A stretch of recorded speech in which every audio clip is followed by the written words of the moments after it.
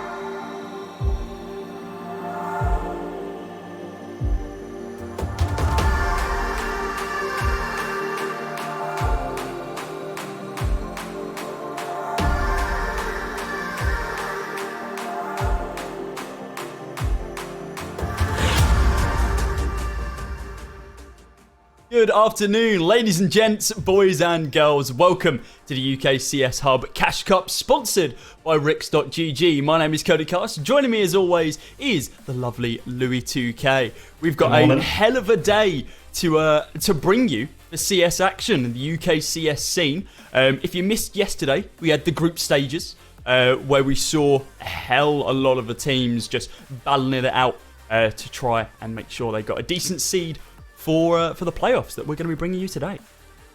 Yeah, I'm looking forward to this one. We've got loads of teams already prepared and into the playoffs. Lots of action just to review and summarise from yesterday, but a great set of games we've got coming up for you today. We're going to be starting off with our last 16 game in a couple of minutes' time. In around 15 minutes, that will be scheduled to kick off. But we might as well kick this one off by having a look at what we sort of looked at yesterday. Yeah, what actually happened. So we're going to go group by group. So in Group A, Aura topped out the bracket, going undefeated, 4-0. 12 points going to their name, and Full Shock, well, just behind them, 3-1. Endpoint Academy, a little bit of a rocky showing for themselves in their first event, 2-2, putting them third in the group. Gujon Daniel Gaming, they went 1-3, so very, very close to being eliminated. But it was Vipero who, of course, picked up that roster in the last couple of days. They go 0-4 and are our first team eliminated from the UKCS Hub Cash Cup. Let's have a look at Group B. Louis, give us a quick rundown on that. Yeah, so Flight Esports, they topped it, 3 wins, 1 loss. The same score as Xenix, in fact. So Xenix didn't actually come top like lots of people would have expected there. Flight pipped them, I think, just based on the round difference in the end there. So that's your top 2. Horus and Havoc, they also... Flight Esports, they beat Xenix on the head-to-head record in that one then. Horus came third. Yeah, it was a really interesting one between those two teams, right? Because I feel like everyone kind of expected Team Xenix to top out of that group, considering how strong they've been in Prem. But yeah, it literally, if it was down to just round difference, Xenix came first in the groups. But because of that head-to-head in the final round, 16-11 was the final score, and, well, Xenix is second, and that does mix up the bracket a little bit, Louis. Yeah, we will be having a look at the bracket in a little bit later, so we'll detail how Fly are going to be they'll be heading into that matchup where we thought Xenix might have been heading towards, so the playoffs are going to be looking a little bit different compared to what we sort of expected. Just looking at the other teams, then Horus and Z-Truth actually played out the only draw in Group B. It's Horus who actually came off better against Havoc, which means we have to say goodbye, sadly, to Z-Truth Esports. Yeah, commiseration, that being our second team, going to be knocked out 0-1-3. But, of course, getting a draw, I think the only draw in the entirety of the groups, just goes to show the kind of disparity between most of these teams. Also goes to show that Z-Truth potentially had a decent chance if some of those games just went a little bit more their way than they did. Let's move on to Group C now, and top of the groups being Yadig, and I think that's something we kind of expected. Again, another close one here with Yadig and Socially both getting the same amount of points, but I believe same sort of premise here where Yadig were able to beat them 16-14, so another very, very close one over on Mirage, so they top out the group. The LVN Party Size, they are still here as well. They come third in Group C. Jaeger Esports hanging on as well, similar sort of story, the exact same amount of games won, 2-2. 2 wins, 2 losses for both of them, and Team Zeta 0-4. Unfortunately for them, they go home with nothing. It was a hard battle for them. I don't believe, it was only 2 games out of the 4 they got, but they actually went above 10 rounds. So commiserations to them. Hopefully they can come back next season through potentially the qualifiers and see what they can do.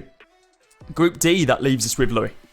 Yep, UMX, they were the team who we expected to come off on top here, and they had little issues, in fact. 4 wins, no losses, means they do top the groups, and they are, as expected, through to the playoffs. Goth Girl Fan Club will join them, 3-1, and just behind them also Buzzkill Esports and RTGU also progress out of their group. Sadly, we're evicted. It will be them we have to say goodbye to, and in the end, actually, Evicted just chose not to play their last game. Buzzkill just got a forfeit win in the end late last night. So it's goodbye to Evicted, but as expected, UMX, Goth Girl, and Buzzkill and RTGU progress out of that one. Yeah, which is quite interesting actually, because looking at kind of the stats here, if Evicted and RTGU Well, if Invicta were to play their last game and beat Buzzkill, it would have completely shifted how Group D kind of moved into the playoffs. Buzzkill only won one of their games they actually played, but of course, due to that forfeit win, that puts them above RTGU, meaning that they're in a different spot coming in, and they're going to be facing up against Socially in a few moments' time. So, yeah, quite an interesting one there, but of course, it's how the cookie crumbles, it's how the groups fold, and it's how the day progresses. Now then, so we've talked about the groups, Louis. We're in playoffs now, right? This is the last-ditch effort for some of these teams. Yeah, so it's a lower bracket, or it's a single elimination bracket. So unless you win your game, you're out of the tournament. It's now a case of do or die. Win your games, progress through, lose the games, you're out. And we're going to be starting off with our round of 16 game here. We might as well just start to focus on it, if anything. Yep. Buzzkill Esports against Socially Esports in our first game of the day. It's a best of 3. Course, and it's a great chance for both of these two sides who probably were expected to make it to playoffs to now prove where they can go and how far they can play. Yeah, this is where it kind of comes down to quite an interesting predicament, because obviously if Buzzkill weren't to win that forfeited game, they would instead be going up against your Dig, which I think would be a little bit of a harder one for them. Of course, Socially did very well in Group C, similar sort of situation to what we saw with Zenex in Group B, where they only just missed out on that first place spot, which puts them in this situation, playing up against Buzzkill. So, of course, some names on these rosters that people have definitely seen before on the Socially side: Reese, Ralphie, Jolster, Pieface, and Moshi. Buzzkill going to be the IGL of Fetis, Stempy, Dreamy, Freddy and Yelm as well. So names that have been bouncing around the UK scene for a little bit of time now, and I'm kind of looking forward to this one. It's going to be kind of hard to call. Both of these teams recently playing in the intermediate playoffs as well. Both of them sadly dropping after their 2 matches completed, 2 matches won. So they both go 2-1. So no additional progress for them, but they do get ever closer to that main spot. I believe, actually, Buzzkill have made it to main. I'm not too sure if Social. I think they both have. They have both. Fantastic. Cool. So potentially going to be seeing these two teams battling out against each other in the next season of ESEA main as well, which should be interesting. It's nice to see that more UK teams kind of progressing up that ESEA ladder and ensuring that they can face up against better teams, get better prize pools underneath their belt, etc, etc. So I'm looking forward to this one most certainly. Going over the games that they played yesterday. So Buzzkill, of course, we mentioned there were 2-2 in groups. The only, the 3 games that Buzzkill actually played due to that forfeit against Invicta Esports. Overpass was a loss against the Goth Girl Fan Club. Inferno was a win over RTGU, and then Nuke, it was a 16-12 defeat against UMX, but a 16-12 scoreline against a team like UMX, definitely not terrible. I think you can certainly take that. I didn't get to see too much of that game specifically last night, but for Buzzkill, I think they should be happy with what they've achieved so far in the groups. It might not be perfect for them, but they've at least got sort of a setting stone of where they can now sort of work with going forward. And I think a match up against Socially, a team who have been together for around a year now, from their point of view, an experienced team you're going up now against means is a good chance for you to make sure your team chemistry is prepared. And if we just want to touch on Socially as well, in fact, they're the team who came out of Group C second, 3 wins, 1 losses. They lost to Yadok 16-14 on Mirage, and they lost to LVN Party on Vertigo. But they beat Jaegers 16-8 on Mirage, and also Zeta 16-2 on Mirage. So 2 wins on Mirage means that could potentially be a map we see played out in this best of 3 series. Both teams were in Epic Ban as well a few months ago. Both got out of groups as well. So it's potentially quite a balanced matchup, if anything. Yeah, I think it is. The one thing that's quite interesting here is the fact that there's no map that both of these teams have played in groups, right? So we saw Overpass, Inferno, Nuke for Buzzkill, and then Mirage and Vertigo for Socially. 3 of the 4 games that Socially played were on Mirage, and they went 2-1 kind of in total there. And of course, they won their map over on Vertigo as well. So it'd be quite a difficult thing to be able to call the vetoes. We can see that at least having a look at some of Buzzkill's bans, Train and Mirage seem to be kind of staple bans for them. They don't want them going through into kind of that pool. So it'd be Yeah, it'd be difficult to be able to choose between what one of those two maps they want to prioritise in banning, because of course you can only ban one map before one of them's picked. So maybe we're going to be seeing a train get banned out, and then they're just going to have to play Mirage because it seems like socially are pretty content on playing that map. Or maybe we see it flip on its head a bit and Buzzkill ban out the Mirage first, potentially allowing socially to be able to pick up a train if they play it, that is. It doesn't look like they do, of course. We haven't seen them pick it up in the group stages as of yet, and when it comes down to stats for these teams, I think it's only kind of ESEA seasons that we can kind of effectively go off of. So yeah, it's going to be a close one. I think this will be one of the closer games that we will see throughout the playoffs in total. So we are, of course, just going to be waiting for our vetoes between the two teams. Once we get that, of course, we will have a little bit more to delve into where some of the benefits of both of these sides will come in, and just to kind of give you a bit of a fill-in to the rest of the event as well. Some of these first round playoff games in the round of 16s could see us saying goodbye to teams like, potentially Xenex and Endpoint Academy, who are going up against each other in the first leg of the playoffs. Endpoint Academy, they didn't have the best of starts, of course. They only went 2-2 in their group, which I think some people were definitely hoping they were going to be performing a little bit better. And then being faced up against a team like Xenex, who have had very decent performances in recent times, explicitly in the ESL Premiership spring season going on right now. Of course, beating out UMX, coming second in the overall regular season, and moving into playoffs, into the semi-finals. Of course, they get that bye for the first stage. I think that just goes to show that a team like Xenex, who, while they haven't been a roster for ages, there is a lot of prowess on that team, and there's some strong performers across the board. I'm not too sure on the roster they are playing with today, though, as a matter of fact.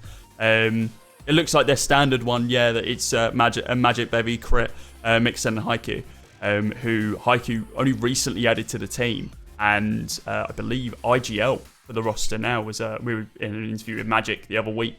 The fact they brought in a new player, a new face to the team, and he's IGLing for them is quite an odd one. You don't usually bring a new player into an already established team and then just say, hey, you're leading us now. But clearly they know what they're doing. Since that addition, Xenex have looked like kind of an immovable object. So it's going to be quite a test for the 5 new faces of the Endpoint Academy boys. See, what we were thinking was as well, actually, was Xenex were probably going to be that team who would have been facing up against UMX in the final, but that's most likely going to be our quarter-final game if we go to that one later today, if both teams make it through, that is. Yeah. Xenex have to play Endpoint Academy, UMX against Jaegers, all in the top half of the bracket. The other game, obviously, Aura against Havoc in the top side of the bracket. So there's lots of teams, lots of stacked teams in that upper half of the playoff bracket. So when you look down towards the lower side of things, you've got Flight, Gudron, Daniel, Goth Girl Fan Club, LBN Party Side, Yadig, RTGU, All Shot Chorus. You've got loads of mixes in that bottom end of the bracket. So because of how the groups played out yesterday, it means loads of mixed teams can certainly go towards the final and certainly try and make this a final, which not too many people would have predicted. So now teams like Goth Girl Fan Club, LBN Party Side, Yadig, RTGU, they've now got great opportunities, or 3 opportunities, as they might see it, to get to the final, now that they know that the more experienced lineups are in that upper end of things. So our final later could be a lot, or the final later this weekend, it's a lot more open for debate. Yeah, definitely. I think you kind of hit the nail right on the head there, Louis, because coming into this event, I know we talked about it, and I'm sure many people talking about it on the sidelines as well would have most likely said, okay, yeah, it's going to be an Aura Xenex final because they're both going to top their own groups, and then they're not going to be in the same group, obviously, due to their performances, and then they're just going to meet in the grand final, or at least the semis. But we're at the stage where both of these teams, sure, UMX, they topped their group 4-0, but because Xenex performed the way they did, and they dropped second instead of first in the group, that then puts them in a predicament where their next game, that quarter-final game in a elimination bracket, is potentially where they're going home or UMX are going home, the 2 favourites coming into this event. I don't think it's too rude to say that the second half of the overall bracket, so instead of like obviously it's not a top bracket and a lower bracket, it's just the way that the bracket's split. But that bottom bracket with Flight, Gujon Daniel Esports, Gothgirl Fan Club, LVM Party Size, Dig, RTGU, Full Shot, Chorus. As you mentioned, I think it is going to be deemed as an easier group to be able to go through. Flight might be able to prove why they were able to top out their group and just absolutely decimate the rest of the squads, because realistically, they are one of the few actual teams in that setup. Of course, we mentioned earlier the LVM party size guys. They have just been picked up by a roster. I believe it was. You said it to me just now. I've lost it. Absolution, I want to say. I could be wrong. No. It was Obtained, sorry. So they've just been obtained by Obtained Esports. The only person they're missing from their fifth is LVN himself. Trouto's going to be taking his place, as obviously we mentioned previously. So that's going to be quite interesting to see what 4 of the 5 of that roster can do going up against Gothgirl Fan Club. There's a lot of individual talent in that second half of the groups, second half of the playoff, should I say. So, yeah, it's still anyone's game, but I feel like it's relatively safe to say, at least right now, putting a prediction on the line, that our next quarterfinal game, well, our first quarterfinal game potentially, will be UMX Xenex, as of course UMX going up against Jaegers and Xenex going up against Endpoint Academy, who haven't had the best start as of yet, and similar for Jaegers as well, whereas UMX topped out their group and Xenex were essentially just robbed of it at the last ditch moment. So yeah, it's definitely kind of a stacked playoff. It's interesting to see who's going to be moving through the grand finals. I can't even guess who's going to be in the semi-finals from both of these sides of the playoffs right now. Do you have anyone you've got your direct eye on right now, Louis, with kind of accepting UMX and Xenex? Yeah, I mean, it's going to be, to me, whoever comes up better. If UMX and Xenex get to that quarterfinal, it feels to me like it could be one of those two teams, or Aura getting to the final in the top half. For me, I want to keep an eye on Flight Esports, if anything, because if they're the team who beat Xenex and came top of Group B last night, then they could be a secret underdog in this tournament, because I think the first thing I said this morning to production was, if Flight have beaten Xenex, then Flight secretly should be an underdog, and to me, they've got a nice looking route towards the final if it all pans out, but there's a lot of experience they do have to go up against, lots of mixed teams, but in the mixed teams, you do have experienced players involved as well, so by no means should it be easy for Flight Esports. LVM Party Size, you've got to look out for. Gothgirl Fan Club. Yeah, the experience just with some of the players they've got there from from pre-COVID LAN events they did, and also just online stuff on Prem, etc. in the past few years or so. It's open for debate, but Aura, UMX, Xenex, they're all teams that we're going to have to keep a lookout for. Yeah, a game to be able to go back and watch as well afterwards. After, of course, you've seen our lovely faces cast this first best of 3. Might be that Flight Esports Gujon Daniel game. Of course, Gujon Daniel, the roster with Jack B, Emmy, Zimaze, Mr. Hoy, and Cripes. That's a very stacked team of individual performance, so I wouldn't be surprised if they might form a bit of an upset themselves against Flight Esports. We've just got it in our ear that it sounds like we do have our vetoes coming for you, and as a matter of fact, they're ready now. Ooh, love this. Cool, let's have a quick look to see who's going to be banning out first. Buzzkill actually going against the grain. Instead of the Train, instead of the Mirage, a Dust 2 ban for them. They don't want to be taking individual Angels, it would see, against a team like Socially. Yeah, it's a map they've never really been playing too much in the past few months. It's a map that Socially have played in their ESEA season within the past few months, so it's happy, or Buzzkill will be happy that that's sort of out the pool from their point of view. Remember, we were sort of looking at maps potentially like the Mirage, the Vertigo, Overpass, Inferno. Some of these more open-ended, puggy-style maps could come out, so let's not be surprised if that comes out from Socially, who actually removed Nuke. Yeah, I think that's just kind of some respects to Buzzkill, the fact they were able to do 12 to 16 against that loss in UMX. Socially just realising they don't really want to play up against that. It could also be that Socially have just banned out, they don't play the map, which seems to be kind of it's quite a polarising opinion in the UK scene and kind of internationally as well. You're either a team that plays Nuke or you ban it. Like, there's no mid ground. You're not a team that goes, oh, we can play Nuke. You either play it or you don't. And that is essentially it. But this put us in a weird predicament, because we were thinking the Buzzkill didn't want to play Mirage, yet they banned out a map like Dust 2. Socially, they're pretty content with playing it. And obviously, Buzzkill's been banning out Train consistently as well. So there's 2 maps that Buzzkill ideally at least from a stats perspective, probably don't want to be playing, yet they're still in the pool. Got Buzzkill. Yeah, I was going to say they could go Inferno here off at this point because it's one they won on yesterday in the groups. It's one they've played before. It's a map that I think socially they aren't as experienced on it as well, but it's Inferno. Everyone in the UK scene is going to be more than happy to play it. So I wonder if now socially do pick out Mirage, or if they maybe leave it until later on. It should be Mirage. I don't think they can. I think if they want to be able to play Mirage, they have to pick it now because Buzzkill's next ban will almost certainly be a Mirage. Or they ban out the Vertigo just so it doesn't... Oh, okay, socially pick up the Vertigo instead. So they're more confident on the Vertigo than they are on the Mirage. Buzzkill used to play this map a few roster moves ago, of course, so it's a completely separate team. But one of the actual teams that kind of took it underneath their wing when, I believe it was Epic 29, when they realised, okay, some teams don't know what they're doing on this. They aren't going to be expecting us to play it, so they picked it up.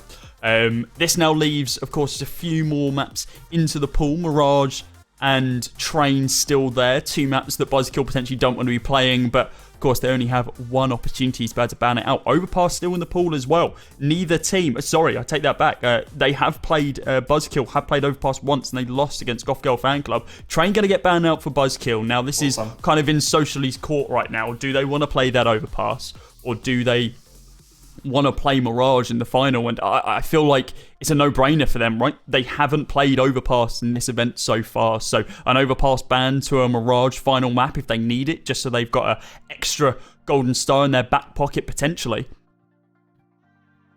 I couldn't call this. I think because Buzzkill lost on Overpass yesterday, Socially would consider it, but from the stats we've got, it's got to be Mirage.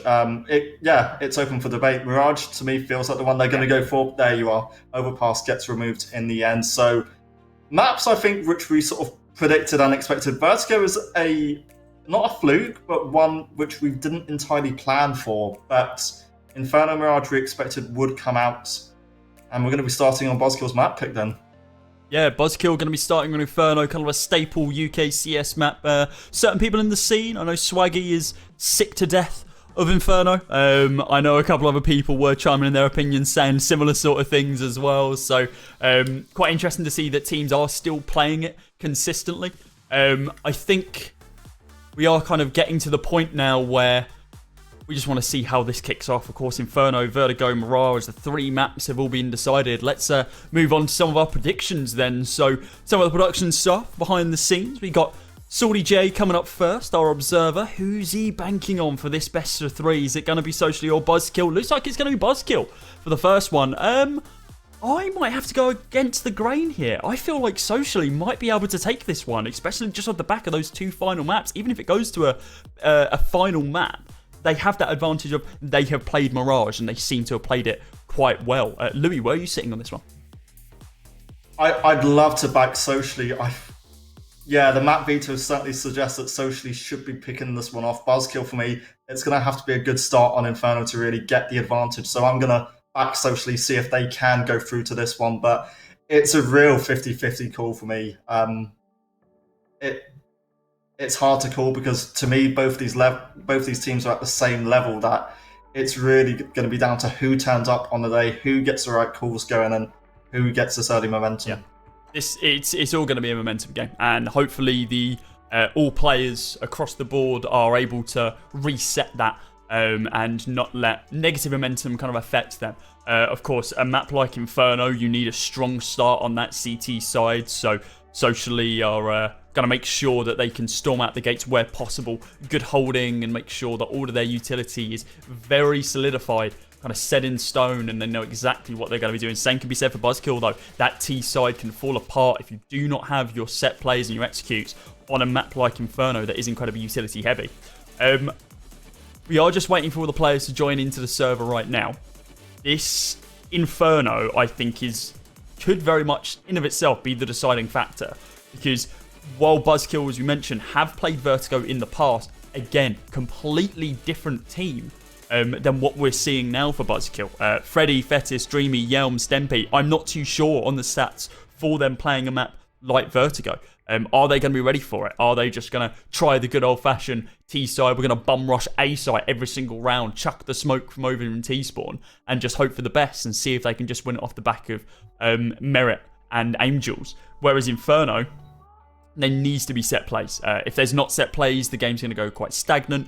We need to see some kind of standout performances from the AWPers. If you can get that mid presence early on with an AWPer, obviously the spawns come into effect quite a bit for the Ts and the CTs here, ensuring that your teammates don't block you when you're trying to run and sprint into the right spots, as I feel like we've all had in our own personal CS experiences. You'd hope that these teams that have been playing together for a little bit of time now aren't going to fall into those little traps. We can definitely negatively affect the rest of the team.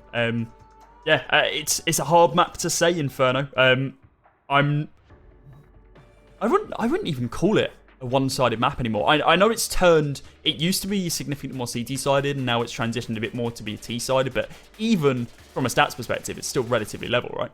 Yeah, I was looking at HLTV the other week, and I think it was saying it was slightly favoured CT-sided by maybe 0.3%. It's a really thin margin, which means this is really open for debate. So it's going to be about how socially really adapt to this early CT side early on, because if Buzzkill, they come out the blocks and they just completely smash down one of the lanes, if they go up banana, they quickly go out of apartments. If they get the choke points and those encounters in their favour, then it could be tough for socially to really keep control of this. So it's down to how socially approach the utility game, making sure they don't sort of waste their utility too quick or too slowly, and really just making sure they can adapt to how Buzzkill will approach this, because I don't think it's going to be every single round Buzzkill leave it to the last second to push. They will be really changing how they play. They will be keeping it dynamic. So it's open for debate, but socially CT side, it's got to be pretty strong. And I've looked at a couple of stats. They've not had too many recent wins on Inferno. They had some at the start of the ESEA season, but nothing heavily too recently. So it's a lot of work that I think they might be feeling the pressure in these early stages. Yeah, definitely. Let's have a quick look, actually, of Buzzkill's history over on a map like Vertigo as well. If, again, from a stats perspective, it's going to be quite difficult to be able to find most of the stuff on this team, but we can have a quick look. Vertigo, when they have played it in the past, they do not have a win on Vertigo since the beginning of the year, or at least in ESEA, losing 16-6 against Cryptova, 16-6 again against Team Denied, 11-16 against Vortex SE, but even then, there's still no victory underneath their belt. They still didn't have the chance to be able to show, okay, we can do well on a map like Vertigo. Overpass seems to be one of their relative staples. They play it quite a bit. Inferno as well, it seems to be a map that they have picked up from time to time. One up at the beginning of the year, 16-10 victory. Stockyard as well as 16-14, a little bit closer, but still a dub underneath their belt. And then Deceiver, they were lost that one, 16-14, but again, still edging it closer and closer. I think it'll be quite difficult for socially to be able to easily go into this one and say, we are going to win, and off the back of Inferno. If there's a chance for socially to be able to win this one, they either need to stomp on Inferno or make sure that they do not get affected by the momentum that Buzzkill have gained from that first Inferno map if they are able to win it. And then they take it to all three maps. They win on their essential home grounds.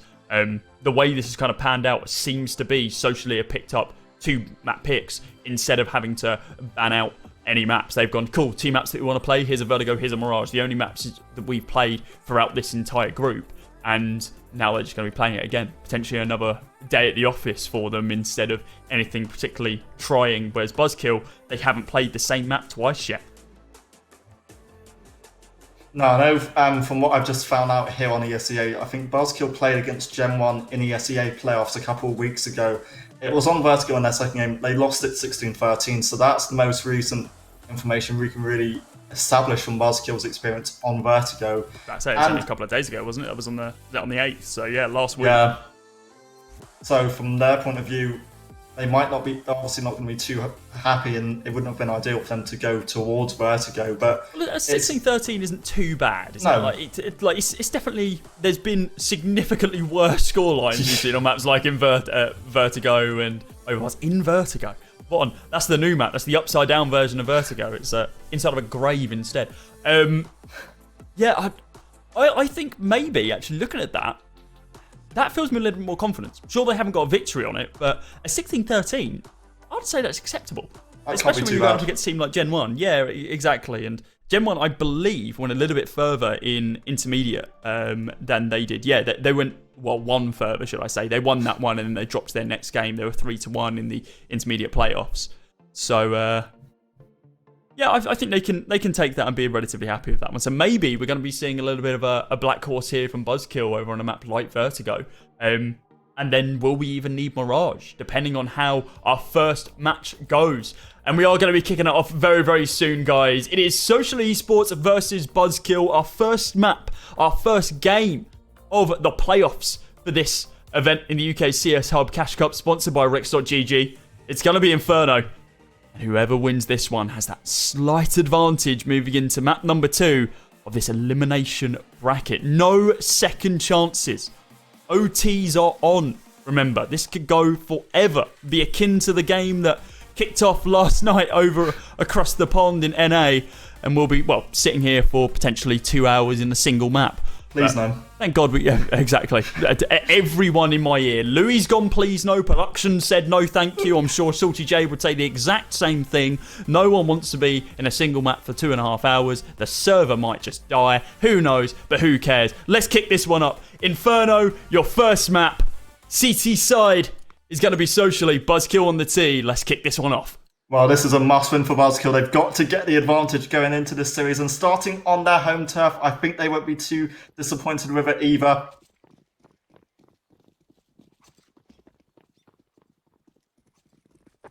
Just a knife round. Just a knife round. Yeah, just throw the knife round. There we go. Love getting thrown. Well, we kick this one off now after the people have stabbed their own teammates to ensure that the teams and the sides stay correct. It's pistols on both sides, and it's going to be Glocks across the board for Buzzkill. A little bit of utility iron picked up here as well. Freddy and Fetis both going to be with the smokes. A couple of flashes and a cheeky little Molotov there for Fetis also. And oh, Joster! He's grabbed the information he needs, and now he's running for the hills. No further ground gained. Buzzkill just waiting for this push. Socially, they've got 3 on the A defense, 2 on A, and it's going to be about what they find, I think, towards apartments for now. The bomb's not heading towards here yet, but Sempi and Yelm, they want to get some early control at least established. Pieface might be the first man to really get in an encounter, but not too willing to risk it. For now, he'll play safe. Buzzkill will keep finding this information. A little bit sneaky. Bit of information gained over towards the A site, but then they're just going to fall on back towards B. We see the bomb being stacked up, going down Banana right now as well, and they are just waiting for this execute. Looks like they are setting themselves up for it. Remember those 2 smokes, the molly, the double flash from Freddy as well. Moshi and Ralphie just going to be holding on to the site. They're ready and waiting for this one now. Rotate round from Reese also, and here comes your smokes, here comes your flashes, here comes everything. Reese opening up, lovely little one tap to be able to take down Yelm. Not going to be good for a second one as of yet. Smoke goes down to block off the site. Reese now, so many fights he has to take. 2 people pushing him straight round into construction. Ralphie hasn't revealed himself as of yet. Now he has. 1 in dark, 1 on site, but they both get taken down by Fedis and Freddy. The double swing is perfect. Now just Pieface and Jorster. Stempy up close and personal with the Glock. It makes sense, right? Up close with a higher fire rate. Does so much more damage. Jorster just going to be looking for at least 1 more kill in this round to ensure that Socially don't really go home empty-handed, but they only find 1 in the form of Yelm. Buzzkill, they secure the first round. The bomb goes down. The money's in the bank. It was a nice little take they took onto the site as well. Socially struggled to get any of the kills on the sites, really, and that just meant the retake wasn't going to be too easy for them to establish either. They will force out. Ralphie's got the scout. Buzzkill, they've already got an AK on. Rest is loadout. Scout for now is going to have to back off. Ralphie needs to play safe. Didn't take too much damage. Same angle that Pieface used. The nade is not too bad. Doesn't do a lot of damage.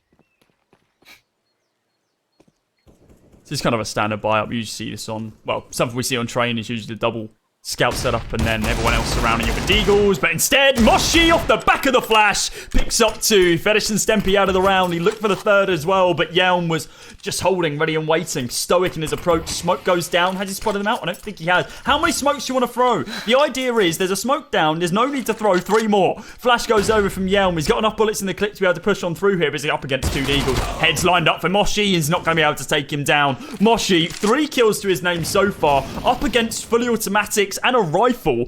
Rezzed, the last guy remaining now.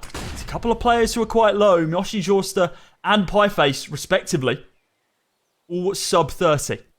2 of them sub 20. Rez can find 1 shot here onto Jorster. This will open up the save on site. Needs to not give up his position too much. But wow, it isn't actually going to be the kill. They're going to be able to recover the AK. And socially, I don't think they could have asked for a better round. Yeah, Buzzkill will be so disappointed with just how that worked out. Flash is Moshi perfect. individually was brilliant. Reese's flash just set that off perfectly. Couldn't get the 3rd kill, but found it in the end because Young was just a little too hopeful through the smoke there. Kind of surprised he Nice didn't. response. Yeah, I'm kind of surprised he didn't pick up that Max 10 and just rotate round towards A with the bomb to see if he could poke and prod for some information over there. Now the retaliation for Buzzkill though, it is going to be Deagles on 3, Pocket AK on Freddy, and a Tech 9 on Fetis. He wants that high fire rate as quick as he can. Stempy going to be peeking around the corner in just a few moments. Spots out Reese. Good night, Irene. Head gone. So's his. Moshi picks up another one. Is he gonna, I just keep thinking he's going to push into Boiler. For now, he just doesn't want to. Has to play safe. He's got Pieface there to support him, so nothing really to stop him from doing it. Now the Pistols will be looking to get really whatever else they can get. The objective would be a bomb plant ideally, but socially, do have to be careful. 1 minute to go. Buzzkill now have a bit of utility to use, and what's going to be a little take, I believe, over towards aim.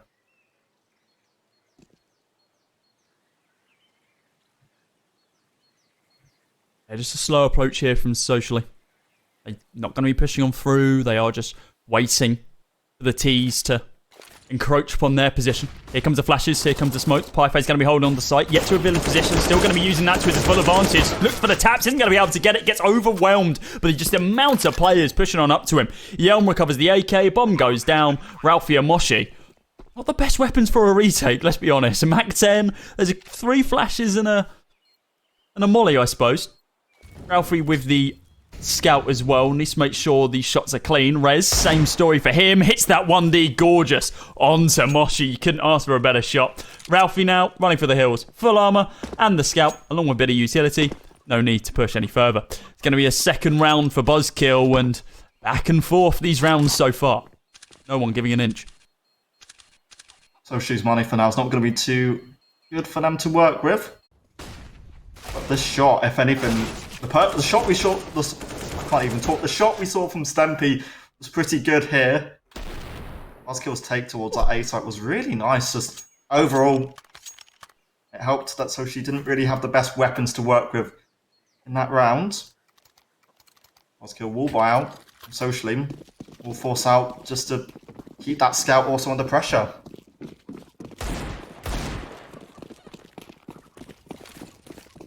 Fully automatic across the board for Buzzkill right now.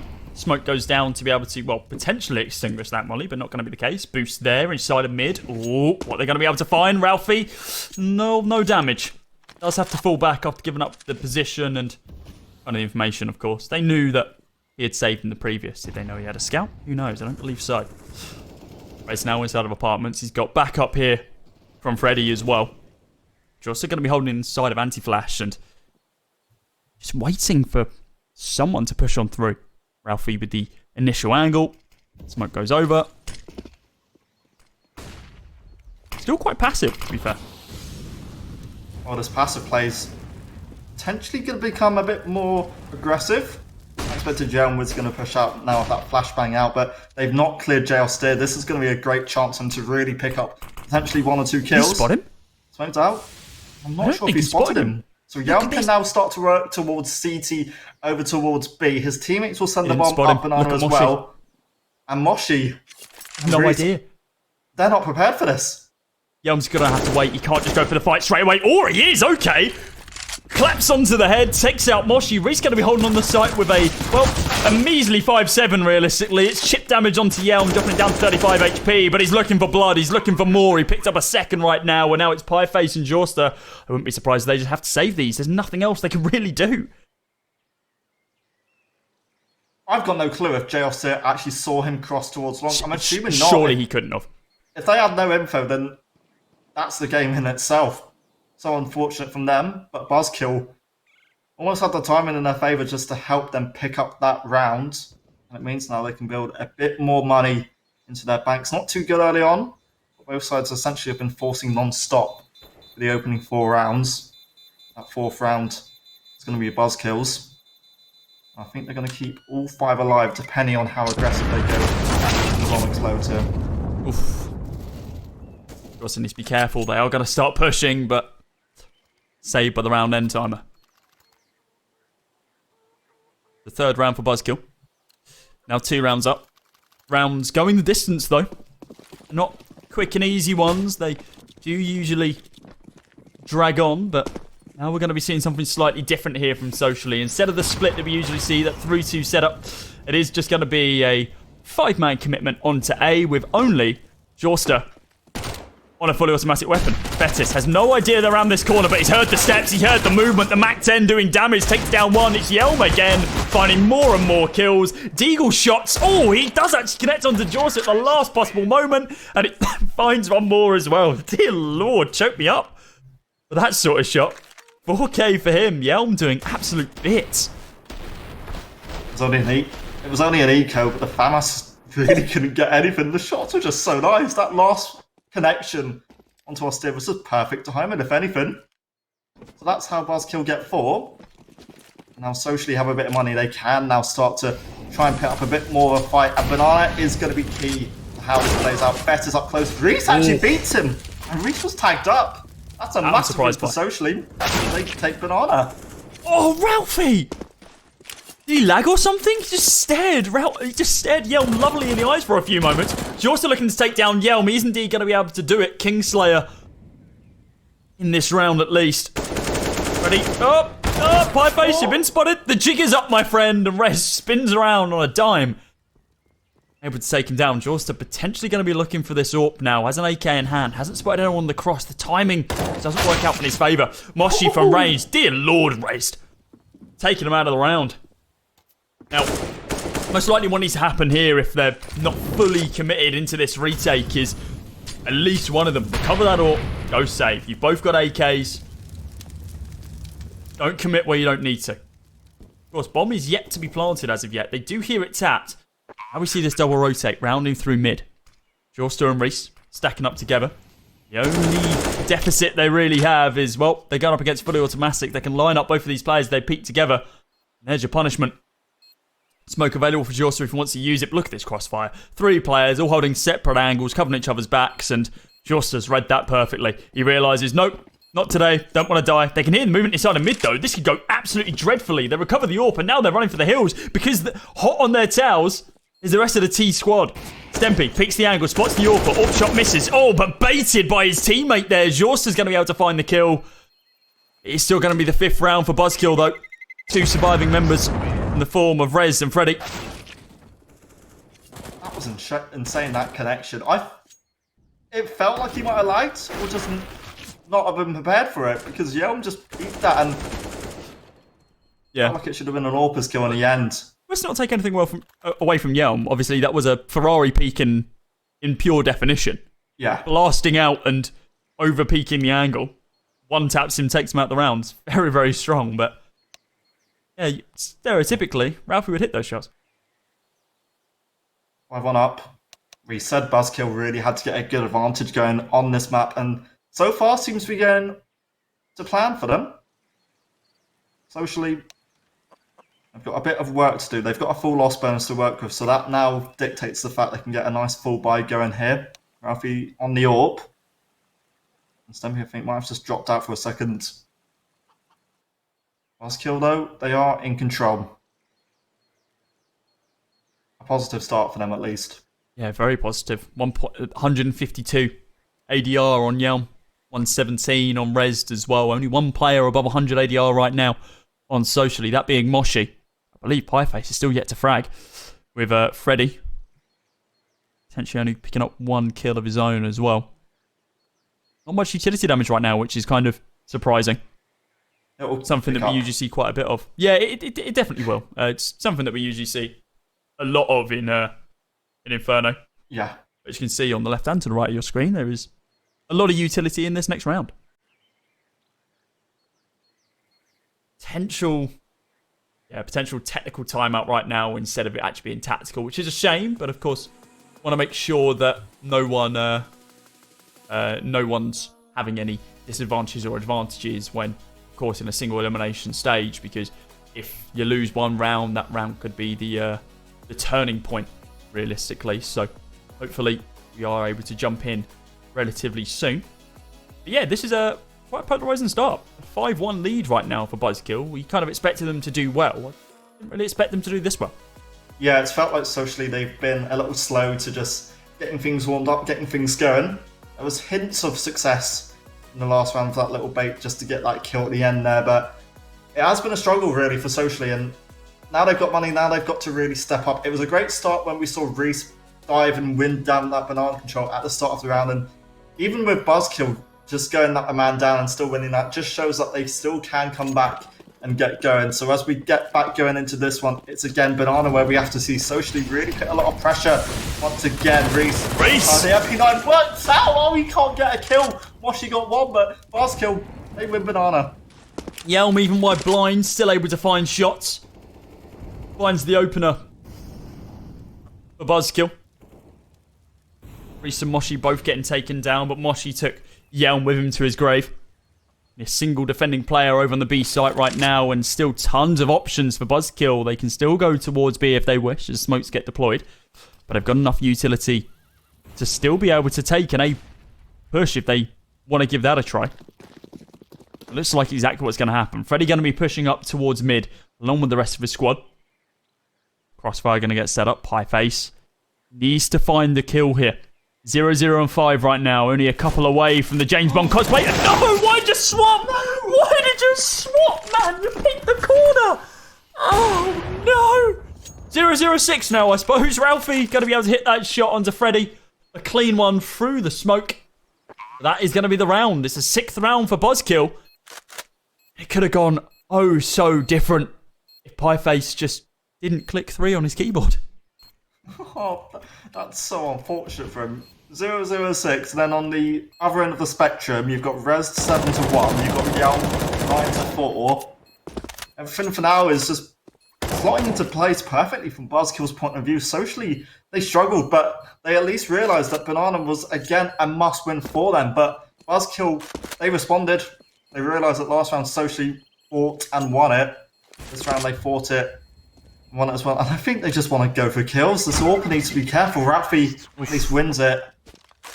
Rez, don't you dare. He's thinking about it. He's really thinking about it. He's like, oh, yeah, go on in. You've got the money.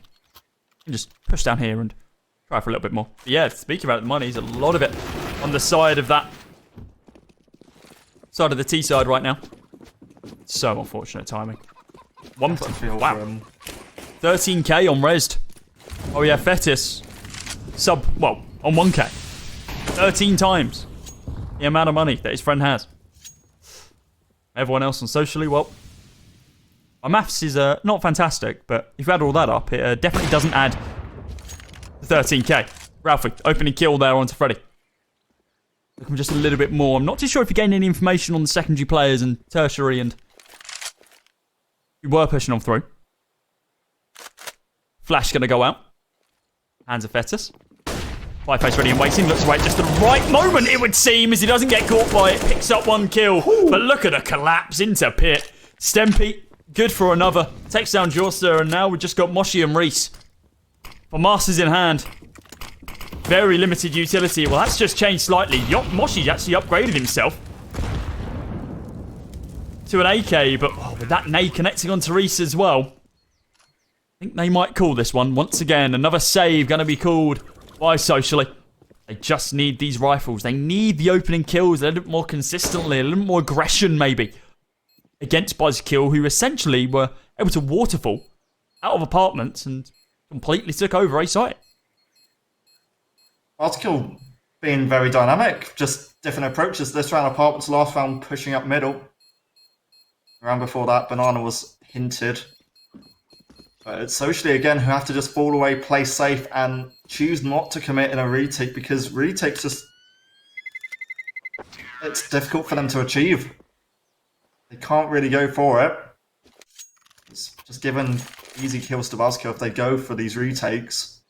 But now they've got to look and consider how they can keep more players alive, how they can stop Buzzkill from getting an advantage, because lots of times we just see players get, on Buzzkill, get 2-on-1 wins in their favour. Yeah. And that shouldn't really be happening for Socially. And it's again a case that they just give up Banana. Buzzkill this time will win it. I like this a little bit more. More aggression in towards mid instead of just holding directly onto the site. Seeing if they can find an opening against their opponents. Nice little cross being held, but the second they try something new over on A, B is where the eyes of Buzzkill move over to. Or tap Moshi. Physically recoiled. As you saw, it's like, oh, okay, yeah. Move back a little bit.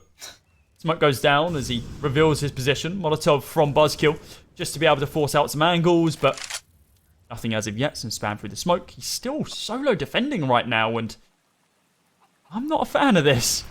Surely they should get a rotate out here. And again, the timing on these weapon swaps.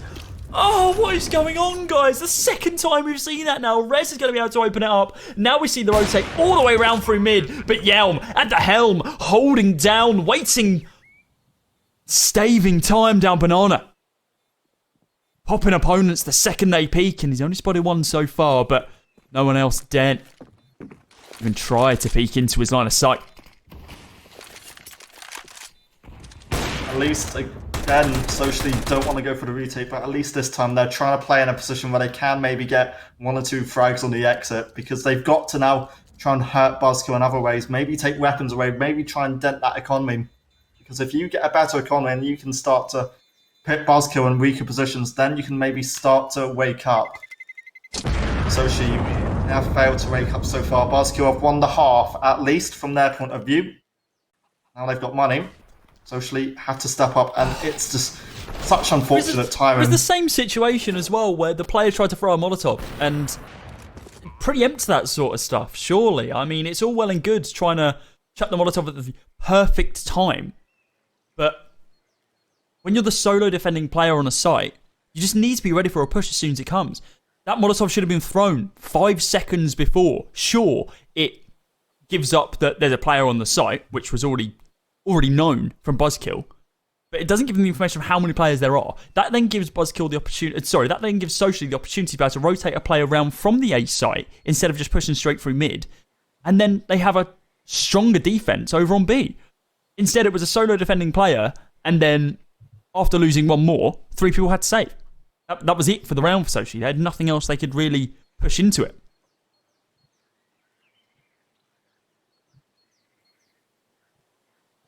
It is a Socially timeout, and they've now got to work out the best option of trying to unlock what is a pretty locked Buzzkill attack. A thin Buzzkill trying to achieve, they just seem to be fully prepared. Socially, they've got the AWP, but they've got to get that man advantage. They won't be using the AWP in middle this time. That is, again, Ralphie sending his AWP down towards B. Betis does get an initial one, smoked and flashed, but still finds it. Reese won't be too happy about that, and Moshi has to play safe and back off. They send anyone else down Banana, it's an easy loss for them. So now play safe. Now give Buzzkill a bit more respect. JL Steer has a great position on top of this plant, but Ralphie does step up, and he does get one back in Banana. Finally a level playing field. Rifle was on all 8 remaining players in the round.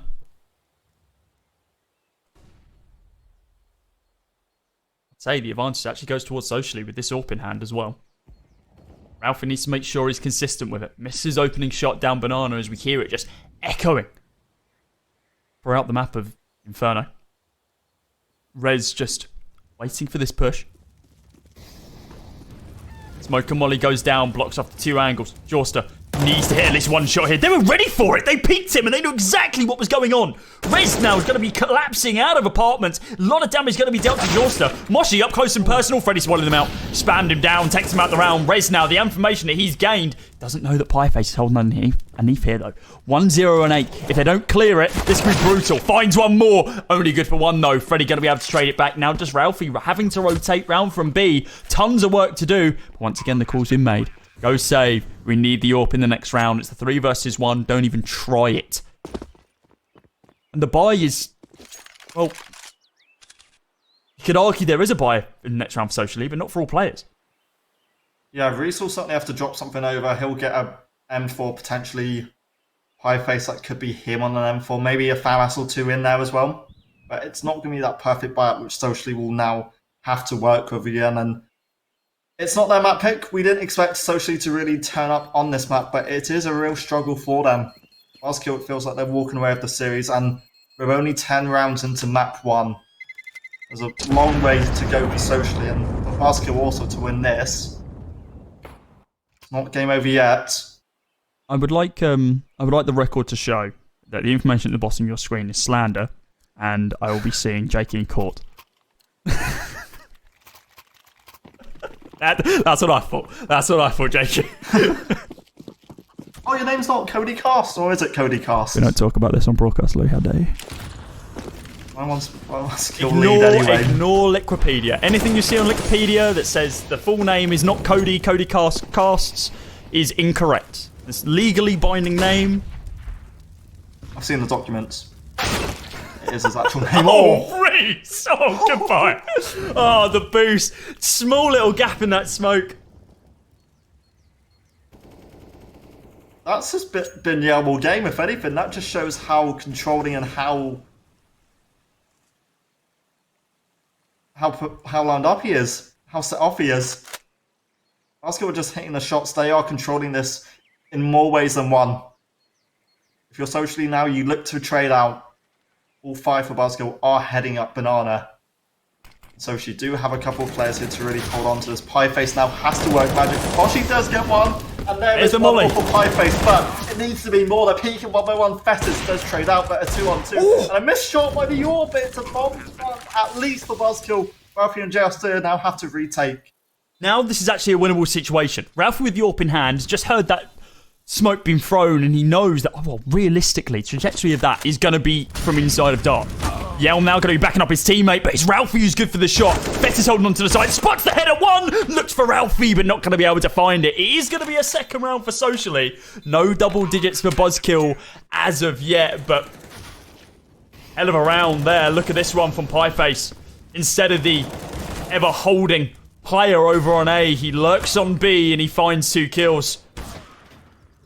So close from Festus as well. A gorgeous one tap to be able to take down Jawster. So close on the second one. Maybe this is the turning point, Louis. Maybe that momentum that they've just gained from winning that previous round is going to give them just more of a chance. More of an opening. Yelm going to be looking for an opening himself inside of mid. Yelm has not been quiet about any of the entrances he's made, either up Banana or up in middle. Reese and Socially, again, they play it safe in Banana. They've realised that's maybe the key to winning this one out. Ralphie, here's the player. It's a great angle, and Rez, I think, might have not been spotted yet. Oh, pixel angle! Pixel angle's there.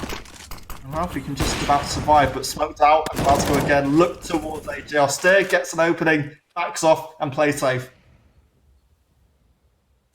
Yeah, Jawster falls back to the site and... Oh, job completed. Found an opening kill. Now the man advances for Socially. And we saw that in a 4 versus 4 they were able to secure the round. Sure, by the skin of their teeth, but... job given either way. Now with a man advantage, what are they going to be able to do? Flashes go over onto A, and it's the good old bait and switch. And this is something I really do not like from Socially. They are very, very quick to rotate players over towards that A site. They think A site is their crux, for instance. But that's not the case. B has been the site that they've been losing round after round. They've heard the flashes. They've heard the shots. Here comes the rotate. The smoke's already down inside of CT, and Moshi can't get one kill. Stempy hits the shot perfectly to be able to take him out of the round. And now what is Socially going to do? They're cut off of their own bomb site. Reese is just hoping, praying that he can pre-fire an angle to be able to take someone down. That smoke's going to dissipate in a couple of moments, but Yelm says, nope, I'm going to pop another one down. You're not going to be able to push directly through CT. Fetis on the close angle, along with Freddy backing him up. Unless this is a double peak, it's not going to work out in their favour, because this is going to be 2 AKs just guillotining all 2 players down. There's a spam onto both of them. One for Fetis, one for Freddy. The push isn't going to come. Ralphie and Jawster just going to be looking for exit frags. There's only one kit. It's on Ralphie. He finds an opening kill onto Fetis, but so are you going to be able to get... Ralphie does just survive. Oh, yeah. Just 17 damage from the bomb as well. Freddy did die at the end there. Also, Jawster got a kill out of the end there. Socially can still look to 10-5. That retake, it struggles to give me hope that they can maybe even reach 5, because they've now got to step up, and Buzzkill are continuing to just control and keep this in their favour. Everything they do, it's finely polished, and it looks to be going their way. Flash is second mid. Quadruple flash? What on earth? They're trying to send all their flashes to try and slow down Buzzkill. Ralphie backs off. Why? Shot gives him away. I think he was scared that someone was going to push. I think they did it so Jawster can get some information down second mid. But he gained nothing, and he's already had to fall back into pit. Yeah, because he pushed towards the door? Yeah, he pushed all the way through Boiler, looked for information towards second mid, saw nothing, but it was just down on the timing. So there was nothing gained from those 4 flashes. That's a big commitment as well. There's only 1 flash now for Socially, and that's on Jawster. They've got 3 smokes, but I don't know if that will even be enough, because Buzzkill might just even push them. If we saw what we saw on B earlier in this matchup, the nade, not enough. Ralphie might have just got the perfect timing just to keep hold of brackets, and they do need to keep this angle, because if they give it up, they just give Buzzkill so much more control of the site. And look at the time. Buzzkill are now slowing down. 30 seconds they've got to play with. They've got utility, they've got the weapons, but Socially now have to step up. B. And I think you're right, they are going to go B as Ralphie picks off Fetis. They haven't seen anything else though. There's a smoke down, but I'm pretty content that that's a CT smoke, just to be able to stop the push. Molotov, there it is, an early molly, exactly what you need, and it doesn't get dissipated. The damage that has dealt is fantastic. Reese is going to be able to pick up 1. Stempy trades back relatively quickly though. Moshi does get spotted out, spams down 1, look for the second as well. It's damaged, but it's not going to be the frag. Both players now lit, 1 on 50, 1 on 36. Gap in the smoke, Yelm gets taken down. Stempy now on a 1 versus 3. No chance. AK is going to be recovered, and the bomb going to be defused. Socially, up to 3. Better from Socially, but weak from Buzzkill, I felt. A little bit of a late push because they were so focused on A and middle the whole time. Moshi, I thought he might have denied the bomb plant. He almost got lucky that Socially could retake that in the end. Good kills in the end all come out. They get a third. And a 10-5 half is still possible. But Buzzkill, way too slow about the attack. Poor Stempy. Literally rock and a hard place. So many people that he needs to deal with. Oh, sprint boost. That looks rehearsed. Ralphie in a great spot now. A little bit earlier than they would have expected, but nothing to really gain from it. Fetis. The IGL of Buzzkill. Ashton. To gain only information, but frags as well. He has given up his position, though. Jumping on top of the barrels. The wooden sound is going to show exactly where they are. Smoke goes down. Just be able to stop the push. Molly as well. And a flash of just good measure. And Moshi peeks the corner. Takes out Stempy. It's actually the Molly that they bounce off the wall that finishes the job. Advantage Socially. Buzzkill now hungry and looking towards the A site to really get some sort of info. But it's loads of Molotovs, if anything, that have just been sent towards Ralphie. Smoke off the short angle. And towards long, you've also got Austere holding it. So that should be the A site in Socially's control. And Buzzkill now might start to work back towards B. Bomb's going up banana. Ready and Rezzed have to do the job, getting onto the side.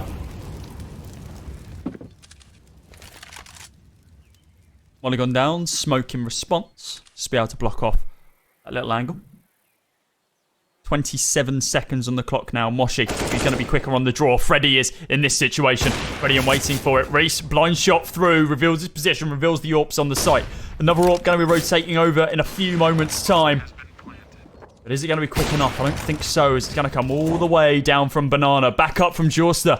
Over inside of CT. Has another flash and a molly if they need it. Flash going to go over in just a couple of moments' time. Rez is good for 2 of them, though. The backup is not there. Yelm, even though blind, is going to be able to take down 2 more. Reese and Jorster out of the round. It's an 11th round for Buzzkill. And it just goes to show why Inferno, a dangerous map for this squad. Yelm is really controlling and really aware of what's really going on. His 2 kills with the York were just perfect. And part of this reason why Buzzkill are looking so influential and so controlling in how Inferno is playing out. They've got 11 rounds on the T side now, and they could make it 12 as Socially pushed mid. Yelm deleted this time. Socially had to get rid of him, and they are now starting to get kills. But it's Betis who gets 1 back, Cody. Yeah, look at this rotate from Freddy as well. Has he spotted him out? No, he hasn't. Not as of yet. Betis picked the angle. The spray control is perfect. Takes down 2. It takes all 30 rounds, but he gets the kill either way. Now on a 2 versus 2, but Reese, he's stuck with, well, a simple 5-7. Don't be peeking into an AK. What are you doing, man? Chuck the molly down. Just doesn't land far enough. Rez plays off the angle. Molotov down in towards CT. This could be a quite close round, depending on if Reese can hit these shots. They need to be able to get across this Molotov. It's going to fade in just a few moments' time. Rez is ready and waiting, just holding for this push. Is anyone going to be able to push on up to be able to take him down? That is the question. Holding behind the pillar. Flash goes over, along with the smoke as well. Takes a long time to be able to pop. Reese already on the site. He spotted him out. Surely he spotted out Rez. Here he has, just on the left-hand side of it. He knows that both of these players are inside a generator right now. Fetted with the Molotov, soon to be ready and prepped. But it's the spam from Rez. And it's a clean 1 sat to be able to take down Jorster mid-air. And it's a 12th round for Buzzkill. 12-3. Your first half scoreline. Buzzkill completely dominating this game, and we thought Socially were going to be the team who would be taking this. They have stepped up. Buzzkill, that is, on their map pick, and now need 4 to at least close out their home turf. And it has been a struggle for Socially all round. They've got a lot of work to do now.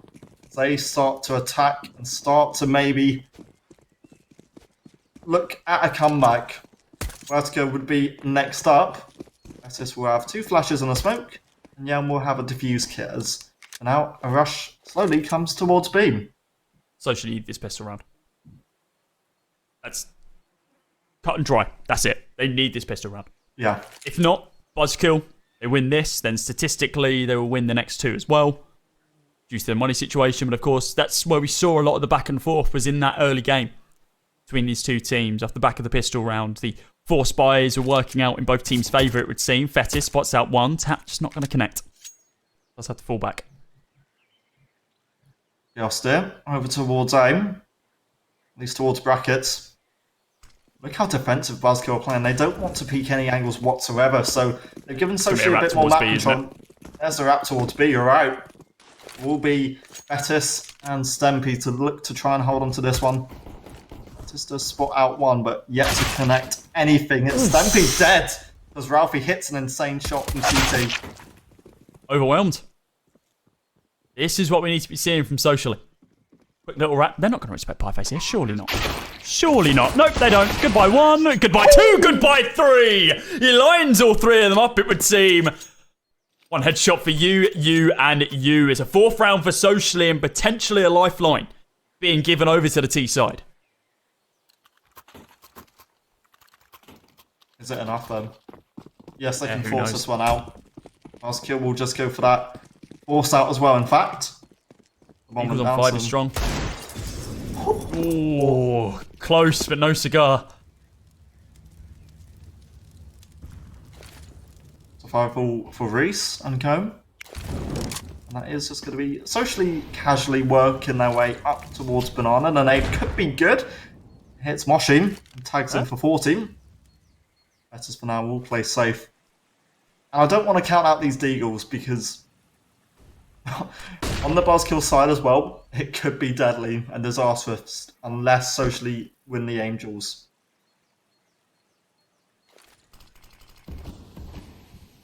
Smoke goes down almost simultaneously. One from the CT, one from the T.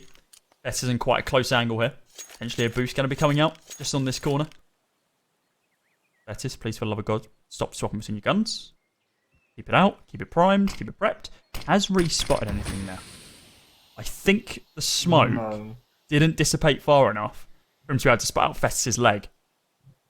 Boost up into plant. 43 seconds. It's been an amazing bait. Socially could just fully rotate round now if they really wanted to, but instead, no, he's going to push on through. No one's cleared him! Oh, Fetis! Oh, that could have been absolutely brutal, but look at the deagle shot! Where's Stimpy? Rez, it's just a two-man show, but Yelm's going to be able to pick up the final one as Buzzkill pick up a 13th round off the back of a 5-man gamble stack on B. I said it as a joke. Buzzkill, they could do work with the Eagles. I didn't think it would actually work out. Socially, they force out, and Buzzkill, they've got a load of M4s and an AK on their lineup as well. Ralph, him and his team now have to hit insane shots as Ralph. Oh, yeah, come on. Yeah, I was just bullying them. That's outrageous. He does get punished for it towards the end of it, though. Deagle shot from Yorsted to be able to take him out of the round. I still want something, though. He wants damage, he wants blood. They're not letting Socially get away with anything at this point, it feels like. Domination from Buzzkill. Socially can still respond in this round, though. Still got that AK. Reese has a scout. Weapons which can achieve damage as Stempy for now keeps watching. For now, doesn't get a lot of info in Banana. Might have spotted the scout, but yeah. Now backs out. Bill Reese's trigger finger just itching for those jumps on Stempy's like, I will hit your head. I will get you. Piper's going to be able to be the first person to peek, though. Up through Banana. Stempy just going to be holding. Falling back a little bit onto the site. Back towards second orange. Over towards new box. Stempy, holding, ready and waiting. Mac 10 in hand, looking more damage, but it's only going to be damage. There's no frags going to be gained. M4 in hand for Fetis. The spam continues, and still nothing to find here. Utility going to be available. Three flashes and a smoke. Almost said 3 smokes and a flash. Make it a very different situation. Red's going to be able to take down Reese. What else is in store, Louis? My face and Jailsteer now have to keep this in their favour. They've got a chance. What? Oh, what? That was a perfect shot by Fetis. He does the damage, kills the guy in dark. Jailstick could get a lineup here. There could be 3. He gets one. He gets the man who was defusing, but it's not enough. Buzzkill have loads of time with their kit. I thought there was a chance there for Socially. I was getting weird flashbacks to that. Pissed around with the Deagles. Yeah, the pissed around with the Deagles and the that AWP play that Zyru made, where he lined up all 3 through the smoke and just kept firing, while they were trying to defuse. And I thought, is this going to be how this happens? But instead of taps, it was a bit of a spray, and it didn't work out in their favour. Bomb does indeed get defused. Buzzkill go up to 14. Now the weapons might just be able to close out this game because there is only Deagles available for Socially. Yelm is good for 1. M4 going to be recovered, and they're still just going to push straight on through. Rez, he spotted 4 of them. 1 more peek for him. Finds another kill. Freddy going to be able to help him out inside a pit also. Quick and easy round, it would seem, as he was even thinking about swapping him out to the pistol. The Tech 9's pushing up close and personal, though. Reese, oof, goodbye. Taken out of the round. 3 versus 1, turned to a 3 versus none. 15-4, Buzzkill. Looking almost guaranteed to be able to take this next round with the momentum that they've gained from the first half. Just looking to build even further on the second. 11 rounds to come back. I don't think it's impossible, but they'd have to go through overtime. Rez for now, just a quick volley and a quick escape towards aim.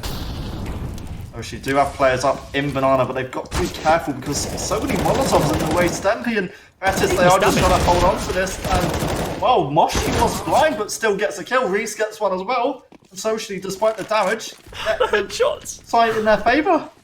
The amount of headshots that nade can kill both of them. Oh, it is going to. Well, the headshots do enough of the damage. Oh, Ralphie peeking on the corner. The flick, not good enough. Yelm going to be able to pick up one more. Looking for more blood, but not going to be able to find it. The rotate back towards the A site now. As you see, both players split from Buzzkill. Socially could actually collapse on this one. And after a dreadful start, realistically, turn this one around. But Freddy's holding onto the site. Jorsa has no idea. He picks up one. He's on 5 HP, 6 HP. Should I say, AK in hand, and once again caught with his trousers round his ankles. It's 16-4 as Buzzkill, they take the first map of Inferno. Guys, we are going to be jumping to a short break, and you will join us back for our second map of Vertigo. UKCS Hub Cash Cup, sponsored by Rix.gg, is only just underway, Louis, and we've already seen a great first map. It felt so one-sided. Socially, I'm gutted for them because it just didn't go their way. Buzzkill, they had Gel stepping up, really going for it in the early stages, and that just helped dictate how Buzzkill were going. They were being fast, they were being aggressive. They played perfect CS. At times it felt for them. Socially, got unlucky, and for them, they just didn't get any momentum going on that CT half. Yeah, it is unfortunate, but of course, now we move on to our second map of Vertigo, and we were talking in the pre-game about the fact that Buzzkill, they haven't had success on this map since the beginning of the year, at least from Stats Mir CA. If anyone's got any additional information, please do let us know. 16-13 was the closest that they were able to get last week, but that might just be enough against Socially, considering how they played in that first map. Even though this map pick is theirs, it could just go the other way. We might be seeing our first round of 16 game go into a 2-0. Make sure you don't miss it, guys. We're going to be chucking it to a very short break. We'll be back with that second map in this best of 3 between Socially and Buzzkill Esports. See you soon.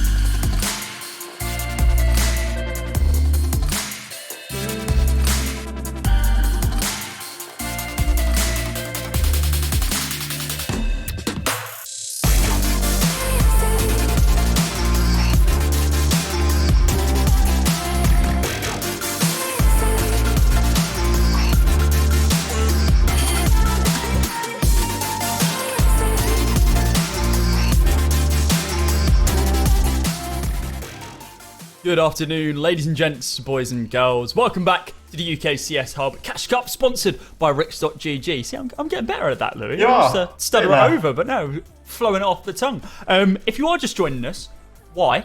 You've missed a map. You're in a best of 3 between Buzzkill and Social Esports right now. First map was Inferno, and what can we say? We saw a dominant Buzzkill side. Some flourishes of Socially being able to do well when they swap sides over to the T side, but it was too little, too late. They are now going to be hoping that their map pick of Vertigo is going to be able to be the chink in the armour for Buzzkill. We are going to be jumping into that game in I was about to say a very short period of time, but it's an incredibly short period of time because they're already in it. Oh, that is a really bad spawn for Freddy. I've never seen someone spawn that far into the corner before. Sochi on the CT side, Buzzkill on the... Oh, sorry, no. My mistake. It is going to be vice versa. Buzzkill on the CT, Socially on the T. Let's see how this one goes. Oh, Socially, we're going to kick things off with a kill in their favour at least. Pieface finds Yelm, who was pretty instrumental in how Inferno played out. Pieface just being quite slow about the approach now, as his side do look tempted to maybe explode onto B, or onto A in fact. Betty's got spotted. Backs off. Play safe. Now the bomb will come in. Smokes go down. Stempy just tapping on through. It's chip damage onto Reese. Bomb gets tapped once and then moves it round to the other side. Socially know exactly what they're going to be doing with this execute here. Now the spam continues for the USPSs. I think there was 3 people all shooting at the same time, and those suppressors, when ended up, not very suppressed. There's a kit available. Fetters will have that little job. Smoke also, so a ninja play Smoke. come in. This is... Okay, goodbye, Ralphie. Anyone else want to join him? Apparently not. Stempy's going to be able to take out 1. Jorster, good for taking down 3 of them, as a matter of fact. Does just leave Stempy and Socially taking the pistol round on their map pick. Credit to Oster there for just holding on to that and finding the kill on the diffuser as well. That was the most important one. Got 3 in all. And Socially, that is how they kick off this map, which is must win, and also their home turf. Good start means I'll have some rifles to work with going into this one. Buzzkill, as expected, do force out. MP watches mid. Rez will have a little ponder down towards A. He has been spotted. He's on 30 HP. And Reese and Ralphie can now get away alive. Literally didn't see the man. And is caught between an inch of his life, and Reese just tapping away at people before they can even see him. Vetis on 4 HP now. What is he really going to be able to do here? He's doing the Mighty Max jump. We've seen time and time again, just between the sandbags, try and gain information, but with his HP, he shouldn't be the person doing this. He is literally a sacrificial lamb, and he's going to do it one more time. Spots 5 players and goes, run, get away. He as far away from that as possible. Molly goes down over towards sandbags, and now we see the boost here from Vetis. He needs to be the first person these people see. Doesn't want to give away his position fully as of yet. Boost is there. Are they going to be able to find anything, though? That is the question. Don't think so. The spam starts for Reese in just a few moments. Well, I expected him to spam through it, but instead he's actually going for the information. There goes Vetis. After all the damage he was taking, he was limping around. Red's going to be able to take down Jaunster as well after tapping him through the smoke. Headshot to his name. Now on a 4 versus 4 with the health advantage going to the way of Buzzkill, but the weapon advantage firmly in the hands of Socially. Well, Moshi will look to try and keep the site in his favour along with his teammates. Shots not quite connecting. Buzzkill really struggling in this retake, in fact. They've got little utility to use, none specifically. And they've somehow got to find kills and get the site in their favour, and it's just not going to plan. Moshi, Pieface have all found kills. It's all left on Stampy with a deagle on red box. Kill, he's dead. Ooh. Let's get one connection. Looking for exits at this stage. That's all he'll find. Socially, 2-0 lead. Only he could survive for another second and a half. That would have been another dead T. Economic damage. Bountiful, but just not enough. Buzzkill now, of course, moving into round number 3. Still down on these pistols after a bit of a force in the previous. And it's a gamble stack. 5 guys all stacked up over on B, and now they're all just pushing. It's the AK, only good for one of them though. Pieface taken out of the round, and that's 2 weapons. We're just watching Pieface fall off. Smack. There we go. I don't think we're allowed to show violence on stream, but socially, looking to avoid getting violent now. Bomb is planted. That is Stampy and Freddy. Now we'll look for something on the exit. So that's nothing for Freddy. Stampy might as well just keep the AK. That's what I'm thinking. I think even if Stampy can't find a kill here... Oh dear, they need to make sure they save that AK, and it does not go their way. Joster just pushed on up. It's 2 more kills than Mac 10. Even more money for him, and save himself an AK. Another bit of an upgrade.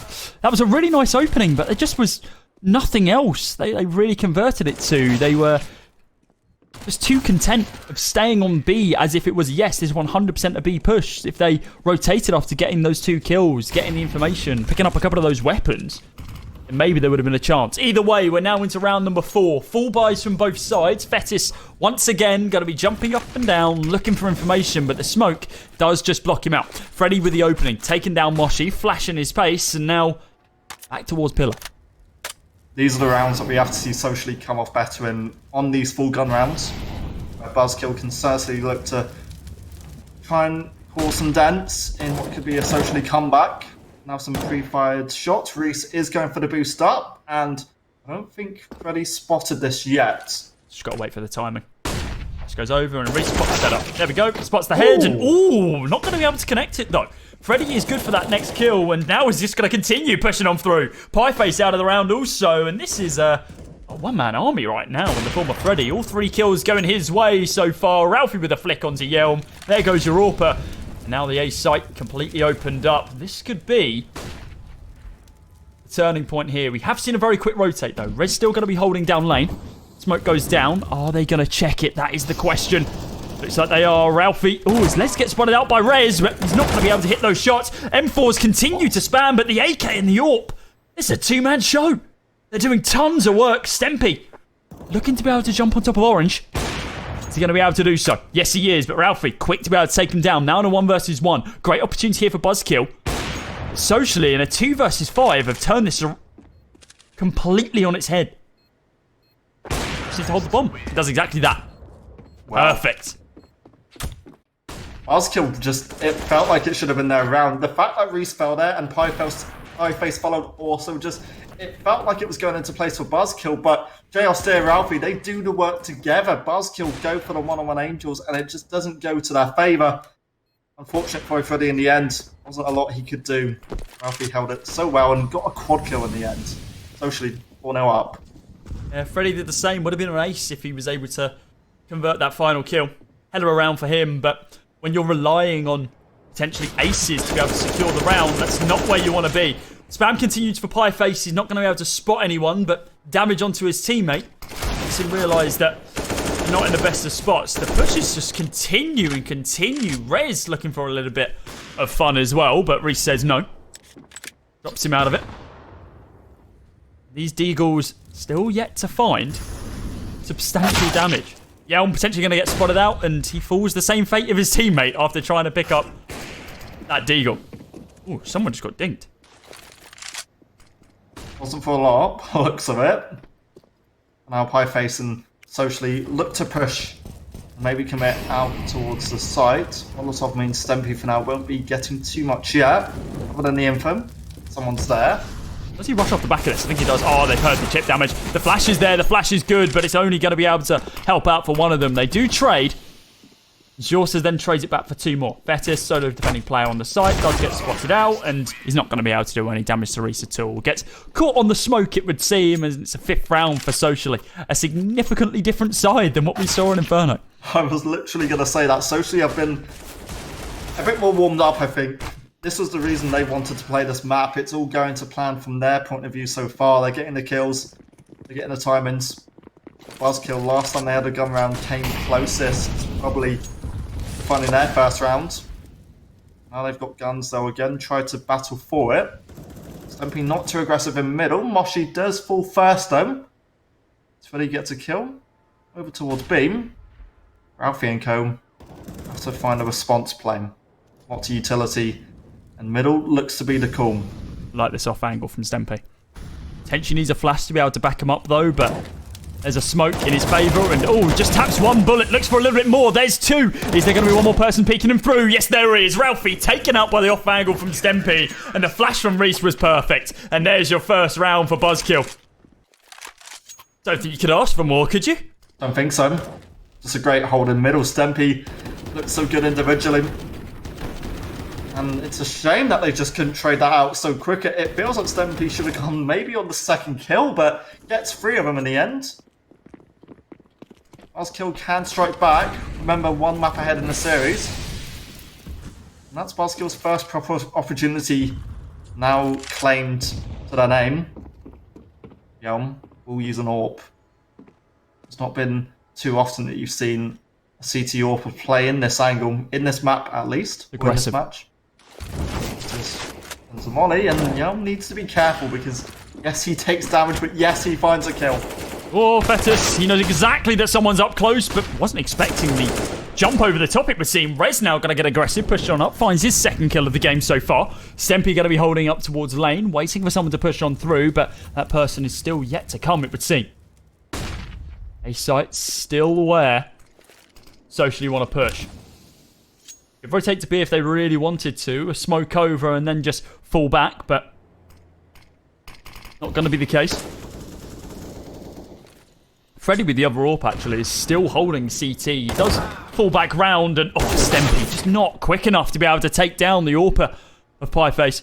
Now Freddy in a 1 versus 3. AWP in hand. Stayed scoped in for all this time. Hits Jawster. There goes the bomb as well. Needs to wait for this peak. Is it going down? And well, you're not going to be able to wallbang those boxes. Just need to wait for the angle. Spots out one. He misses the flick. Nade into the corner as well. Oh, actually lands on the site, but still does a lot of damage to Moshi. Drops him down to 19 HP. I don't think they've heard him pick up that AK now. Needs to be careful about the angle. And he jumps right into the line of fire of Pieface, who secures a 6th round for Socially of a quick, clean, crisp kill.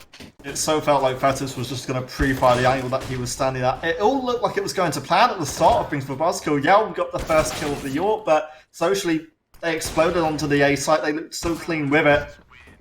Freddy had a bit too much work to do in the end to really make that winnable. So Socially up to 6.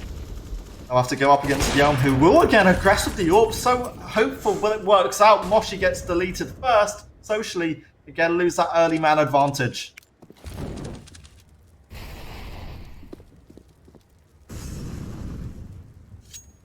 Ralphie just going to be holding, waiting for Yelm to peek him. He's seen it done in the previous round and fell fatal to it.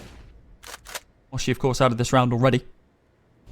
Buzzkill looking to use that man advantage as much as they can. Slow push up. Here ramp. Molly into the corner. Smoke preemptively thrown.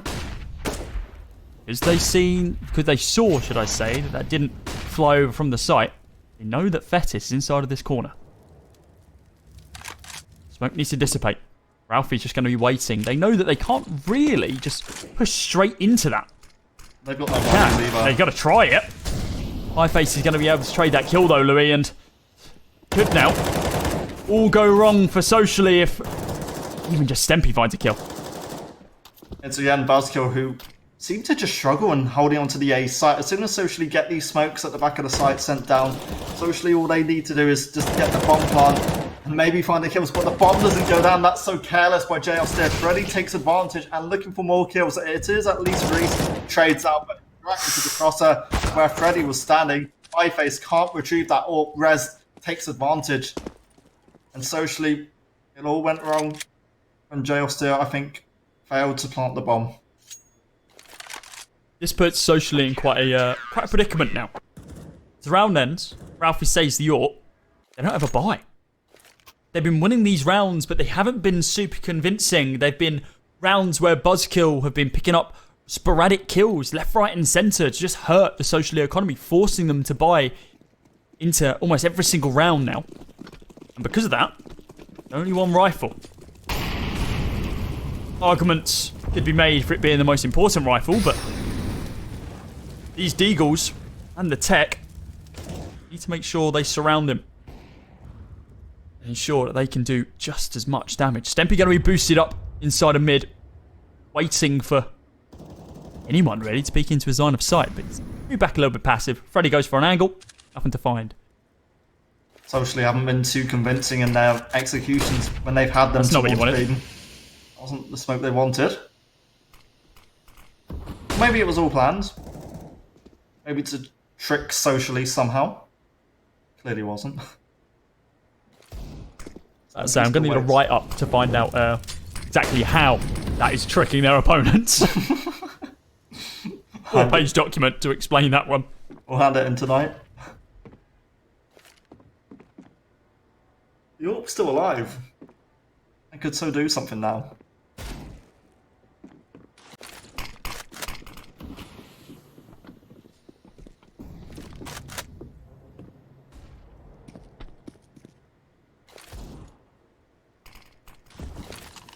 It goes out.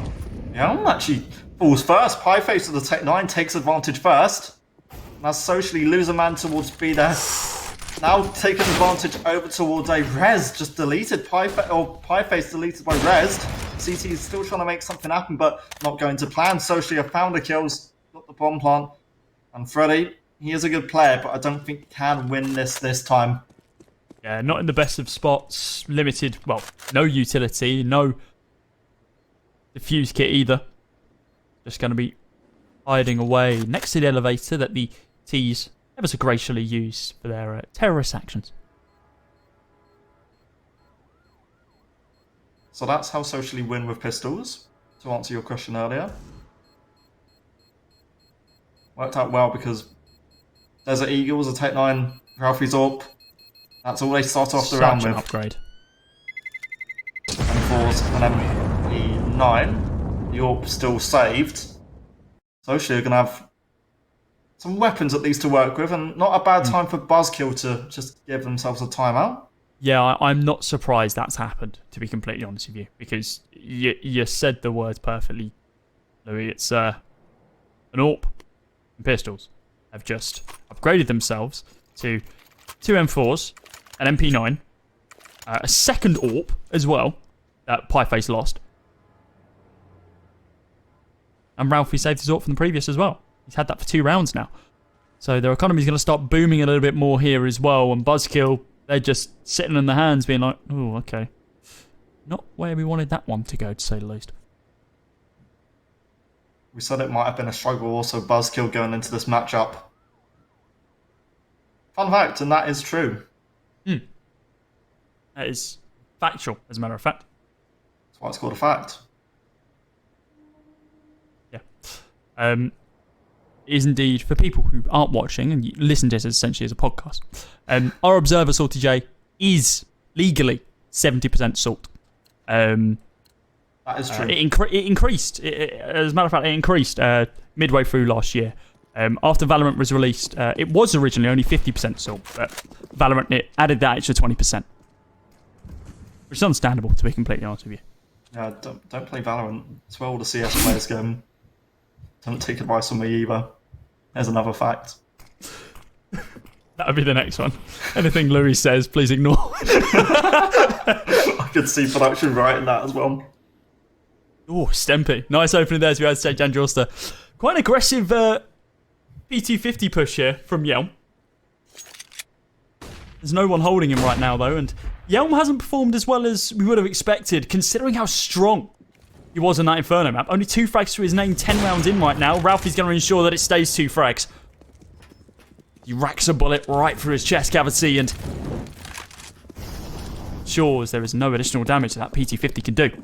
Now we see the rotate all the way from B over towards A. Freddy just going to be holding over towards Rafters. Anybody home? Oh, finds a Reese. Falls back away from the Reese. Doesn't want to take that fight anytime soon, and I eat my words. He tries for it again, but he gets punished for it. The only rifle in this round. Now it's been and gone. Just to check, have every single round that Sochi had a bomb plant in, it's always been towards this site, hasn't it? Yes, there hasn't been a single bomb plant over towards B as of yet. It has just been A, which I think makes sense. I didn't think they've attempted B at least. They've gone for a couple of early picks, but nothing like full commitment, have they? Yeah. I don't get that re-peek. that might be being me being super critical, but it felt like Reese was always going to win it. Another round, Socially 8-2 up. It feels like now Socially are dominating Buzzkill. Birds, which were the leg shot. flip side last time. I don't think the nade's going to be enough either. So Yeo and Reese both escaped narrowly. Both tagged up as well early on. Have to give it to Socially. High face, be careful through that smoke, buddy, because Fetus is here. And Fetus could draw blood. He's hoping to, anyway. Backed up with Rez now. He's fallen onto a more aggressive angle, I would say. A more passive one. The swing there from Rez. They're hunting, but they're not going to be able to find any kills. They've swung and oh, now it's Buzzkill. Falling with smokes and flashes and utility in their hands instead of their weapons. Pie face on the rotate all the way around from A through CT, hunting for Freddy, and he's heard all of this information. Now Freddy can hear him hunting for him as well. Pie face is close, and well, he's going to be able to pick up that kill.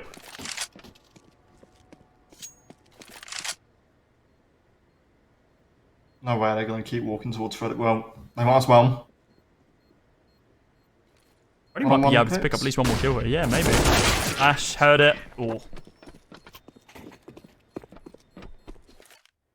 1-2 up. It's essentially Inferno, but flipped over on the teams. It is. It's almost a direct copy. Vertigo is one of those maps where it's similar to Overpass in the extent that you're good on one side and you're okay on the other. 2 rounds of Buzzkill is definitely not where they want to be, but of course they don't want to commit too much into this round so they can actually buy in the 13th. This being the 12th. Flash goes over.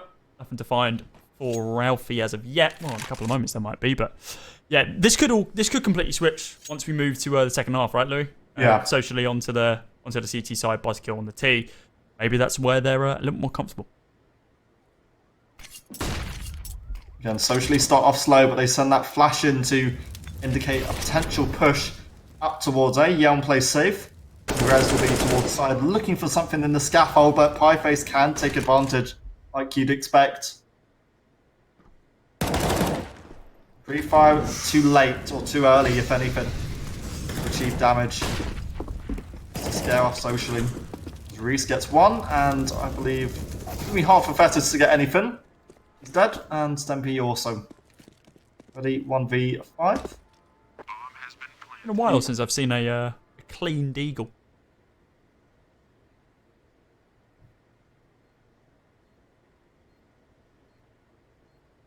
We ignore the sticker, of course. 10-2. And if you're Socially, or if you're Buzzkill, in fact, where do you go from here? Because 10-5, completely possible. It's whether they can now adapt to Socially's aggression. It's got no kit, so this is really just to try and maybe get God, the amount of damage. Oh, he gets a dig though. I thought Wish was about to jump off the map. Just the way he positioned himself was like, the bomb, no. We need to see more from Buzzkill here. They've got a full buy at least. Maybe there's an opportunity here. Maybe there's a chance. I want to have something to say about it. Oh. I expected, I think, Fetus, I think he was the one boosted up. He was, I think, peeking, potentially, with a flashbang out. Not the first time we've seen that. Not at all. My face looking to be careful. Yeah, just has the angle. What is he going to expect Ralphie on top? Because I think they considered the boost. Useless flash means Reese, I think, gets away with that one. Will be Fireface to attack. They've got utility to use as Ralphie, Fireface, all get the kills. Yelm and Fetus to keep it level though. I mean, Socially aren't quite done with this round yet. Through a smoke, Fetus. That was a bit bold. I didn't expect him to take up tightrope walking off the back of that smoke. Ralphie on the corner, and Ralphie actually getting tagged down by Stempy. Fetus on the close angle as well to be able to help him out, but Not able to convert that into a kill as of yet. Flash and a smoke. One from both sides. And Fetis is just holding, waiting. Or at least one person to peek him. I feel like it again could be just down to timing on the peak. 25 seconds to go as the smokes come in.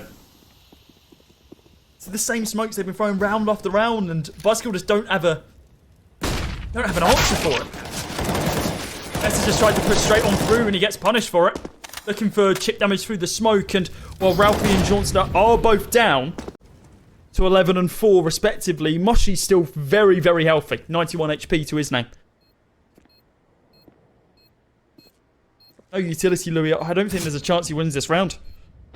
It feels like it should be possible because of just how low they all were, but Ralph had the AWP, he had the health just about, and it's complete control from Socially on their home turf. They're in control, they know what to do. It's just Buzzkill don't know how to react to it, because you... Really going to see a 13-2 half? It feels like it. Unless Buzzkill can stop those smokes going down or find a reaction towards that, then it's going to be the same again. Socially just go towards A, Buzzkill, get smoked out, and the round gets in the retake. Austere for now taps away. Nothing achieved yet. Socially starting with a default. Nothing too fancy as of yet. Ralphie's been in this angle every single round that he's had an AWP. They've not even thought about sending an AWP over towards B because they're just confident that A is where they need to be. Better's going to be able to open up the round now with the first opening kill. He finds a second also. These Deagles continue doing damage, and maybe there's a chance here for Buzzkill to be able to find another round. The flick from Ralphie doesn't connect. Yelm finally picked up another frag. Now does Jorster in a 1 versus 4. Chuck the AWP off the map as soon as you can. There we go. Round 1 for Socially. Literally. He can lose this and be absolutely happy with it. He's trying to pick up any weapon he can and make sure that this is as expensive as possible for Buzzkill. And it was very, very close for him to be able to do it there. They do save, well, 3 AKs it turns into, but... Did you see Socially smiling? Yeah. It's like they're swimming in it. It was better.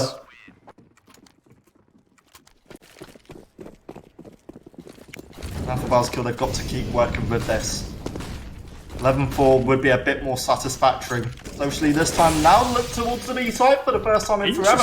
And they actually get an opening pick as well. Moshi gets rid of Freddy, who was one of the stronger players for Buzzkill in this half so far. Stempy struggles and he can't be freed. And off of that, Socially they just keep this in their control. Buzzkill fail to find anything at all.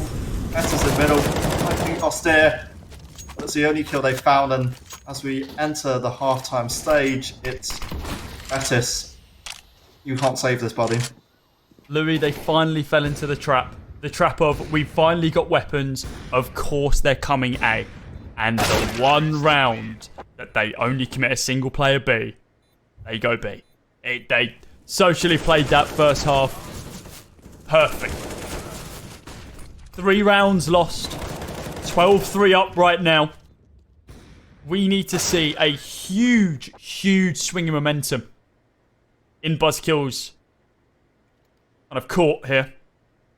They need this pistol round.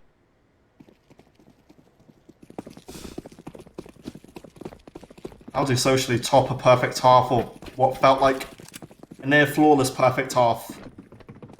They're going to have to go up against a Buzzkill play over towards A. They've got utility, they've got smokes and flashes to work with.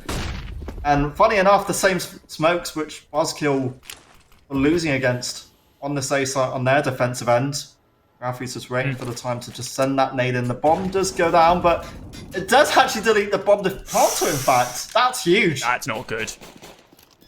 It's not what they need, but the bomb is going to fall down.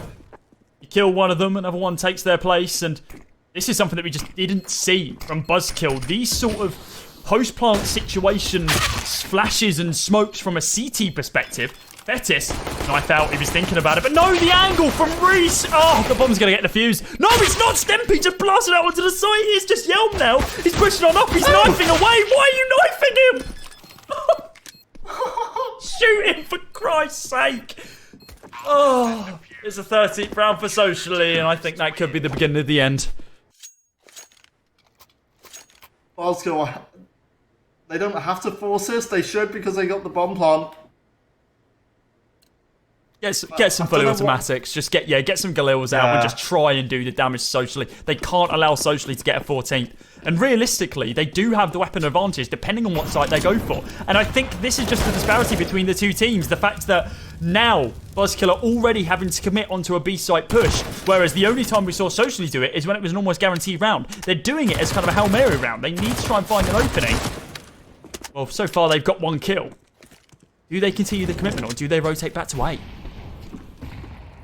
Buzzkill, I don't see a way, which Vertigo's never worked out for them in most of the year so far when they've played it. And I don't know if that, unless a miracle happens, I don't see a lot more happening here. It feels like Socially might have now done the hard work and found their way onto Mirage here, map through. But let's not count them out quite yet. They've got a man advantage. They could have an opportunity to head towards A. Risa now does have support behind him. Ralphie's got a scout. My face also on an SMG. Smokes are in. But Socially will fight up close, in fact. Now the push will come in, Cody. Yeah, Pieface in a really awkward spot here. And, well, incredibly awkward. He's walking right past your opponent without even firing a shot. Had no idea. He just walked past one of the T's. And now with the bomb going down at the hands of Thetis.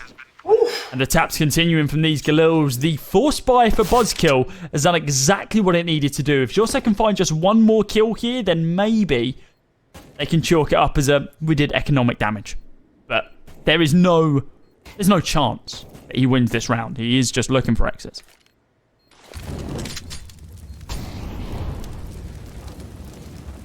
I don't think Buzzkill are going to feed him anything either. Fourth will be collected. The Buzzkill squad in a map where they've not entirely looked well oiled and prepared. Still, I think I've been looking for more. Escapes with his life, keeps the SMG armor and the fuse kit. 14 kills he's on.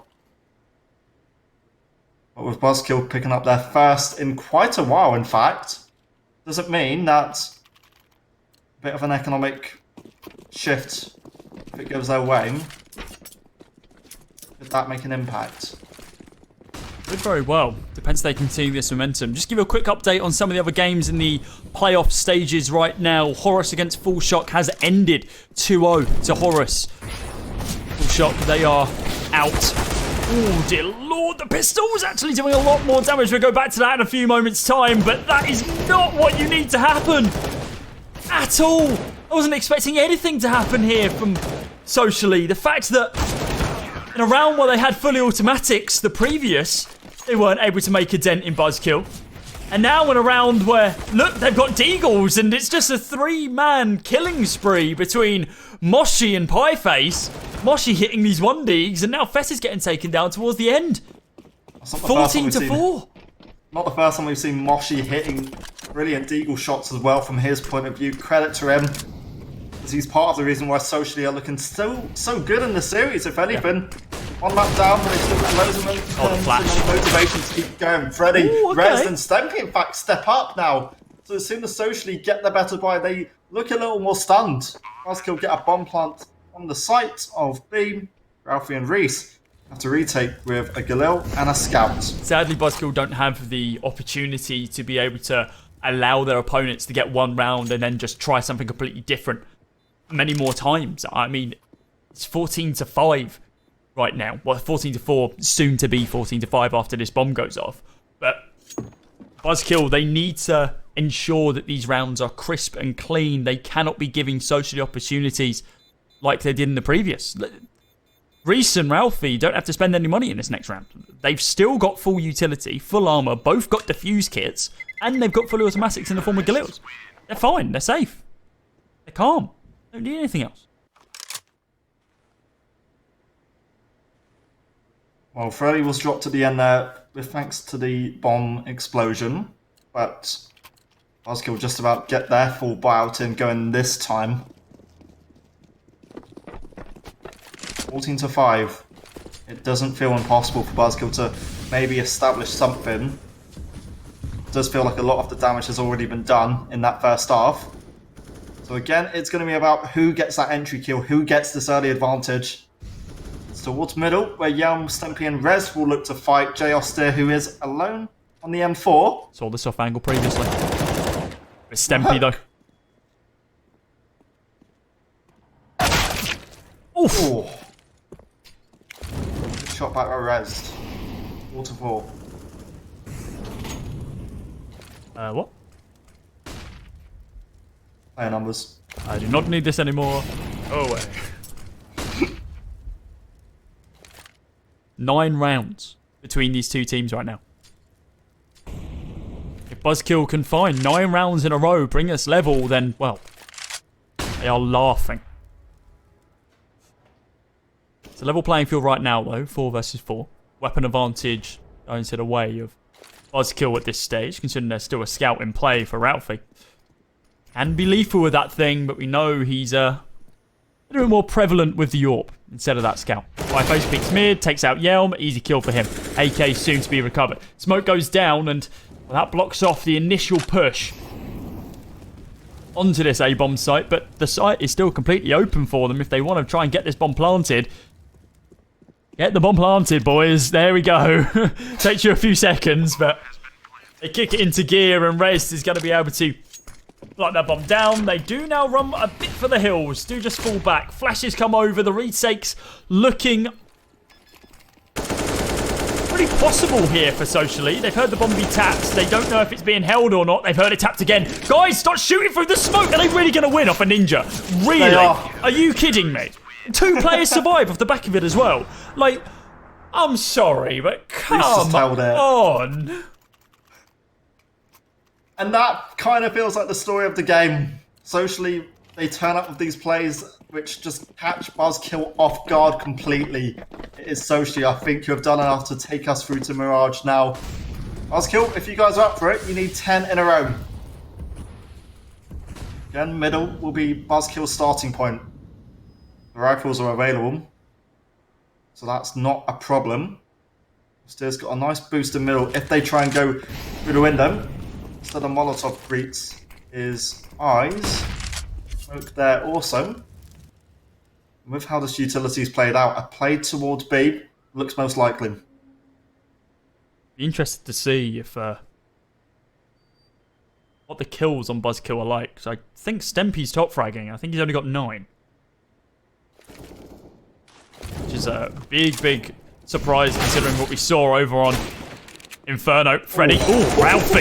Nice little shot from him. Fetis going to get traded back instantly after picking up 1 kill of his own. Now on a 2 versus 2. Yelm pushed all the way around from CT. In towards lobby, towards A. Bomb is running. He takes down Rez, and this could very much be the final round of Vertigo. Yelm needs to find 2 kills here. Know where the bomb is. Know where Yelm is most likely going to be coming from. He has utility if he wants to use it. He's going to peek it. Spots out 1. And yep, killed with utility in his hand. And I think that's the 6th time we've seen that now throughout these 2 maps. Socially, they are going to be able to secure that 2nd map. Vertigo goes their way. And that leaves us with just Mirage, our 3rd and final map in this best of 3. The first best of 3 on stream, at least. In the round of 16 playoff stages. Remember, this is a single elimination stage. Whoever loses this next map goes home empty-handed, and they'll be going through to face off against the winner between Aura Esports and Havoc Esports.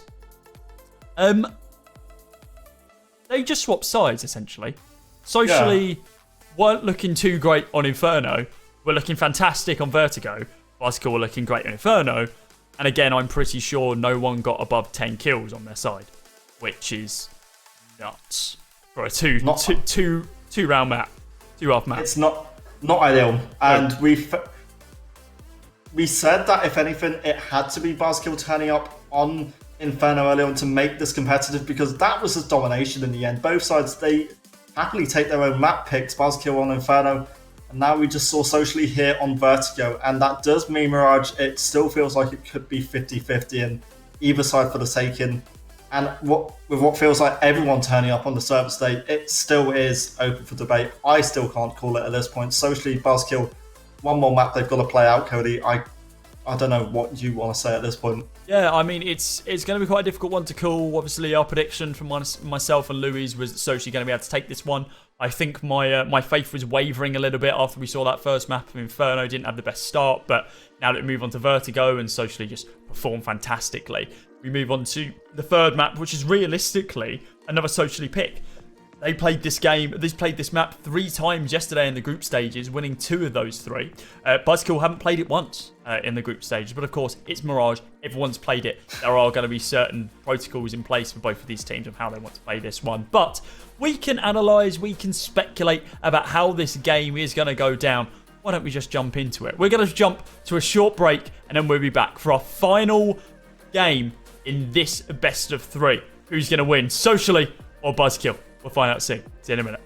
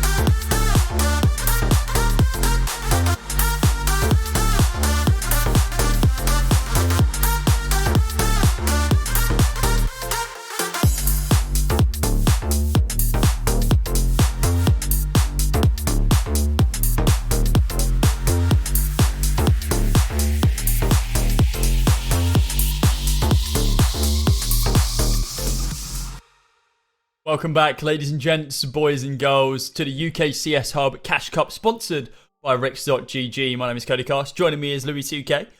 We are going to be moving into our third and final map of this first best of three of the day for you. That being between Social Esports and Buzzkill. It's gone the distance.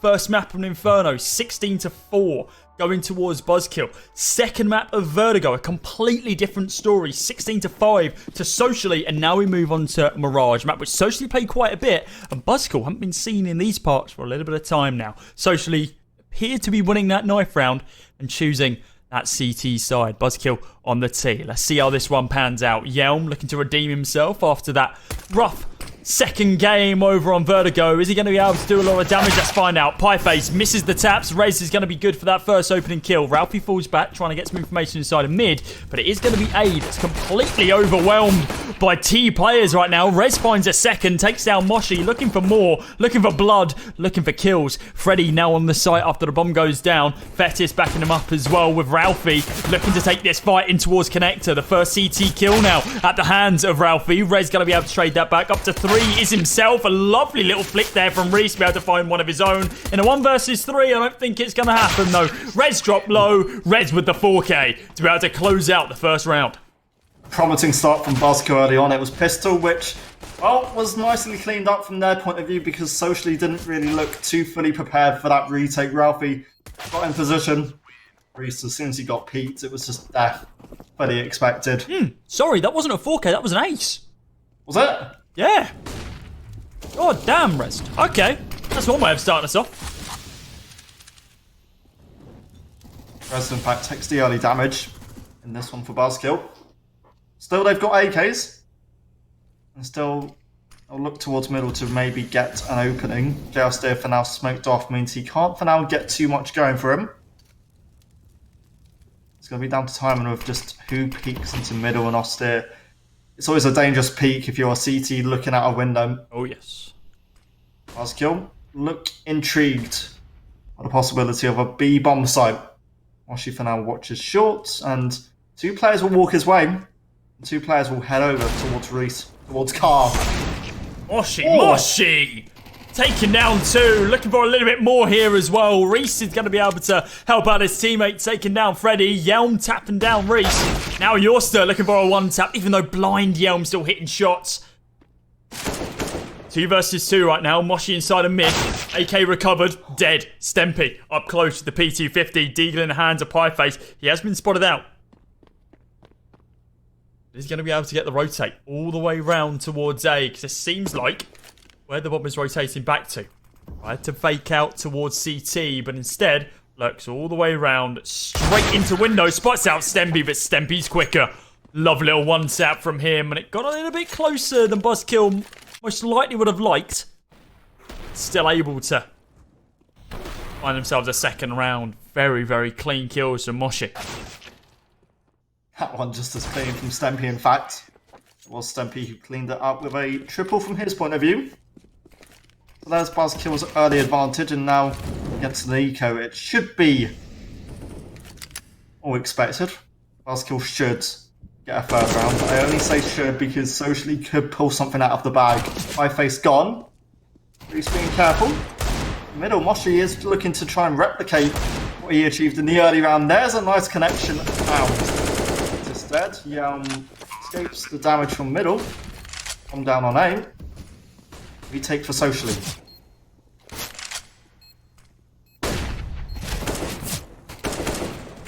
Taps continue for Rez. He's looking to increase his kill list. But it's only Deagles that he's going up against. And well, I suppose the Mac 10 of Ralphie, but there's not too much that can really be said there. Another commanding round for Buzzkill. A real opportunity for Socially to be able to upset them in this round. But that is now due to change. We have rifles in the hands of the CTs. They are 3 rounds down. But they're hoping that that is as far down as it stays. Ralphie holding by ticket, just waiting for this push. Nade and Molotov both going to be deployed to be able to stop any form of push up ramp right now. Buzzkill looking to be careful. Yelm looked in at the smoke. That was his intention. You need to be careful because Pieface is spamming and he's looking for damage. He's got 2 of them tagged up so low. It's so unfortunate that you just can't clean off any of them. That could be an advantage for Socially. And they're backing out from the A ramp. The thing is, Yelm has an AWP, and you can be on 1 HP with an AWP and still be incredibly painful. Your opponent, Betis, is in a little bit of a worse situation with the AK. Most likely going to be trading fights with M4s and other rifles, but shot there from Ralphie, takes out Rez. That was a full HP player taken out of the round. Yelm, there you go. Even though he's on 12 HP, still able to take down Pieface. The spam starts from Joster. He's not able to find a frag in this game so far. Flick hits there from Ralphie. Great lineup. Looking for another one. Not going to be able to connect it onto Freddy just yet. Has to fall back. Has to stay by ticket. I don't think he's moved about 10 meters in this round. After getting into his original spot, Molotov is going to be able to burn out Ralphie, take him out of the round. Moshi now in a 2 versus 3 to help for Joster. Could recover the AWP if he wants to, but knows that damage has already been done by some of these players. Limited utility. All stacked on a single player, that being Moshi. Molotov could do damage if he can put it in the right spot, along with that smoke and flash. But no chance to be able to use any of it. Yorster picks up 2. Looking for 1 more now as well. Spots out Freddy, and he goes from 0 kills to 3 kills. And AWP recovered. Hunting around for a bit of utility as well. Don't mind if I do. Kit, maybe? There we go. That's what he was looking for. First round for Socially. And I felt that because there was no buzzkill smoke towards CT there, it didn't feel like it would have been a clean hold in the end. But CT, it felt most of the time, wasn't a concern. In the end, Socially hold on to it. A good retake by JF Sturm. And they're first on the board.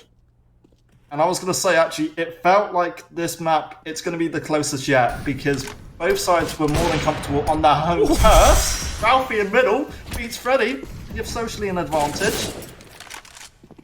And that's the start that buzzkill weren't looking for. But that's ideal for the CT squad. Yeah, don't really want to be losing your AWPer in the first few moments of the round. A great flash there from Pieface to be able to help him out. Even though he's only on the SMG, he's still a utility-focused player, which is always good. Smoke didn't land where they wanted it to, I don't think. And the Molotov timing, okay. A little bit of miscommunication there from Buzzkill as Molly wasted.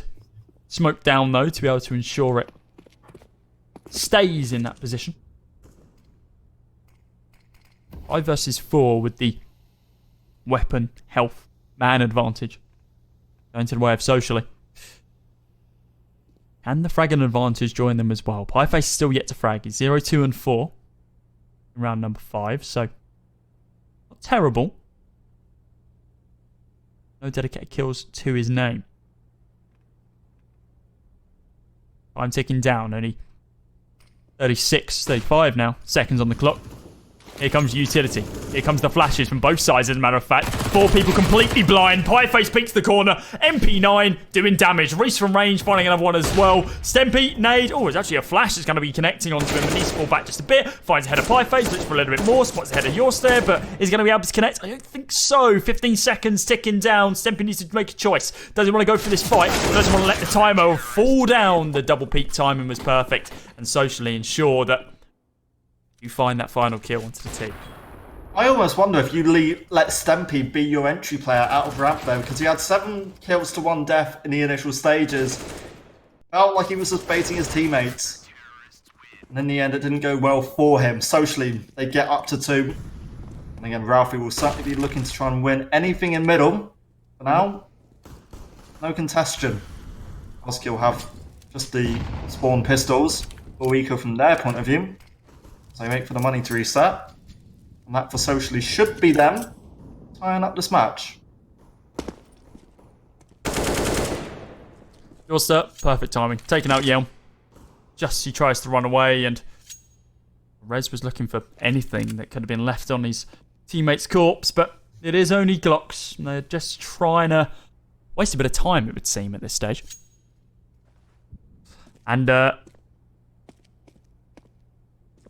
Reese is looking to find at least a pick here. Aid in hand, Grenade. chucks it in, and there's damage. Looking to aim up a couple of them, but he's just getting overwhelmed. Wow. And he does pick up 2 of them. So not terrible for him. Ralphie, another one to his name, and now Fetis on the site. Smoke goes down, and well, it sounds like the bomb's going to go down as well. Molly goes in, and he can be happy with that one. No additional kills to his name, but at least they got the bomb plant money. Extra money into the banks of Buzzkill. Reese, it was a struggle. Did well to get 2 of them in the end. Probably gutted he couldn't kill off Stempy either. You said it correctly. They've got that bomb money in their banks, so now can get a full buyout going. You're up for Yelm.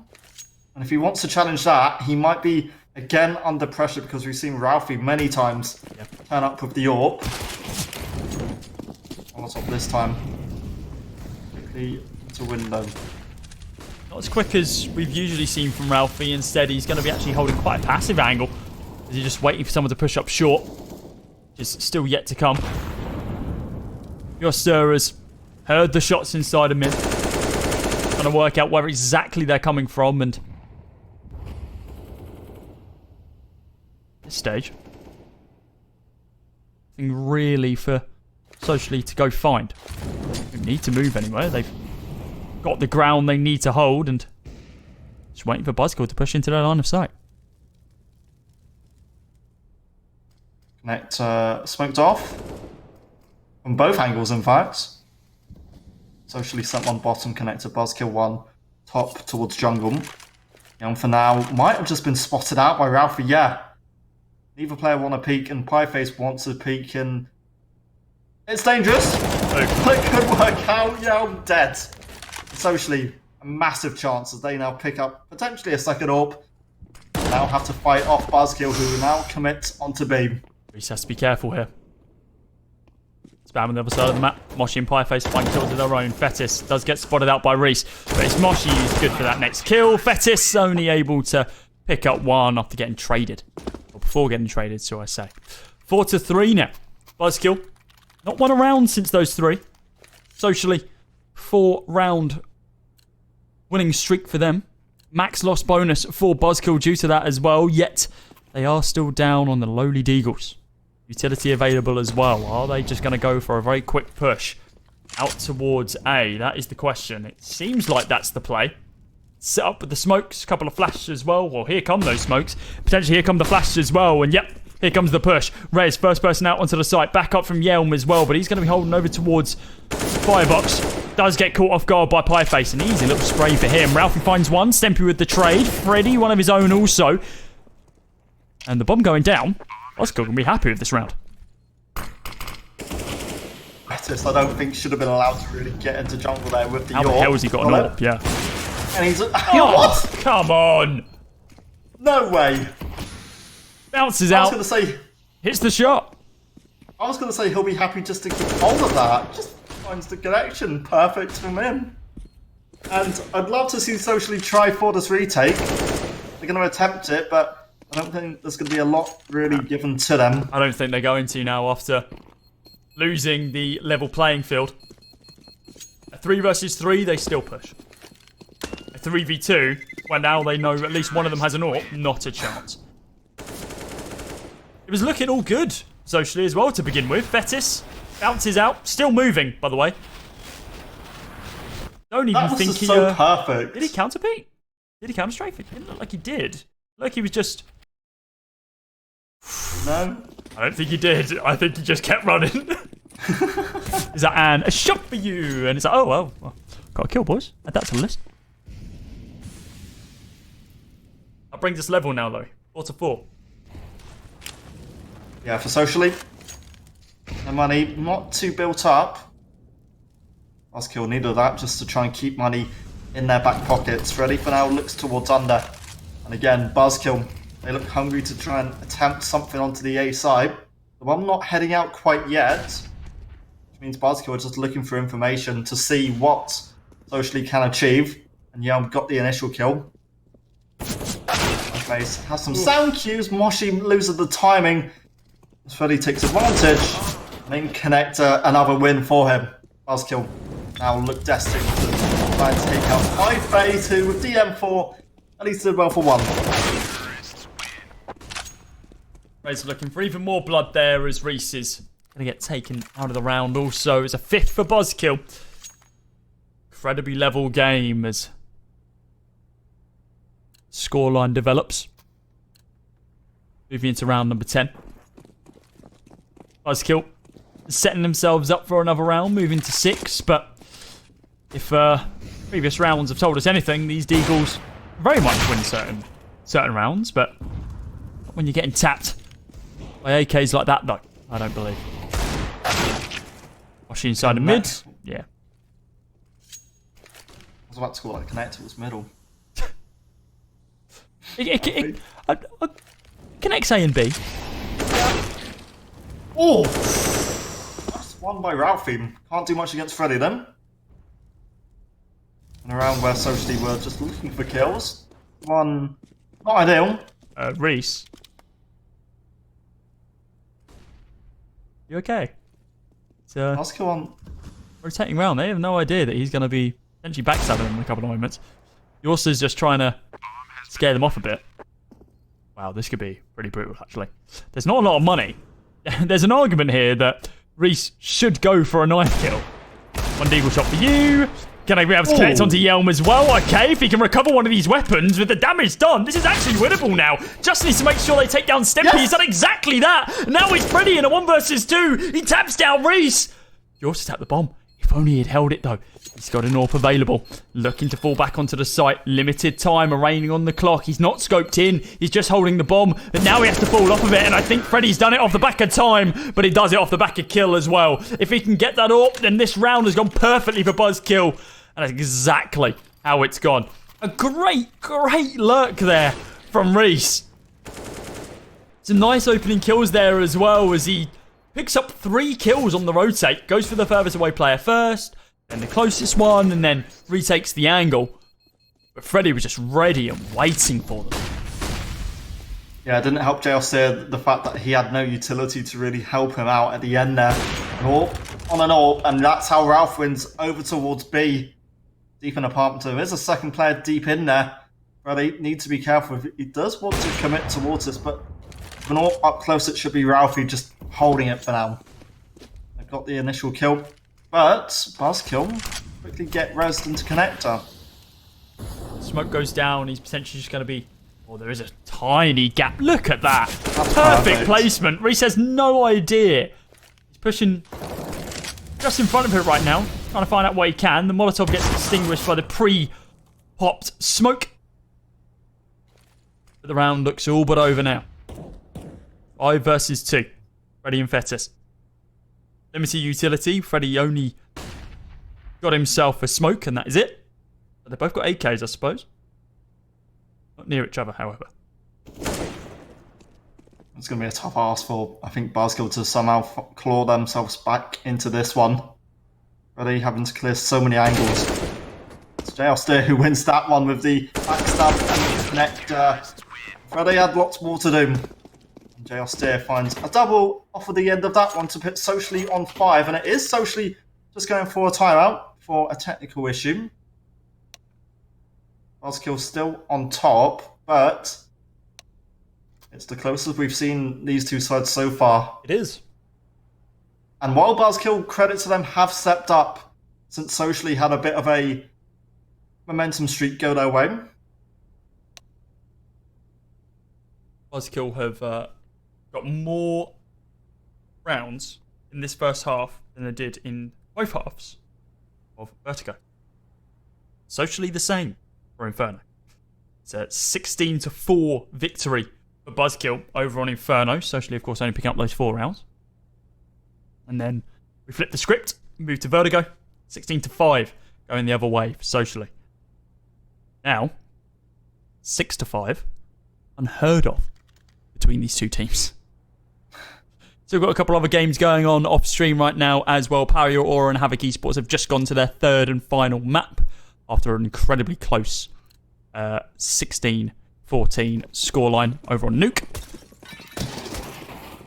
And we still got Flight Esports versus Gujon Daniels going on as well. So a few teams already gone.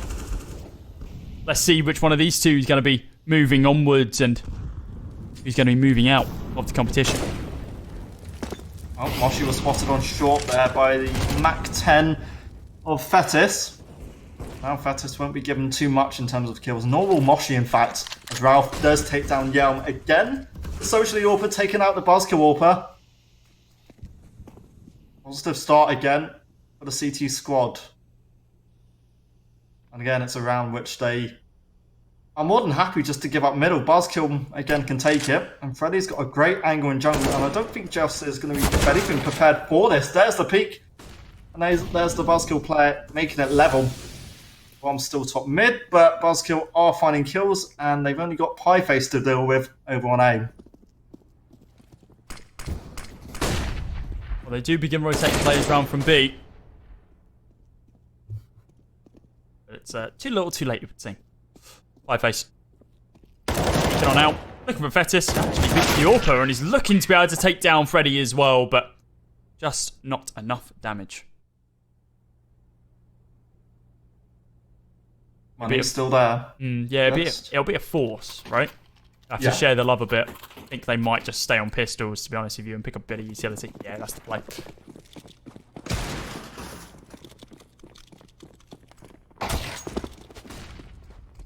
Recent times would look good. Oh, yeah. Slightly quieter compared to some of his plays on Vertigo, but Moshi also, you've got to give him credit with the Deagle at times.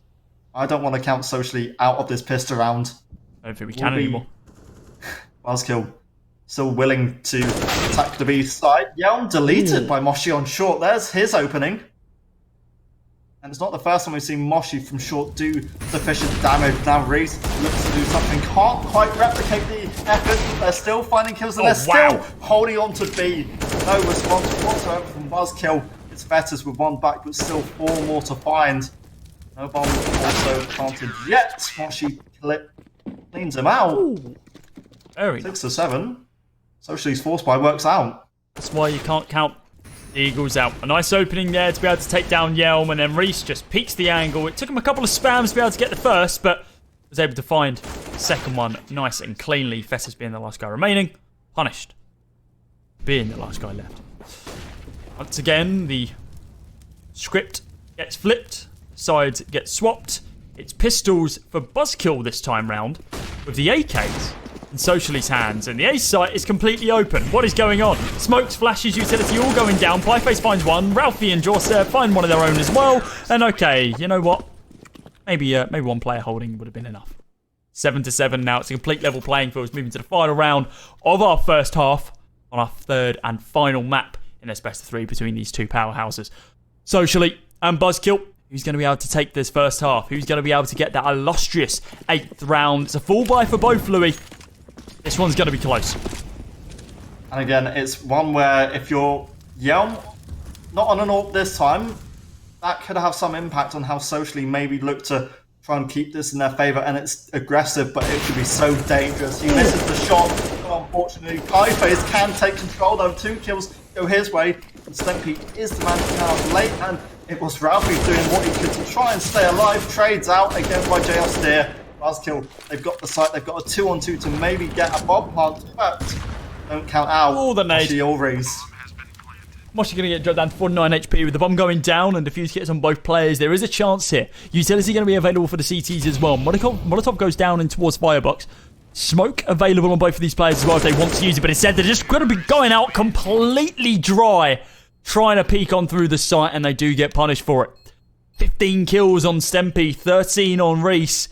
2 top fraggers, Buzzkill and Socially respectively. Buzzkill take the first half. It is all going to come down to the pistol round. Is there going to be major differences between what we've just seen? Yeah, for Socially now, it will be about getting a bit of control on the offense. It was Buzzkill who went 4-0 down, in fact. Now on the defensive end, they're going to have to go up against a fast play out towards B. Pieface deleted as Rez takes him out, and they've got Stempy also boosted up. This could be pretty clean from Buzzkill's point of view, and Ralphie is left against 4 individuals. P250, and I don't want to count him out. A nice little tap there from Ralphie. He's looking to line up a couple more as well, but yeah, just the overwhelming firepower of 2 USPSs against a single P250 does just go to show that numbers sometimes helps out a lot more than you think. 9-7. Buzzkill. 2-round advantage. They're looking to increase that now with this buy. They forced up completely. Famas is on 3, MP9 on 1 in the form of Fetis, and Yelm with that scout holding mid, waiting for the peak. There's no Deagles in this round, socially. They want to try and get out the rifles as quick as possible. So they've saved down the Glocks, and Moshi, well, he brought up just to a PT-50. And he's going to be the first one taken out. Scouts in the middle. Realm still really wants something. Jailsteer is bottom of mid. Reese deleted from top middle and best. To clean up and a flawless round from Buzzkill's point of view. All 5 alive. Socially Zico just didn't get them too much achieved. But they've now got AKs and they've now got a chance to fight as Buzzkill keep what they've got in their pockets. Some weaker rifles and SMGs for them. Socially might win the weapons game now. Smokes on the Molotov. Leave for now Freddy. Stranded. And hearing Reese just diving everywhere, in fact. So quick. I actually don't think they're going to have any idea that Reese has pushed up this fast already. I think they have an idea that there was someone inside of mid. Are they going to expect Reese to be inside of Sniper's Nest already? No, not at all. Yelmer's just going to check the angle to be safe, but he's seeing nothing broken, so he goes, yep, no, it's clear, guys. There's nothing to be worried about over there. Second that call gets made, Reese goes, okay, cool, yep. Just going to sneak around here, see what I can find. There we go, there's a Freddy. Oh, I'm dead. Hi, Reese. No stumping. Deleted by Moshi. Socially. Almost had the site. They've got rid of Rest, who was the real concern. Now, for a bomb plant. 3-on-3 retake, I think Buzzkill will be more than happy to try and fight for. Kind of have to. Want to keep this momentum going. Molly and an aid. And momentum on the line for both sides, I feel, at this point here. Taking. It should be Ralphie's to use his advantage. And Buzzkill, it looks like they're struggling just to get out of the market at this point here. It's easy for Ralph. We'll look for a second kill. Side, one in market, Fetus deleted, Yelm on the scout, taking care of Ralphie on a triple, and socially up to 8. They're very clean there, and it just seems like quite simply, the AKs overpowered the lower tier rifles. The FAMASs, the scouts, just didn't have a chance.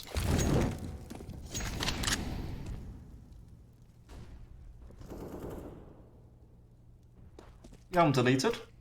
My face took care of him early on. MP. Looking for an opening there with the Deagle, but not going to be able to find anything other than damage from that Molotov. 13 taken. Really just going to push straight on up on Pieface. Has he seen him cross? Yeah, but only just. Half a second later, and feel like he wouldn't have been long for this world. 5 versus 3. Dempsey seen the first one. Well, first 2 as a matter of fact. Still going to continue these Deagle shots. Knows at least one person's out of apartment, so tries to face the lesser of 2 evils, and he gets punished for it either way. Flash behind, and oh yeah, Rez is caught between a rock and a hard place right now. So Molotov's gone down, and Reese is just continuing spamming.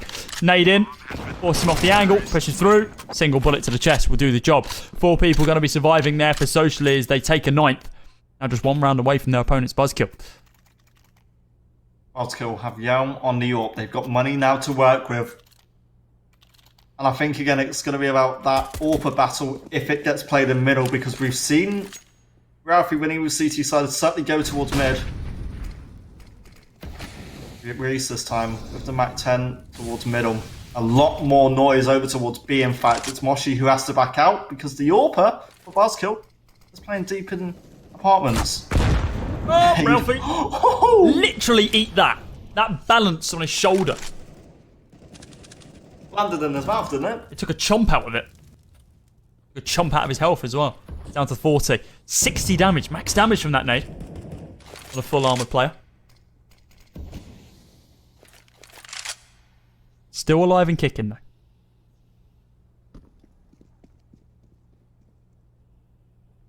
I like Rez's angle, but I don't think it's going to do anything because socially they've already pushed into middle. They've already got the connector control in their favour. So now Freddy might have to do something up close with Betis. And Freddy, in fact, holds it himself. 2 kills his way. Well, it's Pieface who trades, and quick as that. I mean, it's a 2-on-2. And socially with the bomb side. Stampy and Rez. It's time to play retake, boys. So they've been practicing. Rez 1 kill to his name so far in this round. Stempy yet to frag in this round. Utility now completely gone. I think Rez knows that Reese is going to be holding back towards there. And the second he looks away, Reese is going to be able to pick up that frag. 2 separate angles for Stempy to be able to check now. Knows that one player is over by Firebox. Does he have any idea where Moshi is? Even if he does, he's running out of time. Checking everything possible. Spots one on the flick, but Reese is going to be able to pick that one up. It is 10-10 now. Double digits on both sides. The closest either of these games have been so far. Look at this spray from Freddy. Great aggression, but is then just cut down after finding 2. The damage is already done. Let's go on the pistols. We'll look towards at least middle for some information. 3 players around connector or window. None of them getting any info yet. Rest for now. Alone on B. Not ideal, but Freddy under can be doing ideal work. Moshi is removed. And that's an AK recovered. And that's how Buzzkill on this eco wanted to kick things off. Betis looking for a quick, clean, one-tap kill, but not going to be able to do so. Misses the shot.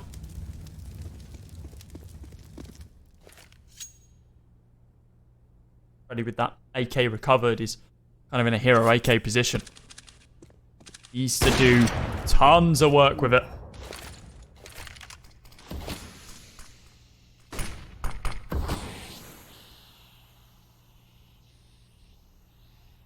.50 to go. Socially now. A little later than expected towards middle, in fact.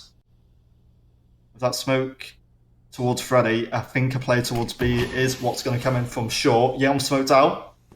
Means now it's up to Stempy and Rez to maybe do some work. Eagles and pistols, and it's Rez just trying to do anything. In fact, you thought there was a bait there, but Reese still gets a kill.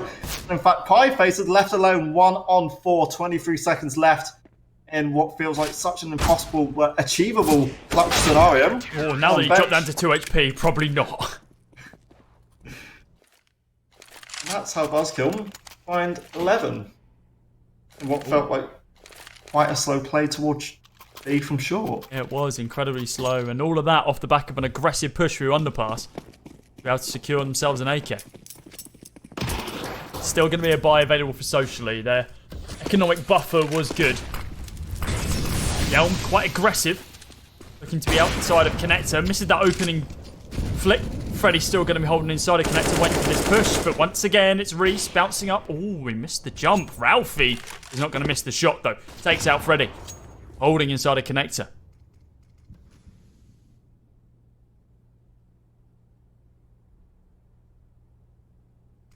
JL Steer, just keep and watch, because we've seen lots of times where Buzzkill, they've been aggressive, at least holding down Pit. This is the most aggressive I think we've seen anyone be from Fetis.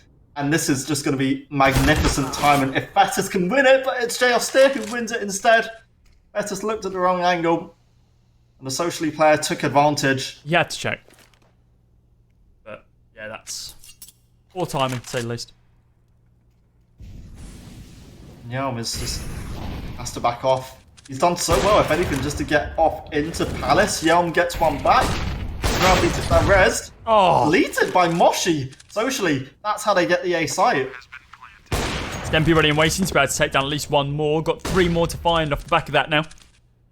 Can he make it a 4K to be able to secure this round as their own? Bring them up to a 2-round difference, up to 12, but instead, Stempy is going to fall back into CT, allowed Socially to take this round as theirs and bring them level once again.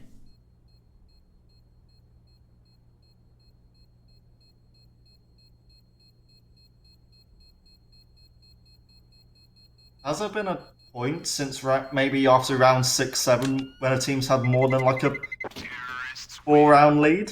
I don't think so. Back and forth. I'm pretty confident there hasn't been yet. It's been incredibly back and forth this game, which is great because we know that both of these two teams can perform when required, and those first 2 maps were just testaments to the fact that some players, some teams are just better on other maps than they are.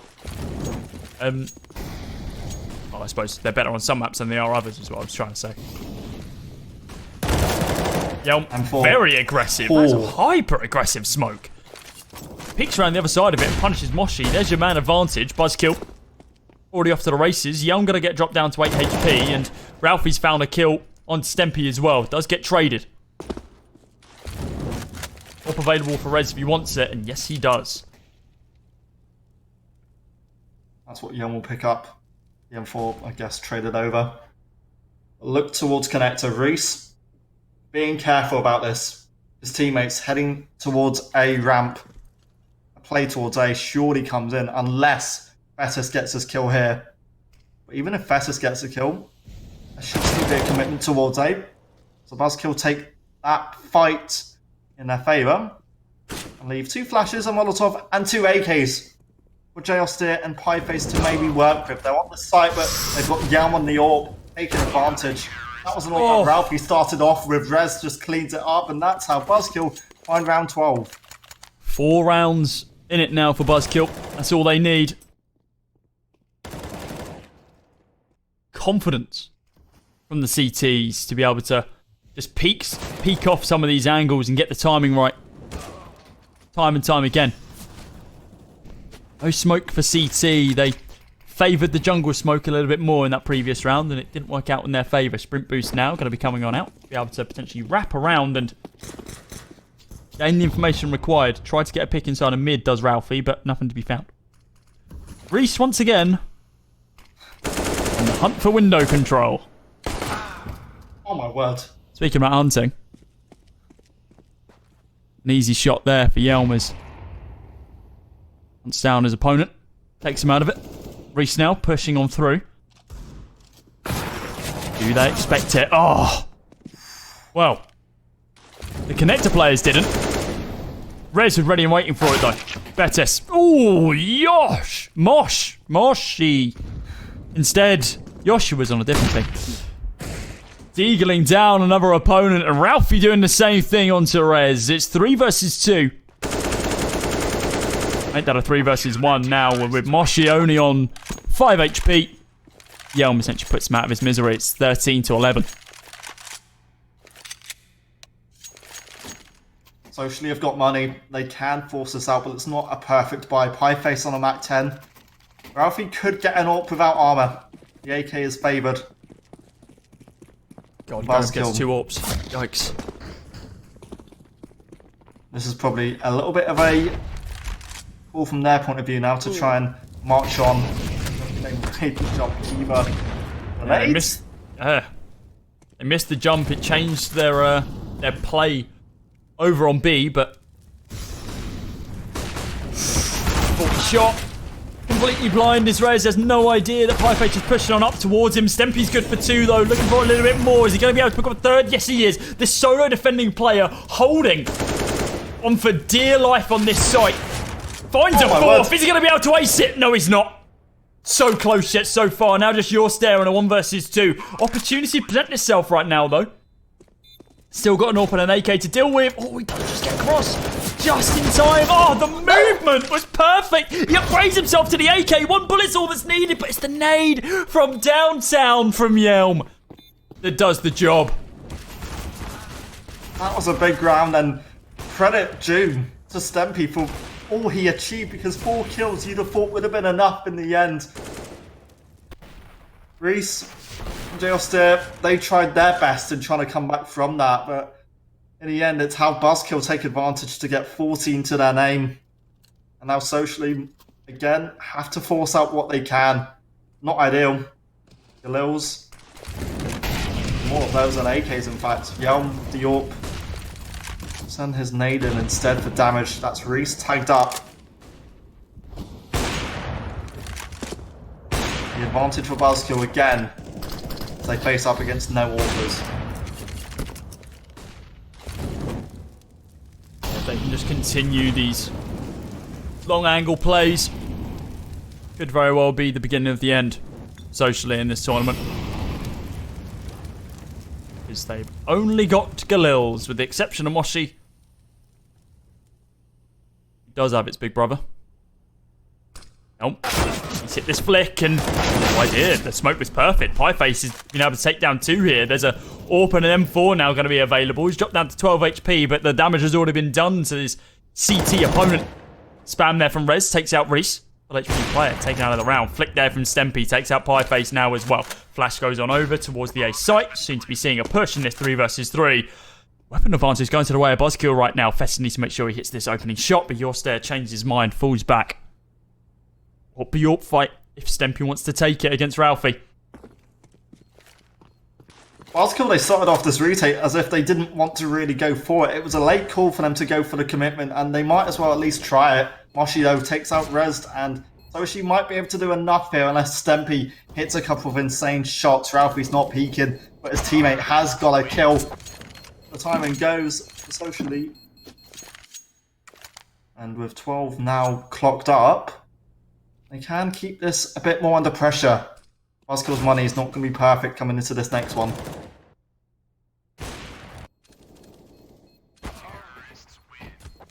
Going to put them in a weird spot. They can buy, but it's going to need to be a sharing the love type situation. Yelm was on 6.2k at the beginning of this round, but instead they are just going to be favouring the pistols once again. Deagles on 2, a P250 on Rez, USPs on Freddy and Fetis. They don't want to be committing anything that they think they're going to lose. That Molotov doesn't connect, and I have a weird feeling we're about to see an explosion out of connector in just a few moments' time. But Reese is ready for it. He's behind them both. He spams them both down. Single spray. All that's needed. Down to 13 bullets in the clip, and is he even going to reload? I don't think he is. He's going to go hunting, looking for one more kill, and he finds exactly that in the form of Fetis. The Deagle shots connect, but it's not going to be enough. That's the 3rd one to hit, but keeps hitting him in the leg. Reese is safe. It's a 4K for him. Is he going to be able to find the 5th in the form of Stempy? He's hiding, quaking in his boots as there's a hunter on the server. He's got a Mac 10 in hand. Deagle shot's just not going to connect for Stempy, unfortunately. He is going to be punished for that as well. 14 to 13 now. The kill reward that Reese would have just picked up from those 4 kills would be brilliant. Oh, yeah. From an economic standpoint. Very happy with himself after that one. They've got a full buyout, but he's just keeping them at 10, in fact. That's what Reese wants to work with. Their players worked the last round again. He's gone short. It's that molly! Pieface kills off Fetis. I don't know what's happened, but Rez is just going to get a couple of free kills off of short. SMG's obviously going to lose to an M4 up close. Buzzkill now have 3 players socially back off out of apartments. 7 to 8, the current scoreline between Power Your Aura and Havoc. The only other game still going on. 2 rounds in it now for Buzzkill. That's all they need. And well, they've got that man advantage. They've got the weapon advantage as well. Well, he's given out his position, but wants to make sure there's not a weapon in a spot where the opponents can come grab it. I think the rest of them are on SMGs after those 2 pushes from short. Not the case. AK's on 2 and AWP on Ralphie. Where are they going to go, though? The way they're setting up, it makes me think they're going to go short. A double flash over towards A is exactly what we're going to be seeing. Rez is going to be able to pick up his 3rd kill in the round. He's tapped down by Moshi. A single bullet is all that's going to be needed for him. Stempy's on 24 kills right now. His best performance across all 3 maps so far. Molly goes in, and oh dear Lord, Ralphie is indeed going to be able to take down Freddy. A little bit of help of his teammate. 15 to 13 now. Final round, potentially, for Buzzkill. There is a buy here for socially. They don't want to go home yet.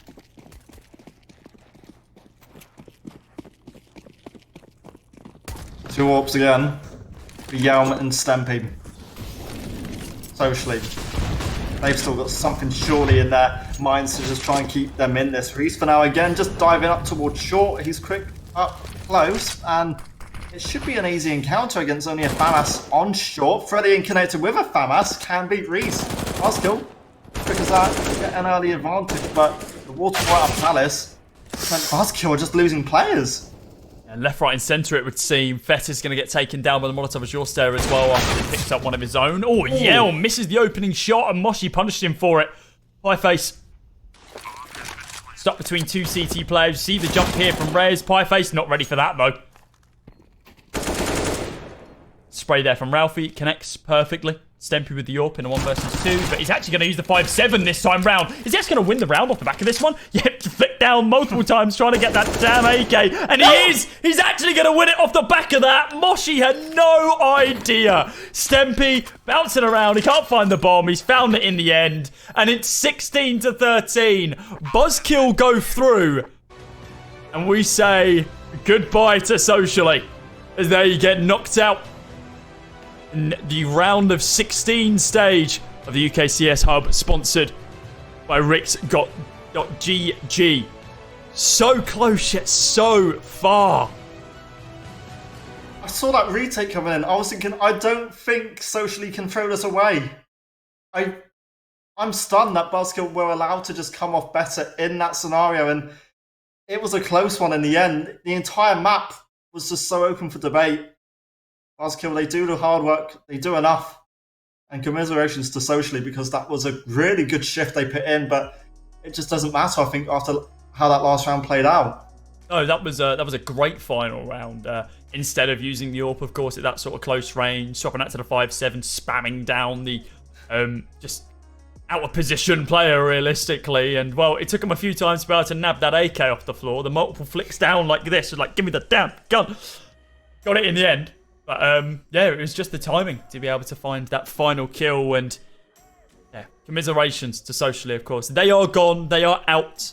Buzzkill, they go through, and they are going to be playing up against the winners of Power Your Aura versus Havoc Esports. Let's have a quick look, or a quick rundown, should I say, of who has been eliminated from the round of 16 stages.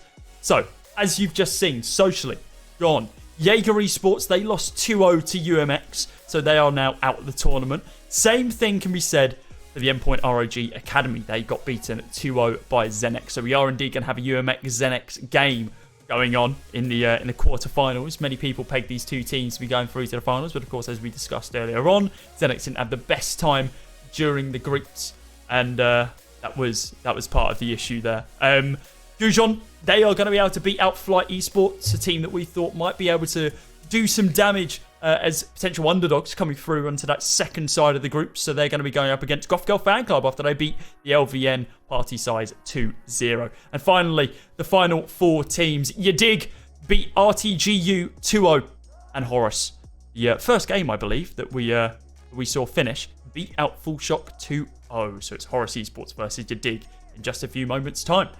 Speaking about just a few moments' time, we have a very important person joining us from the Buzzkill roster.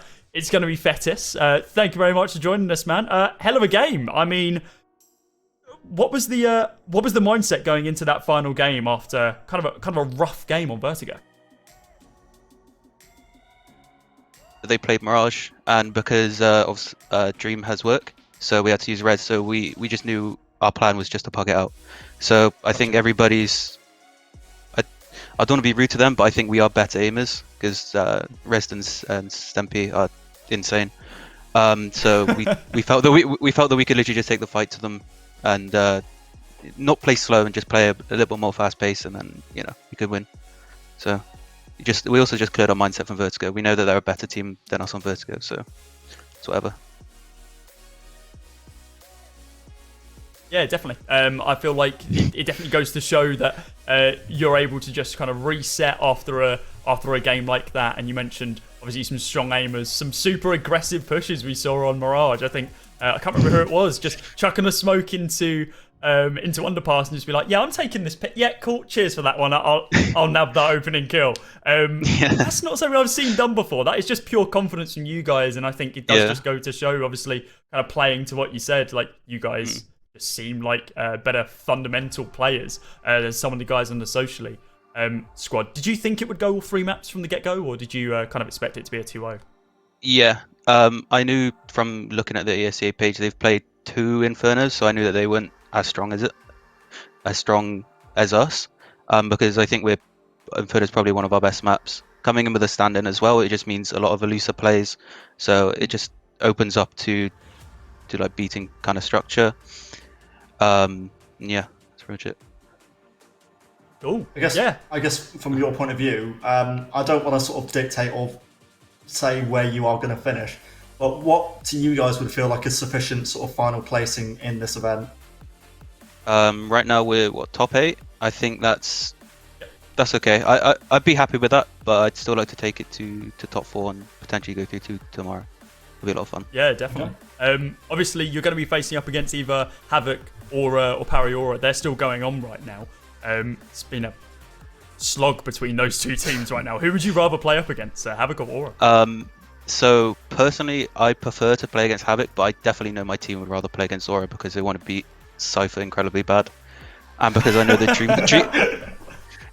Dreams and Work probably just screaming at the moment, just hoping for it. And just like every single round we beat them, it would literally just be screaming. So only for him. UKCS in a nutshell. Love it. Perfect. Yeah. Cool. Well, best of luck, Vetis. I hope you get your dream, or at least your team's dream, to play up against Sora in a few minutes' time. But yeah, go chill for a bit. You've got about half an hour before that game kicks off. So best of luck moving forward, dude. All right. Thank you very much for having me. Cheers. Cool. So goes to show that the guys from Buzzkill, they were relatively confident. Of course, they knew that some of their weaknesses going into a game like Vertigo, or a map like Vertigo, should I say, considering they're playing up against relatively strong opponents and socially. But being able to reset your mindset like that and just be like, don't worry about that one. We move straight in to our final map, and then we just win there. We were wrong, Louis, and I can't help but notice that our producer, Jakey, has brought up our predictions at the bottom of the screen. To twist the knife a bit. So we're 0 for 1 right now, but I think we can claw that back in our next few games. Yeah. There's not much to say after that. We've just been publicly shamed. Just reminding us how bad we did. Absolutely outrageous, to be completely honest with you. Cool. I think that is it for the time being. We're going to be chucking it to a short break, and then we'll be moving into our first quarter-final game and our last best of 3 of the day. We'll be back very soon. Don't go anywhere.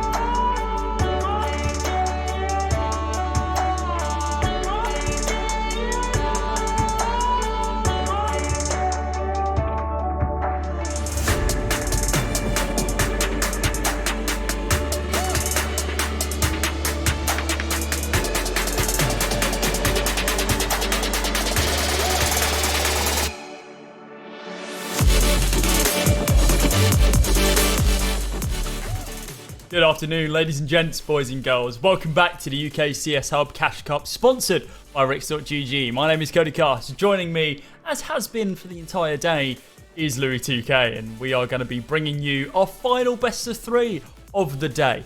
That being in our quarter-final stage.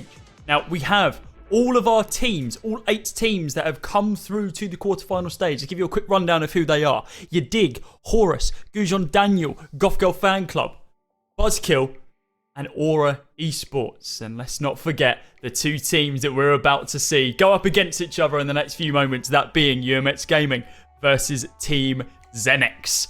This is what many people thought was going to be the grand final matchup between these 2 teams, and many people are very surprised, including myself, that this is only a quarter-finals game. Only one of these 2 teams can go through any further. Yeah, the squads here, I think lots of people are certainly going to be aware of. UMX, Artist, Draft, Tadpole, Extinct, and Mazza. On the Zenex side, Bevy, Magic, Mixon, Crypt, and Haikyun. And it is going to be these 2 sides in a quarter-final game, which lots of us and lots of people who have been watching and following the tournament have been saying this should have been our final. But basically, the reason we're here at it in a quarter-final side is because Zenex could only finish second in their group. Yeah, quite simply. Esports took the top spot in that. Yeah, quite simply, Zenex binned it. And because of that, now they have to face up against UMX at this point instead of the grand final. And, well, I suppose the argument can be made that UMX didn't want to be playing up against Zenex this early on either, because a bit of history between these 2 teams now is the most recent and the final week of the ESL Premiership this season, spring 2021, ended with a battle for second place. UMX versus Zenex in a best of 1 over on Overpass, in which Zenex won 16-13. So, is this... Well, this is kind of the game where they kind of solidify it. Are they able to confirm that, yes, we can beat UMX consistently, a top 100 HLTV team, we can keep beating them? Or was that one lowly map in a best of 1 on Overpass just luck?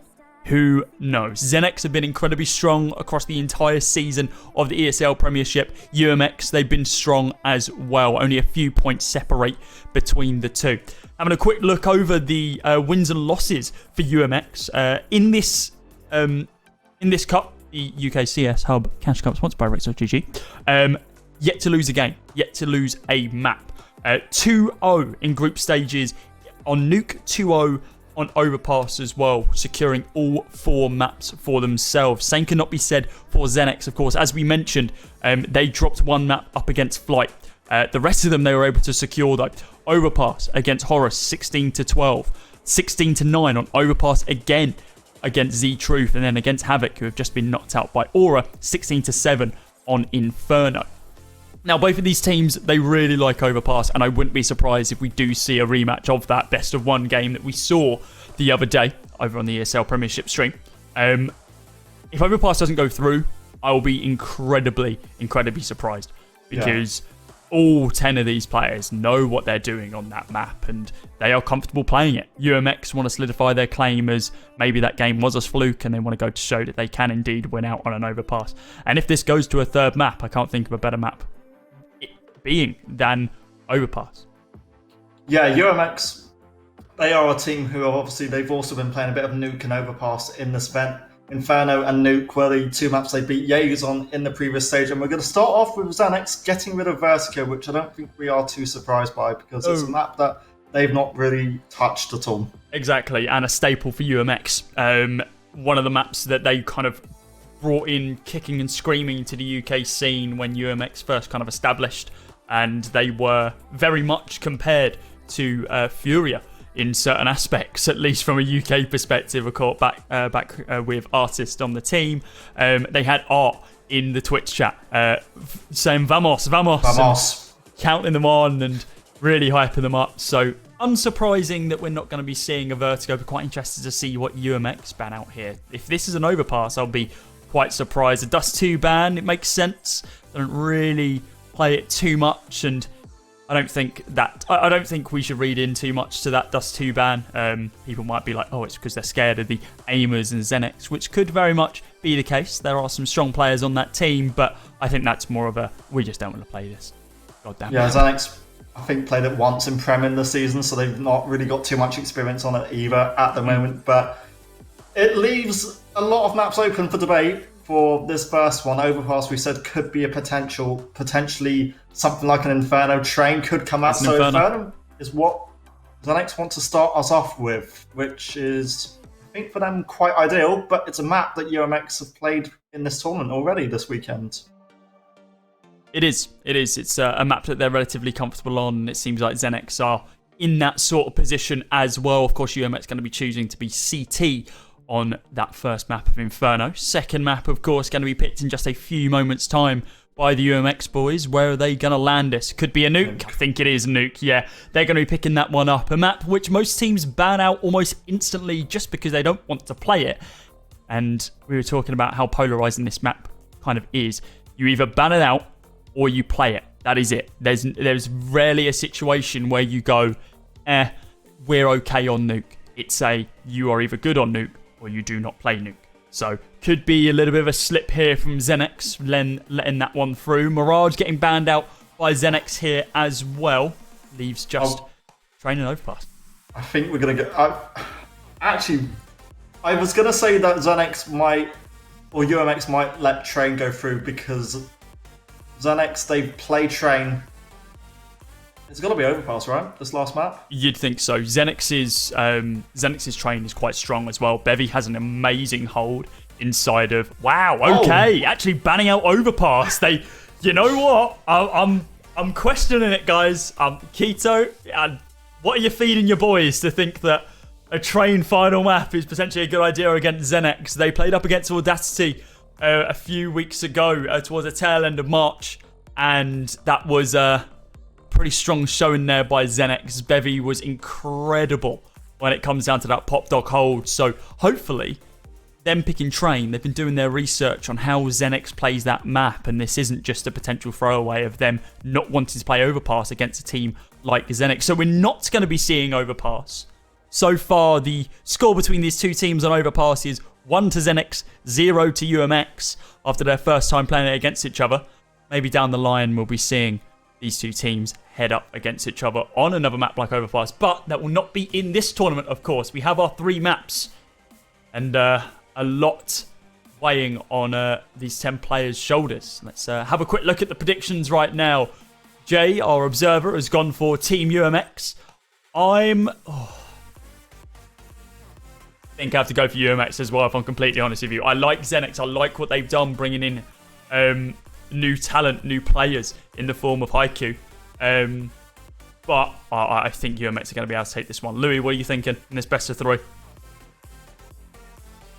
You said best of 3 because we've got Train in that. That leaves me to believe that Xenex can maybe take this, but to me it's got to be UMX. They're the team who have been destroying and dominating UKCS in mostly the last few months, if anything. And I feel like a best of 1 on Overpass, it could just be a bit of a fluke. I'm not saying anything bad against Xenex, but to me, it feels as though if you have to go 3 maps, UMX is going to be it. So Jake, he's going to back Xenex. The fact that he's done that means that he's either super ready the second this best of 3 ends to click that button and be like, hey, look who voted for Xenex, it's me. Look, it's me who voted for Xenex.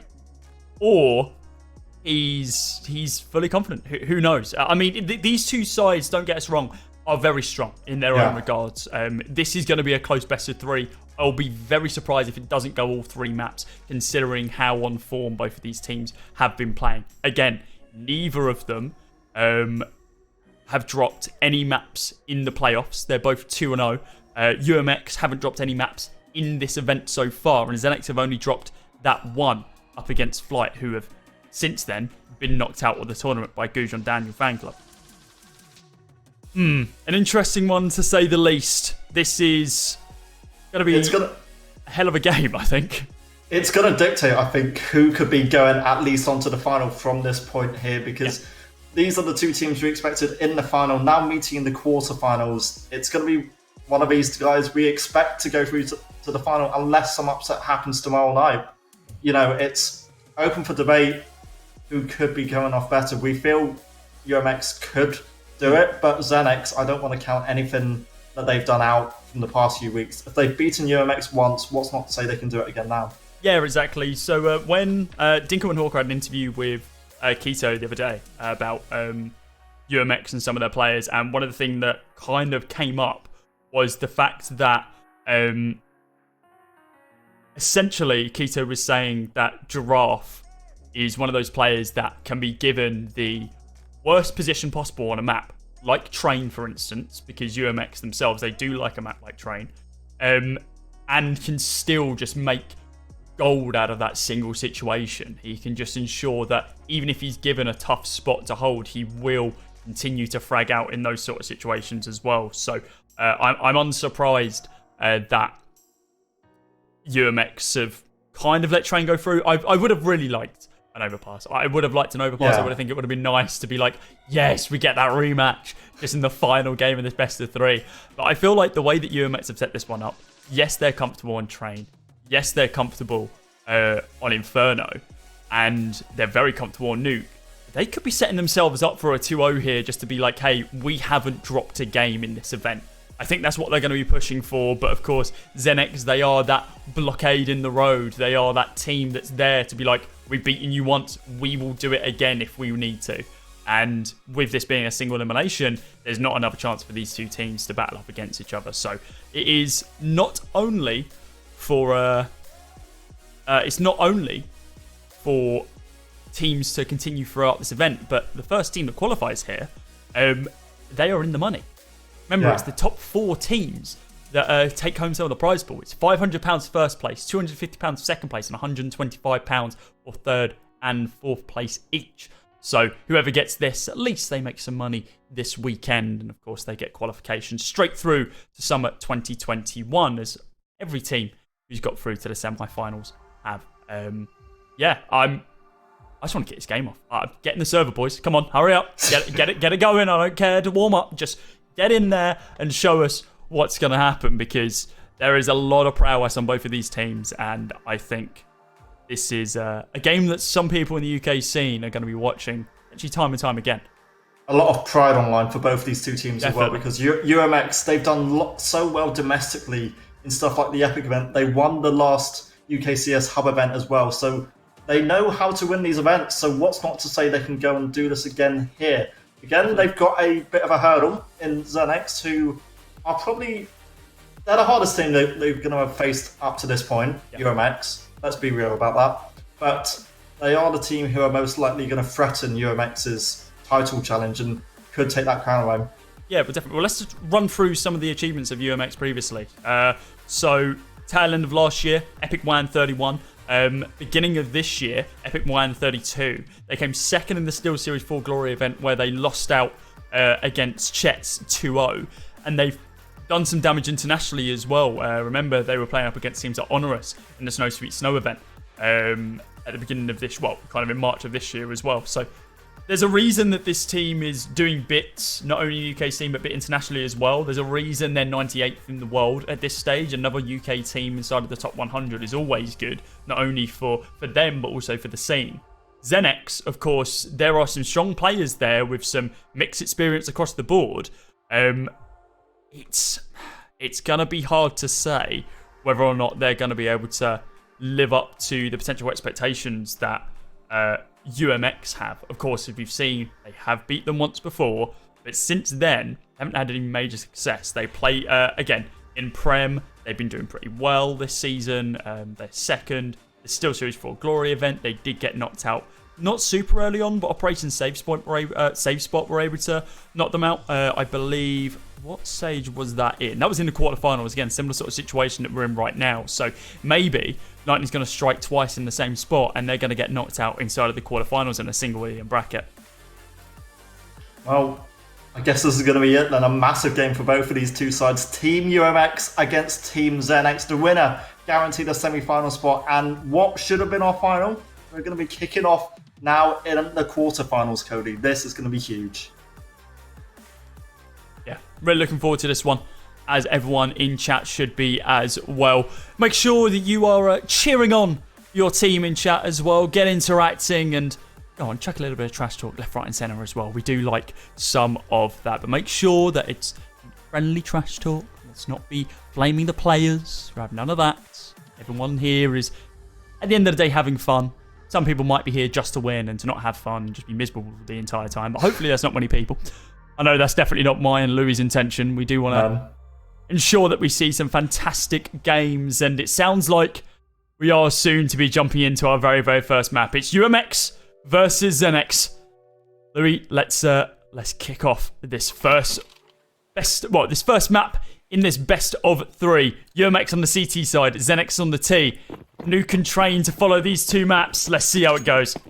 Well, we're going to start off on Zenex's map pick here on Inferno. Artists who have a ZZ and a grenade, in fact, to support him over towards apartments. And that's exactly where Zenex are going to be heading. Smoke towards long. And a fast play could follow up towards aim. Now Extinct remains unspotted. Bevy and Co are going to rush straight onto aim. What a wrap. Haiku's heard some information over towards Banana, and he's going to be good for that first opening kill onto Giraffe. A little bit of chip damage there as well. Extinct. CZ75 in the pistol round. An interesting one. Little flick there from Haiku to be able to take down Extinct. He's out of the round. Now on a 4 versus 3. It's man advantage going to the way of Zenex until Mazza picks up Haiku. There goes the young IGL of the roster. Taps continue for Mixan. He's going to be looking for at least one more frag here. It's the fully automatic CZ75. It's doing damage, but I don't think it's going to be enough. 3 versus 1 now with Tadpole on 3 HP. 3 clean headshots is what he's going to need, but I don't think that's going to be particularly viable right now. He is just going to run away. He realises that round is all but over. Saves the CZ75, saves the armour, and a decoy just for good measure. It's the first round, being the pistol, going to air the T's on Zenith. Tadpole actually died at the end there to the explosion. Oh, so he didn't get anything either. Where was he? Where was he? Mexican. Oh, why did he hide under that. there? Surely he knows that the bomb on Inferno does weird amounts of damage. Oh well, it is what it is. At least it's not more dollars in the back pocket of Team Zenex. Very big commitment here from Zenex. Oh, Tadpole! That came from nothing, it felt like.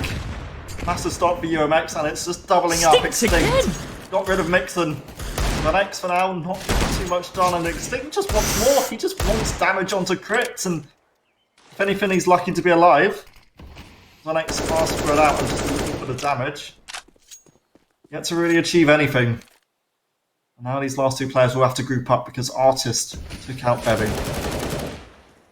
Magic pushing on through, able to take down Giraffe, looking for another one as well in the form of Mazza, and he's good for that one also. Crit takes down Artist, should I say. Nade goes on through, Extinct, well, he knows how close he is. They're both going to double peek the angle, and they do indeed find it. That's bomb down as well. Now on a 1 versus 2 is Magic, 6 HP to his name. Needs to be careful how he plays this one. Small gap in the smoke. I think Tadpole spotted him down, but he needs to be incredibly quick on these shots. Extinct is essentially breathing the same air that Magic is, and as this dissipates, he's going to be like, oh, there's a player in front of me. Takes him down out of the round. It's a great force by there from UMX. The Deagle do tons of work, and it ensures that we are now level 1-1.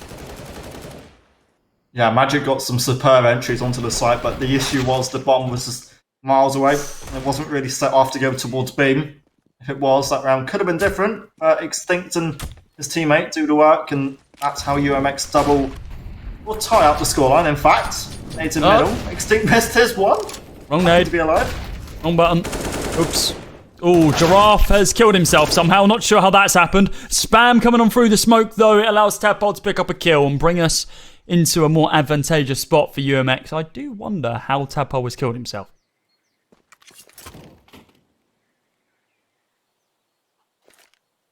Giraffe, sorry, but yes, apparently I've had it in my ear. He ran into his own molly. Good job, well played. Mazza and Tadpole are both still alive. Let's not count Haiku out of this yet. Feels like it shouldn't be possible, but anything really could happen between these 2 sides, considering what we've seen all day. For now, little sneak, 50 seconds to play with. Certainly has some time to try and achieve a bomb plant at best. Yeah, he's got enough time and a lot of ground as well. Doesn't seem like Tadpole is really defending the site, more just defending the angles. Waiting for someone to peek into him. He's not expecting someone to try and go for this bomb plant. Of course, he does have a defuse kit. He's got a lot of utility available as well. He's got another smoke at his feet after he pops his first one. So, time is ticking down. IQ's got tons to play with here. He's clearing all the angles. He's just not confident that the A site is really this empty. Bomb down. Xanax get a cash injection retake for UMX, which should be an easy cleanup, but Zaza Eagle could do all the damage, and this Danish man will certainly want to try and do what is possible. For now, gets the time in. If you really want it, he can hunt for the rifle. They're not going to be expecting me over towards Library. I don't even think they're going to peek him, are they? No, they're not. They're just pushing me onto the site. One person's going to tap that bomb. They're going to be standing directly on top of each other. Mazza. Ooh. IQ was able to hit that shot. What a round this would have been. Would have just been Tadpole just praying and hoping that he can get that bomb defused. But it is still going to be a second round. UMX, they do it with 2 players surviving, 2 weapons taken on through to the next. Xenex, even with that cash injection that you mentioned, Louis, they are still down 2 pistols. Eagles on 4, PT50 on Bevy. Artist on the AWP, and Extinct, a little peek in middle. Spots a couple of players out. Artist doesn't actually get a connection in the end, and the second shot can't find anything aside from a little damage. And all he wanted was to kill off someone, but in fact it's Bevy who takes him out. And while UMX have not entirely lost the AWP yet, they've lost the AWPer, they now just want to get the weapon back as Extinct peaks and just achieve some damage. Oh no! They're just hunting him down as quick as they can. Tadpole now. Kirk just holding on to the angle, but nothing he can do as of yet. Smoke goes down to Giraffe. -1 kill to his name, and it's going to stay that way. It's correct. 1 dig through the smoke. Through the head of Giraffe as well. Now in a 5 versus 2. Mazza, solo defending player on B. Smoke and a flash available. Solo player surviving now as well. Bevy's good for a second kill. This time onto Tadpole. Thinking about pushing on up. Sees that the flash and the smokes, well, the flashes come over and, oh, he hasn't actually spotted out Mixam. Well, he does at just the last second before Mixam was able to take him down, though. Mid-control is what Maz is looking for right now, but he peeks into an AWP, but he does it with style. Takes a shot to the leg, but he's still just going to continue peeking him. And hopefully not going to fall the same fate that Tadpole did. Oh, magic. Guys just miss out Mazza. The crit is going to be able to pick up the pieces. Finds the AWP shot. Brings us back level 2-2. Yeah, Artist really struggled in middle. He couldn't find a connection. And all UMX was trying to do there was just ensure that they could get that AWP back. It was a struggle. But in the end, they can still get an AWP on Tadpole. 2-2. Mixan. Now on his AWP, certainly wants to achieve something. The peak in middle was close. Whoa. Can't quite connect onto Magic. So close. So very, very close to be connecting to him. The wind shook around his ears as bullet whizzed past. IQ, going to be the person pushed up most aggressive right now. Bevy's going to be joining him in the last couple of seconds. Maz is here to help out as well. And, hello? How was Artist being able to just lurk on up there? It's a very interesting one. Artist does get away scot-free. No damage taken as of yet. Giraffe most likely going to be the first person taken down, but instead, he's going to be the first person finding frags, taking out crit. Flash goes over. Looking to recover at least one of the weapons. Giraffe misses the dig. Time is now ticking down. Only 50 seconds on the clock. Xanax seem to like playing this incredibly slow. Tadpole has to fall back onto the site.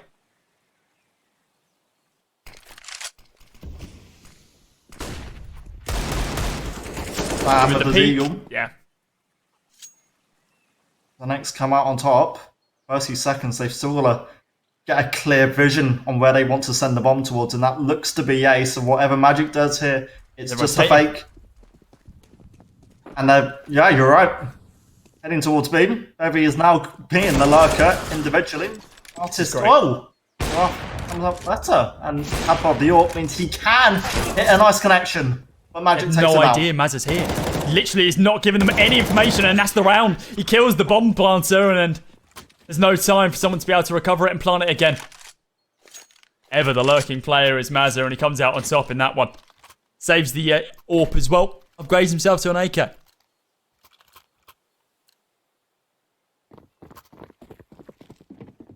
Artis and Co. just about forced out what they could. Xanax crit on AD was probably the worst of it. Gonna fight up in Banana. But for now, yet to be spotted. UMX also want to play quite defensive and a little passive. Adam Giraffe for now will hold a crossfire of sorts.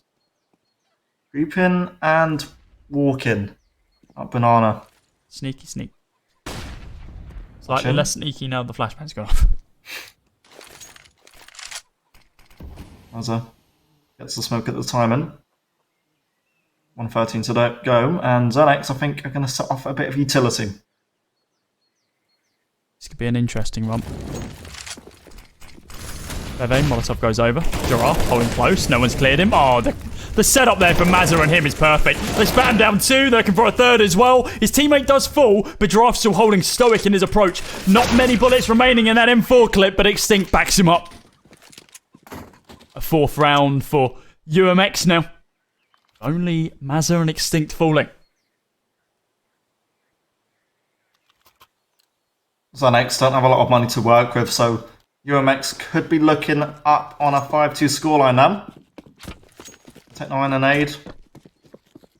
Couple of pistols. Xanax are brought out. Flash in the middle, or second mid for Extinct to maybe work with, but Bevy for now not too eager to peek. In fact, peeking into Extinct was Haiku. Now angle, but still. UMX take advantage, and Artis, a nice one as Mixan and Magic all full.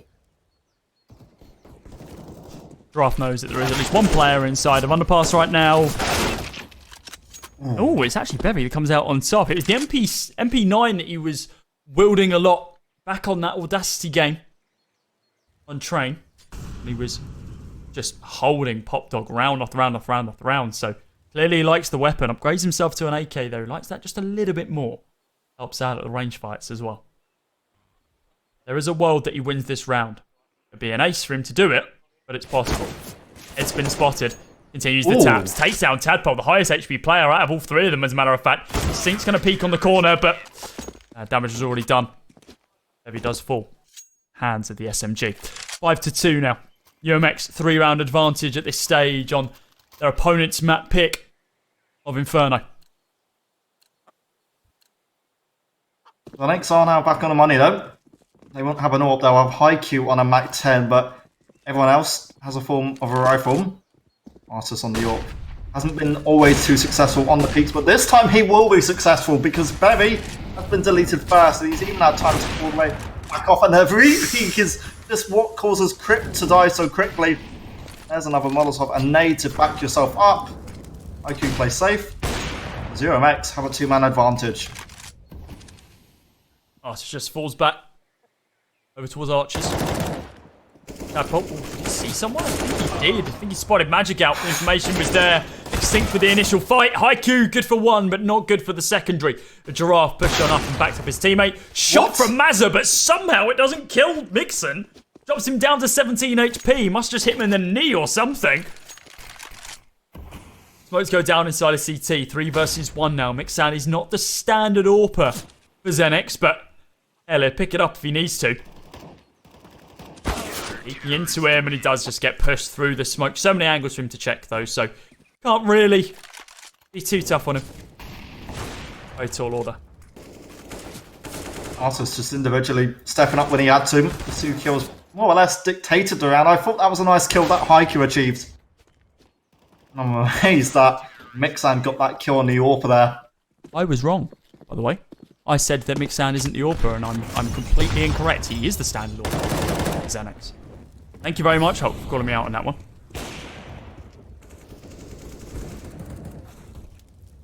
Stink, though, has died this round, courtesy of Berry. Pistols again for Xenex. Again, looking for a bomb plant or whatever damage they can take away from UMX. And Mazza not too eager to peek because his teammate has fallen. And he could also stay alive and maybe get damage done. 2 kills. They're perfect. They're crisp. And Xenex, they can't fight Banana anymore.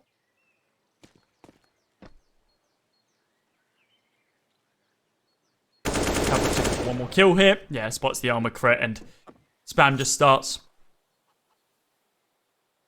Bevy dropped his gun. Doesn't need it. Yeah, he's going in with a knife only. Very bold. Bold strategy from the young German. Have you heard the Bevy 1-on-3 with a knife only? Gets taken out by Artist. Ah. I think that's why I hadn't heard of it before. I love these super aggressive pushes we're seeing from UMX, by the way, inside of apartments. This was nuts from Azar as well. Nice little flick to be able to hit the moving Haiku as well.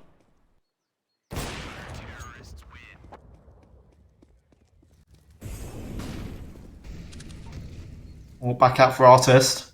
And also out for Xenex boys as well. Mixan will use it, and Magic is looking to really fight and take control of Banana. And this is so dangerous, it feels from Artist, and thought he was going to escape that. Apparently not. Dodges the first bullet. Not able to move quick enough to dodge the next one, though. Magic only 5 kills to his name so far, round number 10. Being backed up by Mixan. Shot actually rains on through from Mixan. Takes down Giraffe. Maz is there for the trade. Still just going to continue holding. Seen that he can hit these flicks in the previous round and looking to hopefully do the same again. Instinct. Hear this movement up through mid and he just pushes straight on through the smoke. Gonna catch someone? Yes, he is. Bevy. Got another one as well. Damage dealt, but no frag gain. Haiku picks him up. 3 versus 2 now. Smokes go over to A and B. Essentially the same time. Tadpole looking for the spam. Is indeed going to be able to connect onto Haiku. Mazza missed the opening shot. Now just need to fall back directly onto the site. Flash hits, but doesn't hit him. Ooh. He does connect onto Magic this time, though, and now just crit. 1 versus 2. If he can get Mazza, there's a chance, but it's going to be a tall order to be able to do so. Wow, he's really going for it, and I can appreciate the attempt, but the backup from Tadpole from CT was all that was needed. A timeout being called from Xenex as UMX secure the first half as their own. Well, Xenex have a bit more work to do. UMX on their map pick, looking pretty standard and in control for it so far. Mazza been hitting some great shots to the Yorp, just holding it up in Banana. This is Xenex map pick, not UMX. Sorry, my mistake. Makes this even more interesting, I think. The T side for now is not working out yet. There's still time for them to pull it back. I agree. I think I can see Xenex, if they become a little more structured in some of these rounds, potentially going up to 4, maybe 5 rounds. And yeah, there we go. A little bit of advice from production. Just never believe Louis 2K. There we go. Thank you, production.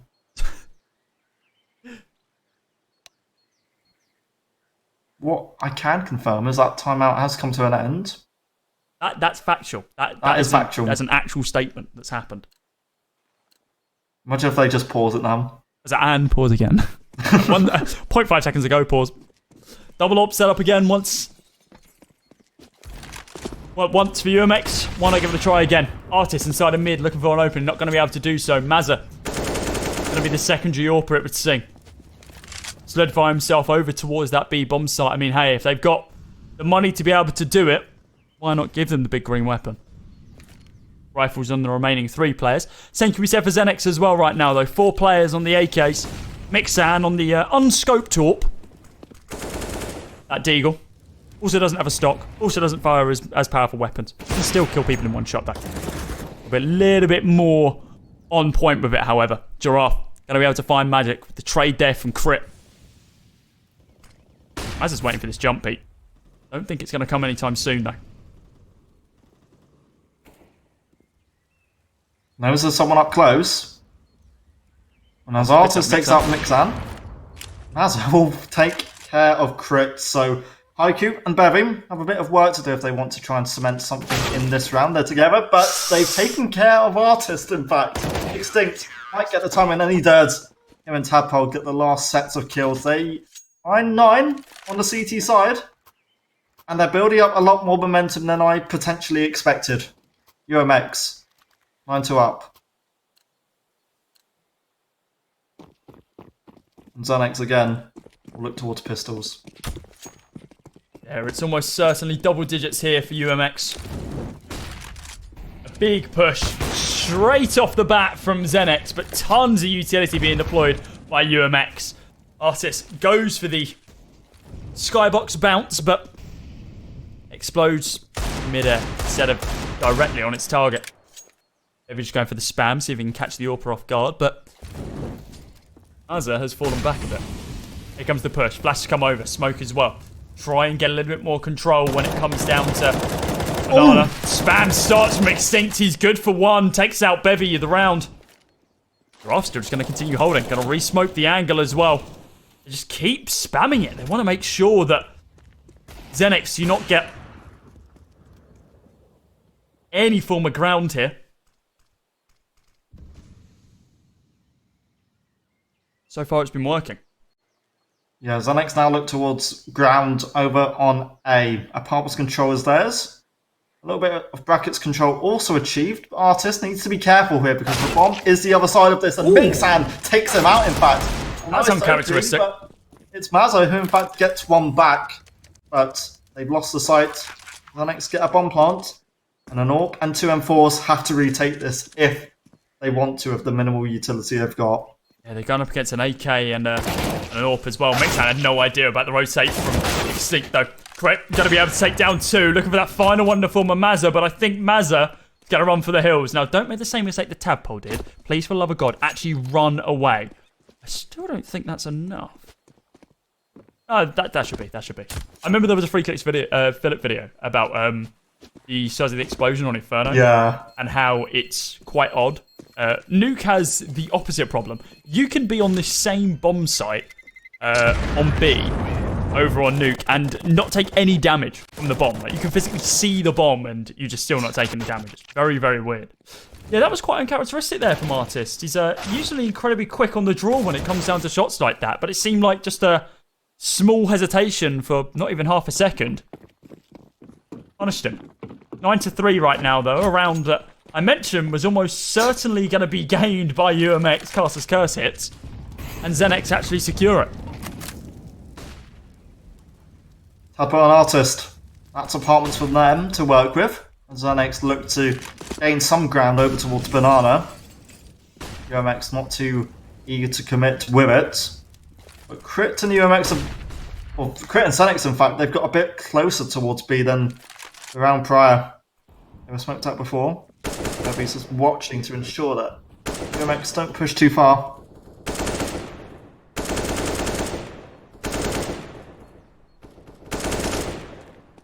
Just pre-firing, looking for the info.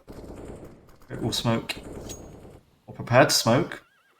Just cancelled it because UMX have sent in their own smoke. It's the out peeking corners with utility in their hands. That's always good. Smokes go down now as the ones that the CTs throw. A little bit deeper into Banana. Have dissipated. The CT smoke plumes and only got a few seconds remaining now though. Mazza spots out 1, misses the opening shot, takes quite a bit of damage off the back of that as well.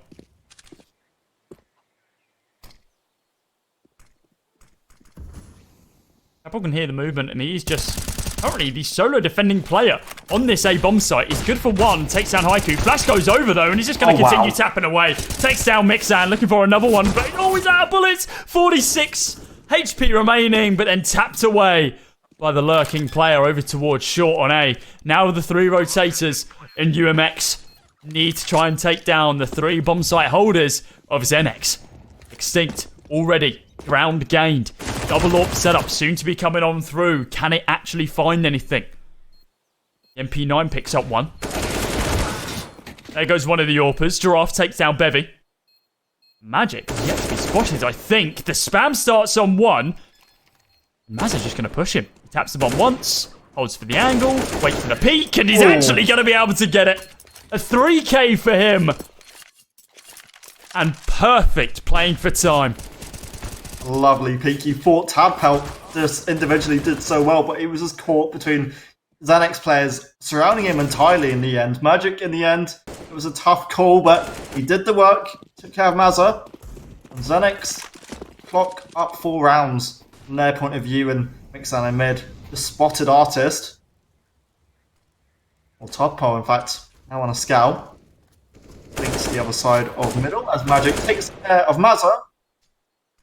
I think, now you look at the money, Xanax, it certainly looked towards a 9-6 half, and that kill gets rid of Extinct. And no one's really expecting that. Tadpole spotted out 1, does need to fall back after missing that opening shot though. First round that we've seen where Xenex are completely in the driving seat from the get-go. UMX, they're running out of steam when it comes down to their economy. No buy in this next round. They kind of forced into this hoping for the best, but it is indeed going to be a 5th round for Xenex. Potentially even a 6th as well as we move into the final round of our first half.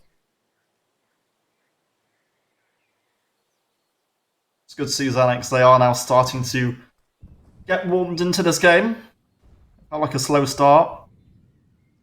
UMX heavily controlling the early engagements of this one. But no congestion at the end of round 14. The one will go off. Xanax find 5. An AWP and 4 rifles will stay alive. A good motivational boost. UMX's buy is, as you expected, not too perfect. Scouts, some SMGs, some pistols. Find out what they can. Artist is going to get an ace with this MP9. There you go. That's the call. Let's see what he can do. Okay. You know what? I'll take it back. Just take it back. The artist got stabbed by his teammate early on. Yep. There goes the ace potential. He's only going to get a 4k now and he's going to die. Might actually be able to get this opening kill onto Haiku, if I'm completely honest. Tadpole going to get taken down inside of mid by Mixan. Artist being quite passive here for such an aggressive angle. You can. It's still available. Just waiting for them to push him instead of vice versa, which is what we usually see with the MP9. There's Haiku. Dead. There we go. I told you, the knife between the shoulder blades, that will trigger you. Extinct, is he going to be triggered enough to fail this kill? Oh, IQ gets the peak. The AK beats the Deagle. And saw an aid, just get rid of a chicken. Not too good. As on site with the scout, does damage in fact to crit up close. It's still Xanax. They have themselves an open A site. The bomb's going to be late, and that's why Mixan was holding the angle. Let the bomb cross to kill off Mazza, to let Xanax potentially find their way to 6. Oh. Wrath 1v3, nothing you can do. No scope by Mixan to be able to close out the round and close out the half. 9-6 now, your scoreline as Xanax, they are clawing themselves back into this one, stopping UMX from double digits with those 4 back-to-back rounds towards the tail end there. The eagle shot from Extinct was so close, yet so far to actually connecting, and Giraffe, well, it looked like he had plenty of opportunity to be able to take down Mixan there as he just stomped on through mid. And just at the last moment, Mixan was able to spin around and no-scope him. And speaking about spinning around, Mixan's going to be doing a lot of that at the moment as he's got a lot of angles to check when they push down Banana. Magic's actually going to be holding on the site. He's going to let them cross. There's one cross, takes him down, looks for a second as well. Not going to be able to do so. Traded back. Artist and Mazza, though, still doing damage, close range. And both of them had the clicks. Oh, dear Lord, is Artist fully out of ammo? I don't think... Was he really fully out of ammo? On a Glock? What the hell? Mazza now in a 2 versus 1 against Bevy. Bevy's got a double peek this. Not a chance to get both. Surely not. Damage dealt. No frag gained. It's double digits now for UMX. It's 10-6. That was such an awkward encounter, just sitting in banana. Magic got 1 kill at least. I'm assuming he had no bullets in the flip left. Can't believe he has no bullets in a Glock. Unless he just wanted the knife fight.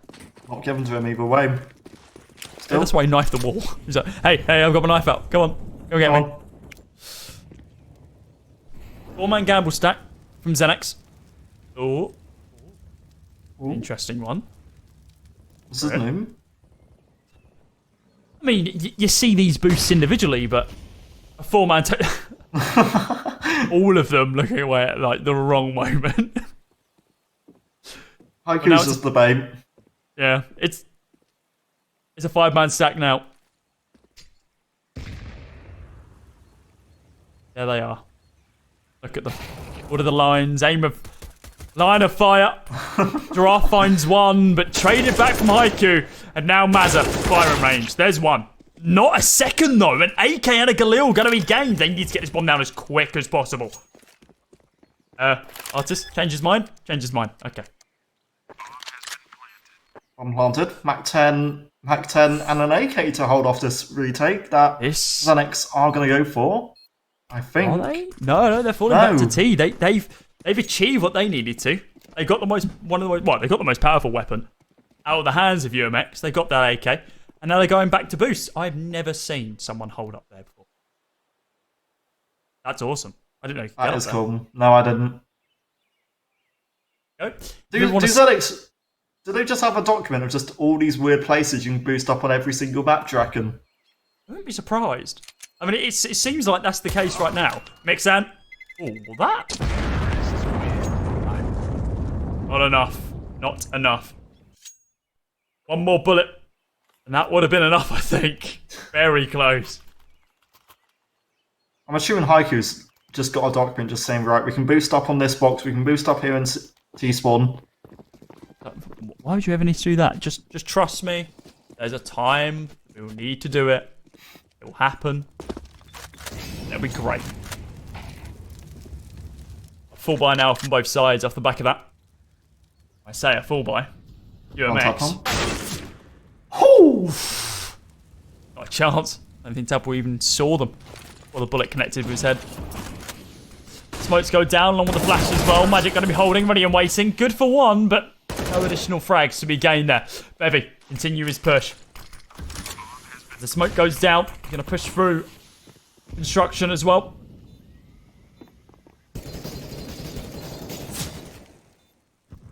Breaking the stained glass, man. Come on, that's a lot of money. I'll do that. I was just going to flash and Giraffe. I'll say flashing. Nothing to really Smoke. fight against. No flashes for Giraffe here? Yeah, there it is. Flash comes over from Mazza. Takes down Crit. Continues to spray onto Bevy as well. Now just Haiku and Mixan.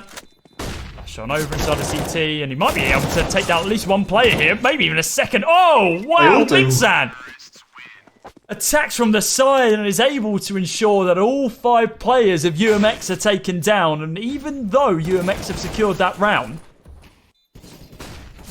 their economy isn't going to be in the best of spots. They're still going to have a buy. But for rounds moving forward, yeah, look at that. Artist, Mazza, Extinct, all below 600. Great sprint boost there. And, Artist! Punished Mixan. Held the angle, crouched down. Oh, I just seen someone up, and he's dead. Lovely. Perfect start.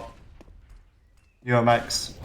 More than happy to try and attack the A site after what they thought was the AWP had gone. Crit still has an AWP to play with, holding deep in apartment and Extinct.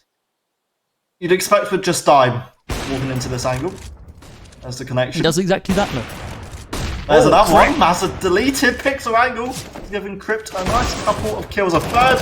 Not quite there. Tadpole can't do much more as Haiku brings him up. Wanted more. A 1-on-2. Bevy and Magic left. Artist has the bomb. Now looks for a bomb plant. Well, he goes down into library to be able to stop that angle, but I don't think he's fully aware where everyone is right now. Once off extinguished. Let's check your right-hand side, Artist. You're about to get your head ripped clean off. Oh, actually hits the shot onto Magic, but had no idea where Bevy was. And Bevy just continues the shots into the lifeless corpse to ensure a 7th round for Team Xenex. It's 12-7 on this first map. It's a great opener for UMX, but just a few sloppy situations and some great shots from Crit. Even though it's brought down to a 1 versus 1. Still wasn't enough. Certainly feels like UMX. Okay. Oh, Xenex, sorry. They are the team who have a bit of momentum now to work with. Mixan takes out Tadpole after he took out Haikyuu. Quick play middle. Xenex so quick to just try and close in on these players. Extinct's got one back. Bevy and Xenex you'd expect should close us out, but we've still got Artist and Extinct alive. They've not got the bomb down yet. What's Extinct on the site? Who? Extinct is on the site. He's on A. It's completely open there, but you have to find some ground. Artie finds himself an M4. Yeah, but how they want to push this one. Tons of time if they want to rotate back round. Mixan, perfect timing. Absolutely perfect. Go to take down Extinct. Artist down on 8 HP, and it's just a single bullet. It's all that's going to be required to connect for Crit. Ensures an 8th round for Xenex. UMX having some difficulties in the second half. Mixan back on the AWP. Pistols for UMX. And this is a great point in the match where Xenex could try and build up some momentum to try and drive them forward towards potentially closing out their map pick. It's one on top of the fast play up Banana from the UMX squad. One on top by Bevy. And the M4 has just done huge damage. Magic, a triple. Backs out, plays safe. Bevy might look to peak this. It's Artist and Tadpole. More. A team ace between Bevy and Magic. Xenex pick up 9. Nice and clean round there. But of course, it was only against pistols. You can't really expect too much from UMX there. I know that other teams and other players have been able to do absolute wonders with Deagle setups, but a 5-man rush down Banana essentially is what that came down to. So nothing super miraculous, but some nice aim either way. Giraffe expecting to push through that smoke, which is still yet to come. 30 bullets spammed into a wall. Gonna do 30 more, it would seem. Nope, just the 9. San holds back. Waiting for someone to push him instead of him getting aggressive down mid. Giraffe right now getting aggressive down Banana instead. Still has his smoke for CT.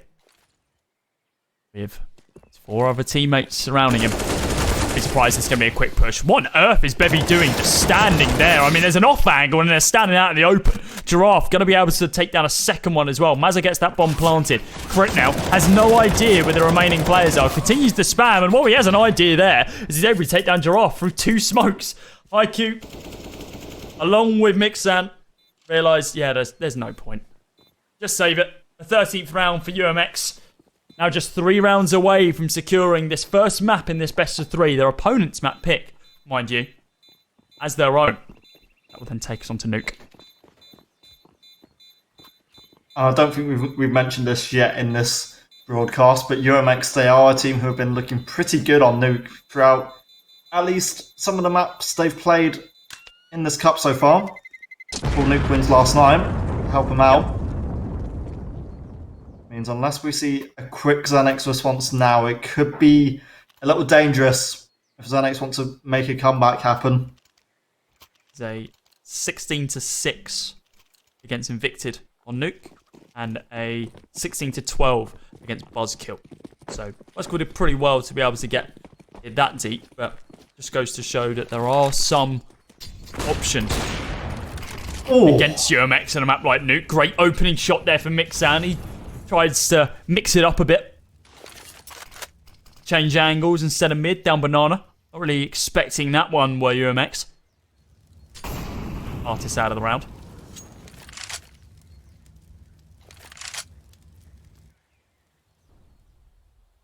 Giraffe solo lurking up Banana. Made it to Calm. Me buried to greet him with a Molotov. Peeking with a nade. That hasn't always gone too well. Flash in. So next for now, we'll just keep holding. It is UMX. Looking hungry with some fake utility on A. The bomb heading out on B, Cody. There's your Molotov down. Giraffe going to get taken down by the M4 along with that chip damage. I think they might fall back now. 40 seconds remaining. No, they're not. They're going to continue their push. Mazza's going to be able to take down the initial one. Magic still on the site. Smoke goes down to be able to block off at least one angle. He's going to use that to his full advantage, actually. Look at that.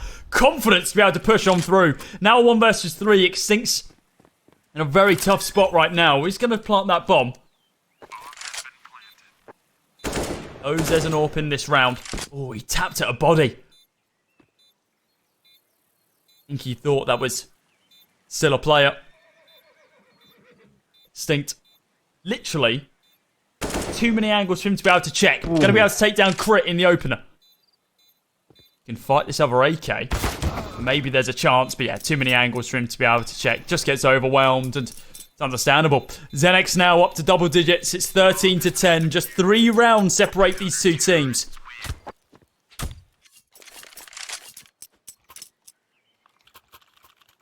Magic, to be fair, is becoming a bit of a key part of how well Xenex are doing on the B site, if anything, because that's the second round now where he's got 3 kills at once. And it's again a player that UMX need to try and focus on a bit more if they want to maybe have a bit more success on that B site. Now Mixan will just back off. An early peek didn't get him too much information. A flash out close and playing safe towards long bracket. The next start this one off quite defensive and passive. Extinct's made it in bedroom. Artis and Giraffe are making their way up banana.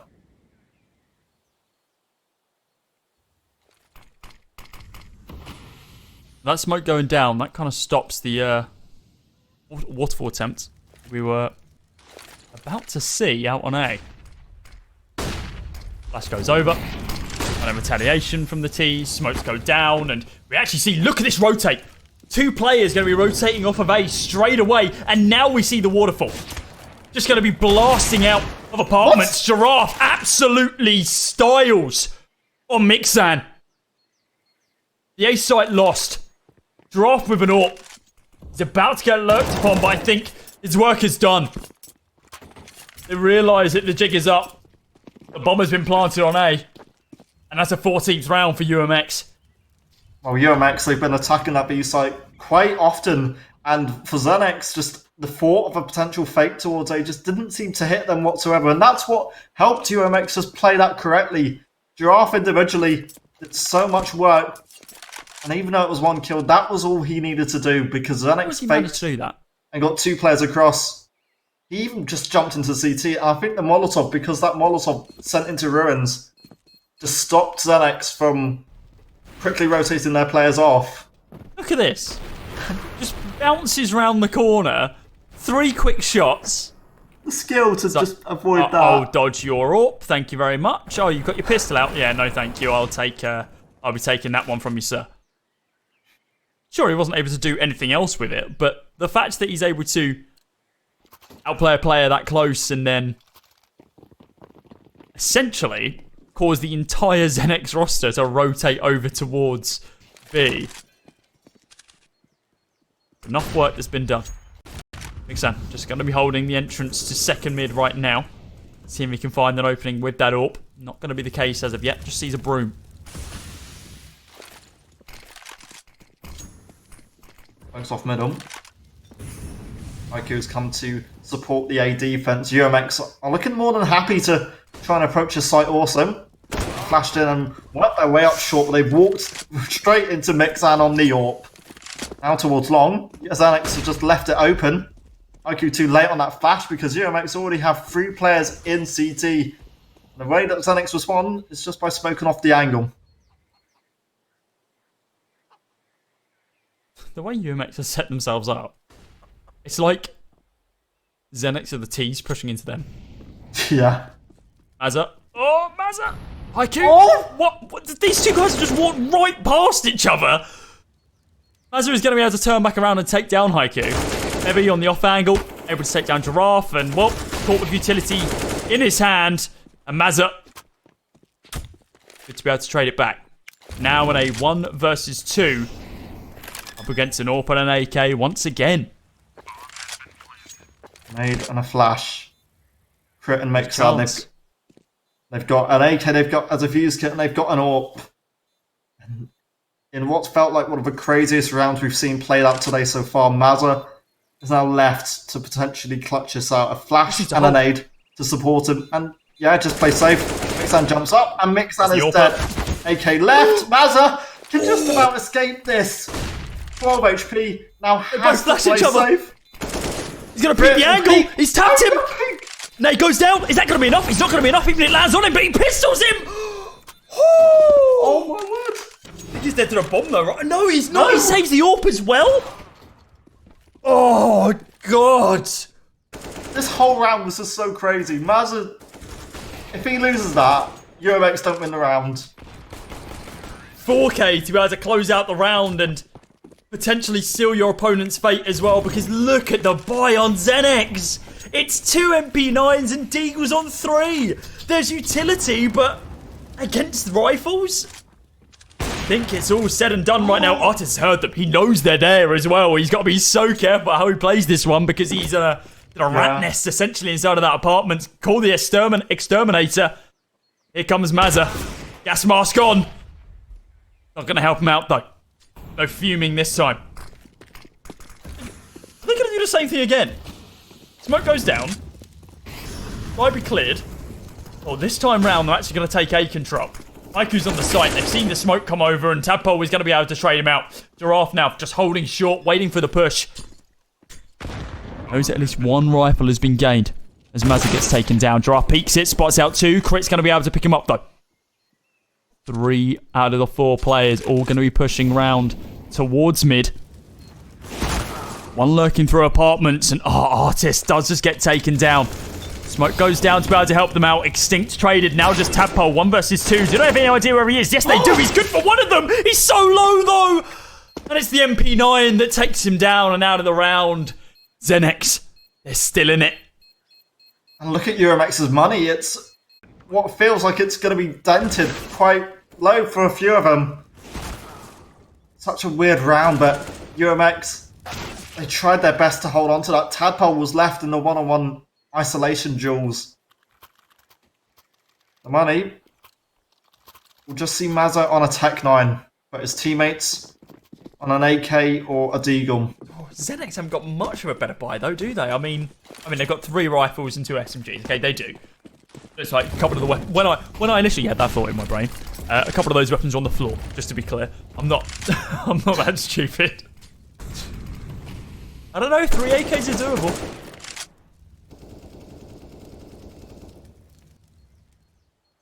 Xenex do have to be careful of their utility as well, because they don't have as much as they normally would. Especially holding this close up Banana, it feels like it could be a death trap if something goes wrong. Magic has to stay close, he needs to support Bevy. The Molotovs are just so good. And Xenex, they've got Bevy up close, he can do damage. 9 gets clear, but Magic can only get 1 more. And UMX suddenly get the bomb back and still have a minor chance, but Xenex, they've got the advantage. And they just about have a man on each side left. I've said it before and I'll say it again. An MP9 in the hands of Bevy is ridiculous. Like he can do so much work in clutch situations with that gun. And that just goes to show it. UMX trying to take advantage of the potential rotate over towards B, but looks like Crit, who originally rotated, has now fallen back towards his site of A. Head been spotted by Mixan. Could molly it if he wants to, but Tadpole just hoping. Mixan just hoping that his teammate can back him up, and oof, just he's running. Cremate the corpse while you're at it. 15-12. No buy going to be available here from UMX. Are they going to have performance issues towards the tail end? They're buying? Okay. Bold. I mean, it's only pistol. It's nothing particularly major. If they bought up SMGs, I'll be having words. There'll be a twit long. I'll be like, what are you doing? Oh, that's a lot of damage on that nade. Oh, that is a lot of damage on that nade. That Molotov's not going to help things either because UMX can't commit out of that. Magic smoke, just to slow things down. And Magic to me has been one of the key reasons why Xenex have been holding the B site often so well. UMX are going a bit more down to basics, 3 up close in Banana. We've got Artis about to lurk towards CT. And Mazza joining his teammates up on Car. Bevy's peak gives him an easy kill, and it could be a second one with Tadpole also deleted, and Giraffe also falls. Just knife in the wall. Oh, Artis. Peekaboo. Oh, Mixan, 6 cents, like that. Flicks around and is able to stop the rotate from happening. Maybe some information was gained that someone did lurk all the way through from A. Overtime on the cards right now, Louis. 15 to 13.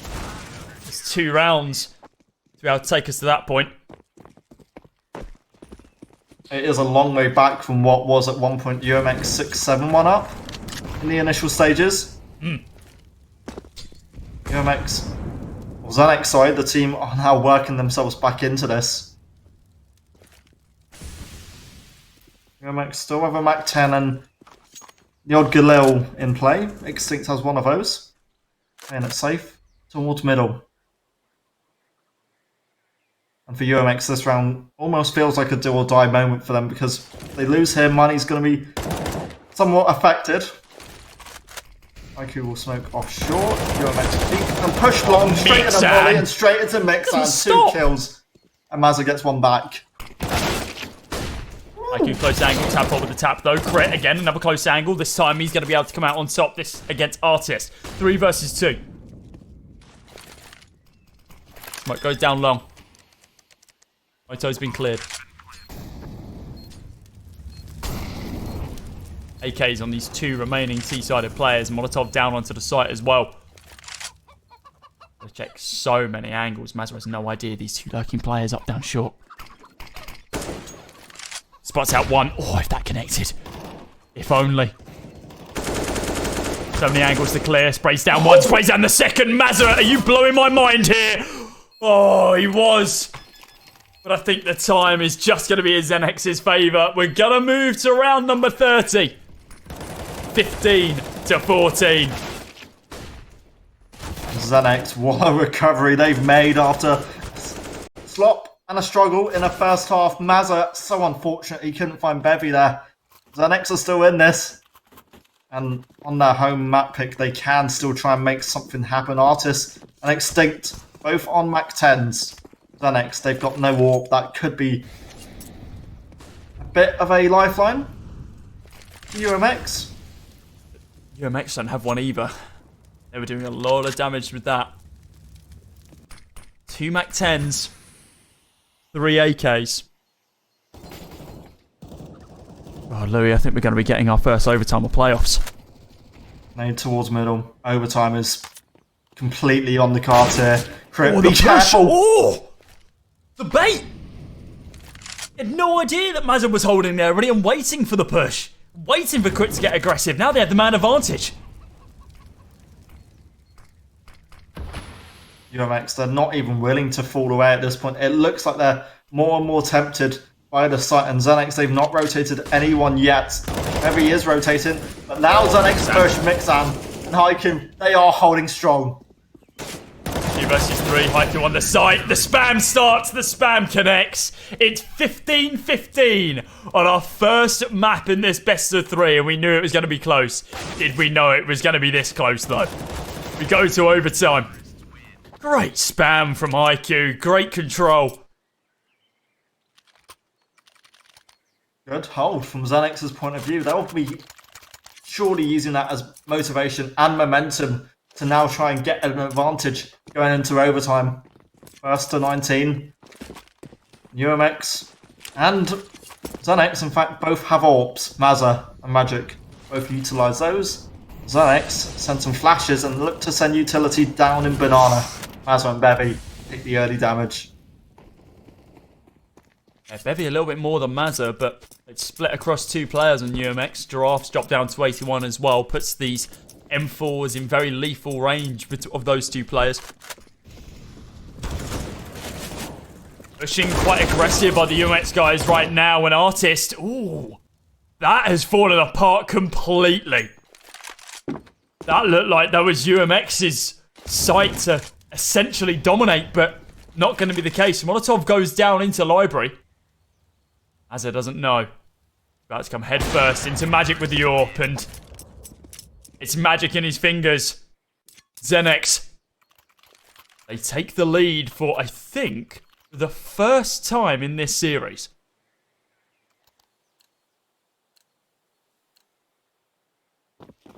I got scared that was an auto sniper that Magic brought out, but it is just an AWP. Please no. You don't want to see auto snipers yet.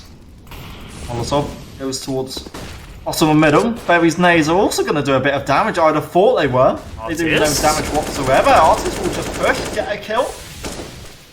Despite Molotov doing some damage, it is UMX with banana control. Look out for Magic. Oh, this flash. They're going to flash over. Surely, Magic. Yep, he's completely blind. He has no idea what's going on. An Artist just so aggressive, much like his Brazilian counterpart in Art, just rushing through when required. And with that bomb being planted, the call's been made. We don't have that much money, guys. Crit and Mixan just need to fall back, save the guns, and make sure they have a buy for this third and final round.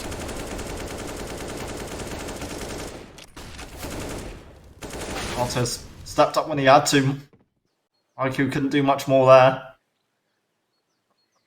I think it's the first time we've not really seen Magic perform too well with an AWP holding on the defensive end. One getting closer to exploding. UMX can just stop that streak of Xenex rounds going against them. AWP, 3 AKs kept alive for them.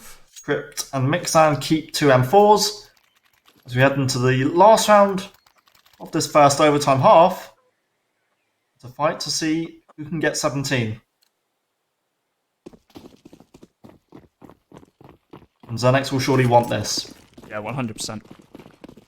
Because they're a little bit more comfortable on the CT side right now, if you think about it, right? They've just played 15 rounds on it, and they don't want to be going into the T side at a disadvantage. I mean, the same story can be said for UMX. Both of these sides haven't swapped over for a little bit of time now. This does then give both teams the opportunity in the second half of the season. So try something a little bit spicy, a little bit different. Remember, their tournament life is on the line in this best of 3 in this single elimination playoff stage. If you lose this series, you are gone. Out. Done. You have no money. You wasted your weekend. In comparison, whoever wins this game, they will at least secure some money, reaching the semi-finals.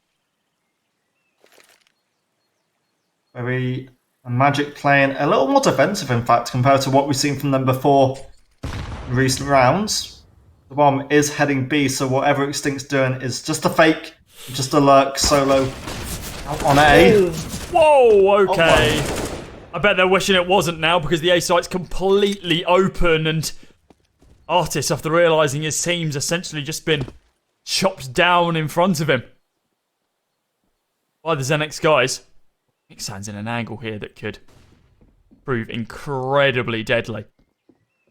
Artist needs to blast out of apartments, but when he does, he needs to be careful of the angle. Mixan to spray, even though he was flying through the air. Still good for the able to pick it up. Multiple angles for Extinct to be able to check now. Molotov, why are you... He needed the bomb, had no time. Oh. I'm going to be honest, I didn't look at the time. I did just think, why have you just run into the Molotov? What are you doing?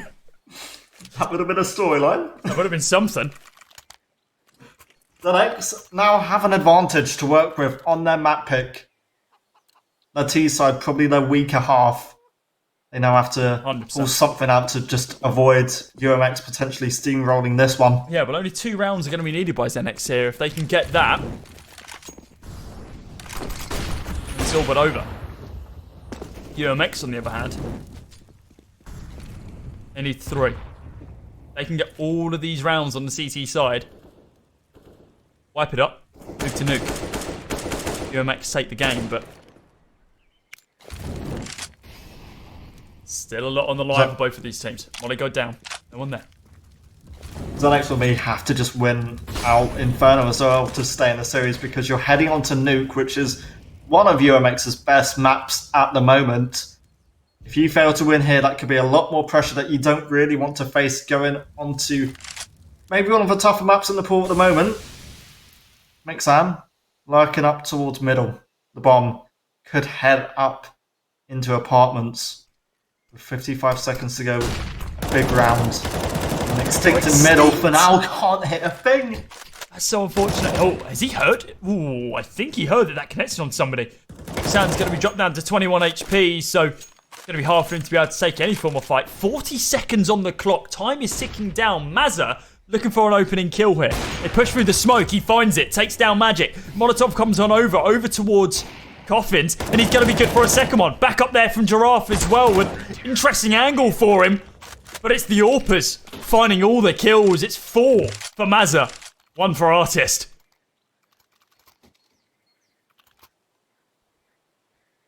Tied up again.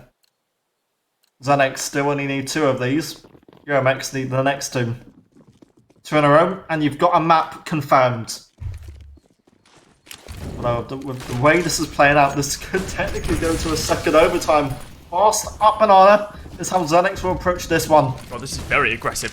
Chuck a molly down or something, guys. Giraffe's ready and waiting for it, though. Spams down 1, continues it, though. Looking for even more blood, looking for even more damage. Finds 2, a lot of damage onto a 3rd as well. Here comes the nade. I've seen these guys do this before on Inferno. Yeah.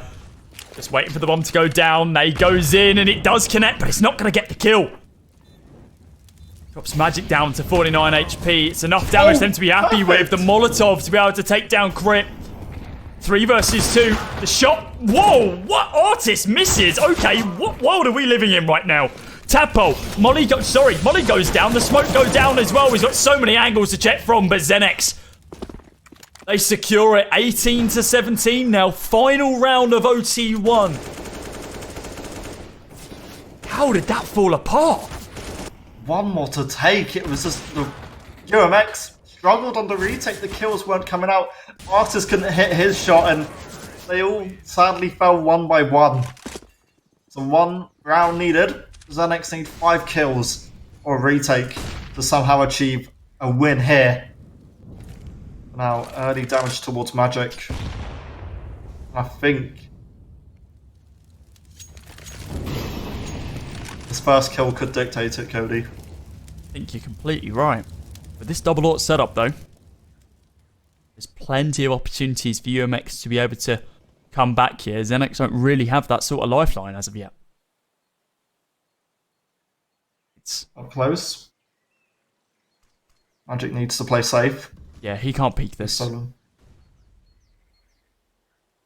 If he does, he's got to be 100% confident he's finding that frag, and I'm not 100% confident he even knows that his opponent's there. Team flash there. Ooh, interesting one.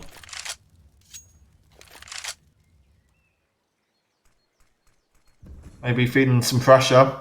UMX, they've responded perfectly. 2 smokes, 1 in apartments and 1 on long. They're playing time down as well. 45 seconds on the clock, and it's ticking down without any form of push from Xenex. Here comes the first smoke to be able to block off Moto. Here comes the second as well to be able to block off the angle for Artist. As a matter of fact, it doesn't block off the angle. It does just cover Arches, and that's it. Artist peaks, misses the opening shot. That's the second time he's missed essentially a sitter at this point. They could rotate all the way through to B, and I think that's exactly what they're going to be doing. Oh my good God, they've got no time to do anything. They need to just commit onto A here. And Xenex, they've run it down way too low. 15 seconds on the clock. Artist misses the blow, hits the first flick, extinct on the side defending, and he's done everything he needs to do. 8 seconds, 7 seconds on the clock. Magic gets the bomb down, but he's on 32 HP. Mazza and Giraffe, they need to push together. They need to push up quick. Only one defuse kit going to be available, and this is going to be in the hands of Giraffe. A single bullet could do this to be able to take down Magic, but Magic can do the exact same thing against these two. A single tap's all that's going to be needed, but no. An OT2 is going to be confirmed. 18-18. We play to 21. That was so chaotic, Xenex. They just wasted all their time because they just stood on long. They weren't sure whether to commit towards B or just stick on A. And I think that's partly why UMX were allowed to just take that in their favour. That's the first to 21. Or the first to 22. 21 to 21 will take us to an OT3, which would be a very interesting one again. Do we think we're going to be going that far? I mean, the way these two teams are playing, it's incredibly back and forth, so I wouldn't be surprised. Wasn't one of the longest games played out on Inferno at a UK event? Overpass was it Overpass? XL versus, I cannot remember. As a matter of fact, it might have been Zenex. Haiku, come on. Struggles in apartments. It was awkward for both sides, in fact. Extinct. But now we'll walk forward. Louis, no, you're right. Inferno. ESL Premiership UK Season 1 back in 2015.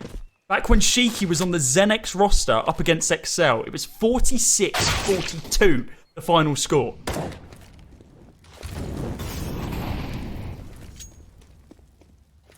Well, we got a long way to get to 42 rounds at least. 42 rounds scored. Giraffe for now will smoke off long. UMX, they've backed out of the A site at a time when Zenex are prepared to approach the A site. Or B site, sorry. Artist will back out. Just look to give them some cover or some info. You're pushing the smoke. This could be so dangerous when it gets you a kill. Mixan's dead. Artist and UMX might have an advantage. Say that one again. Nade goes in. Crit's going to be able to get the bomb planted. And oh, the Molotov just doesn't land in the right spot. Artist looking for the wall bang. Oh, so close yet so far. He's going to just continue spamming. It's a 3 versus 3. They need to get this push. And it needs to be cleaned from UMX so they want to have a chance. Nade goes in. Crit's on 12 HP. A single bullet. These M4s will do it, and Giraffe is going to be able to capitalise off the back of that one. Magic picks the angle. Haiku gets spotted as well, but the round's all but done with. 19 to 18.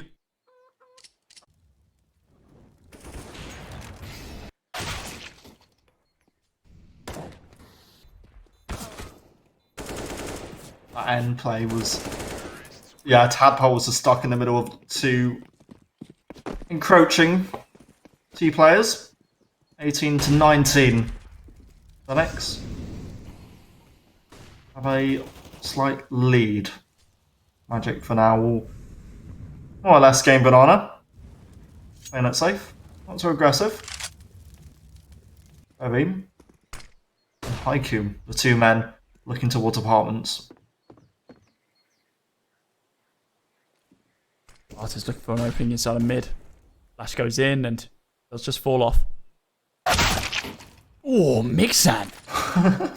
Even when he's not using an AWP, he's holding AWP in angles and he's hitting. Just crisp, clean shots. Flash goes over for Magic, just looking for something inside of Banana, which is still yet to come, and we need to see a little bit more consistency here from UMX. Flash goes in. Push from Extinct. He's holding close by barrel. Can't peek this. Surely not there. They've spotted him. Why has he peeked that? There's backup from his teammates, but now is not the time to go for hero plays. Hazard lines up. Oh, Magic. Ever so sneaky. Master's got to make the hero play. Lining up one. There goes the bomb. Haiku taken down. 30 seconds on the clock. Tadpole all inside a CT. And we've seen this time and time again. This time it's a 2 versus 2 instead of a 3 versus 3. No utility for Zenex. None for UMX either. Crit's been spotted trying to cross. I think they know that Magic's over by Generator right now. Crit peeks up. Spams down Tadpole. Not going to be able to take down the kill as of yet. But the second peek does it. 20 to 18 now. 2 round difference between this, and Zenex's T side is just completely changed from what we saw on that first half. Yeah, a lot more warmed up, a lot more into this now. Now UMX will be feeling a bit more pressure with only SMGs and a Desert Eagle for them to work with going forward. Minimal utility as well, which means Zenex, they completely control Banana. It could be easy for them. Magic, he's got 2. It was easy, more or less. for the Zenex boys.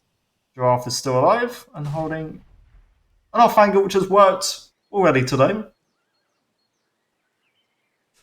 Yeah, the bevy angle with this MP9. It's the exact same situation that we saw a few rounds ago. Magic was expecting it though. It seems like knew that Giraffe was there. Artist peaks with the MP9, and well, it's going to be 21-18. UMX need to have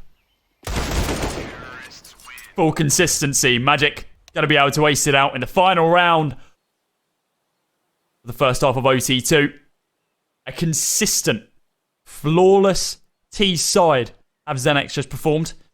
And UMX can do the exact same thing. They cannot falter in one round.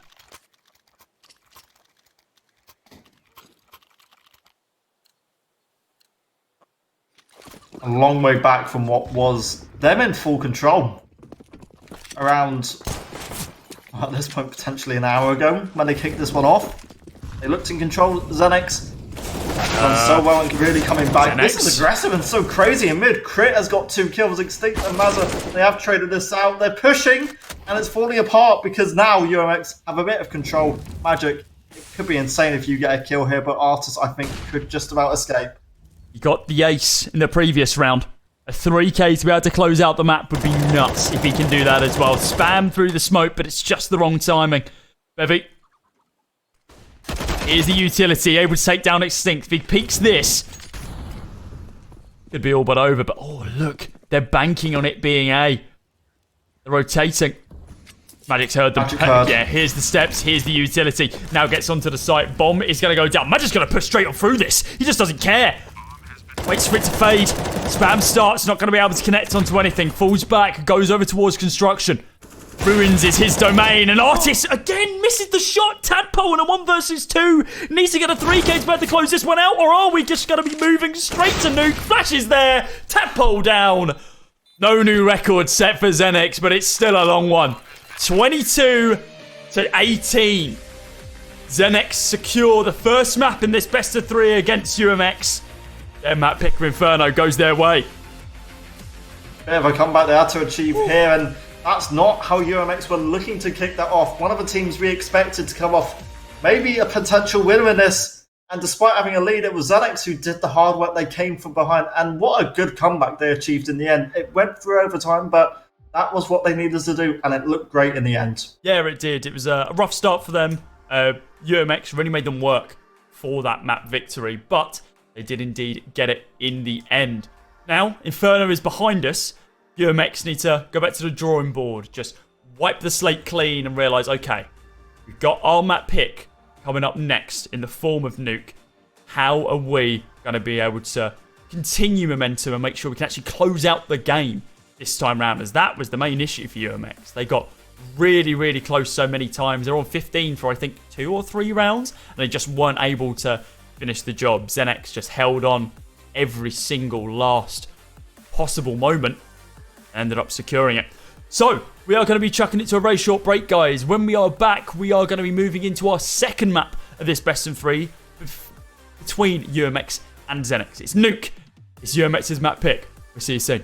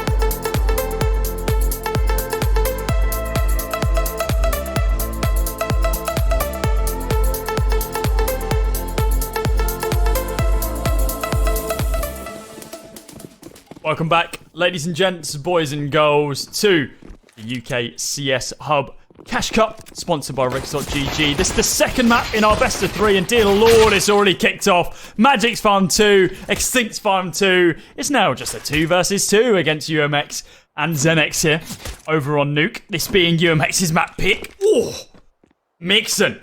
Lovely one tap to be able to take him down. An artist, well, he has no idea. Opens up the window, taps down Haiku, and now he's thinking about where he wants to rotate to.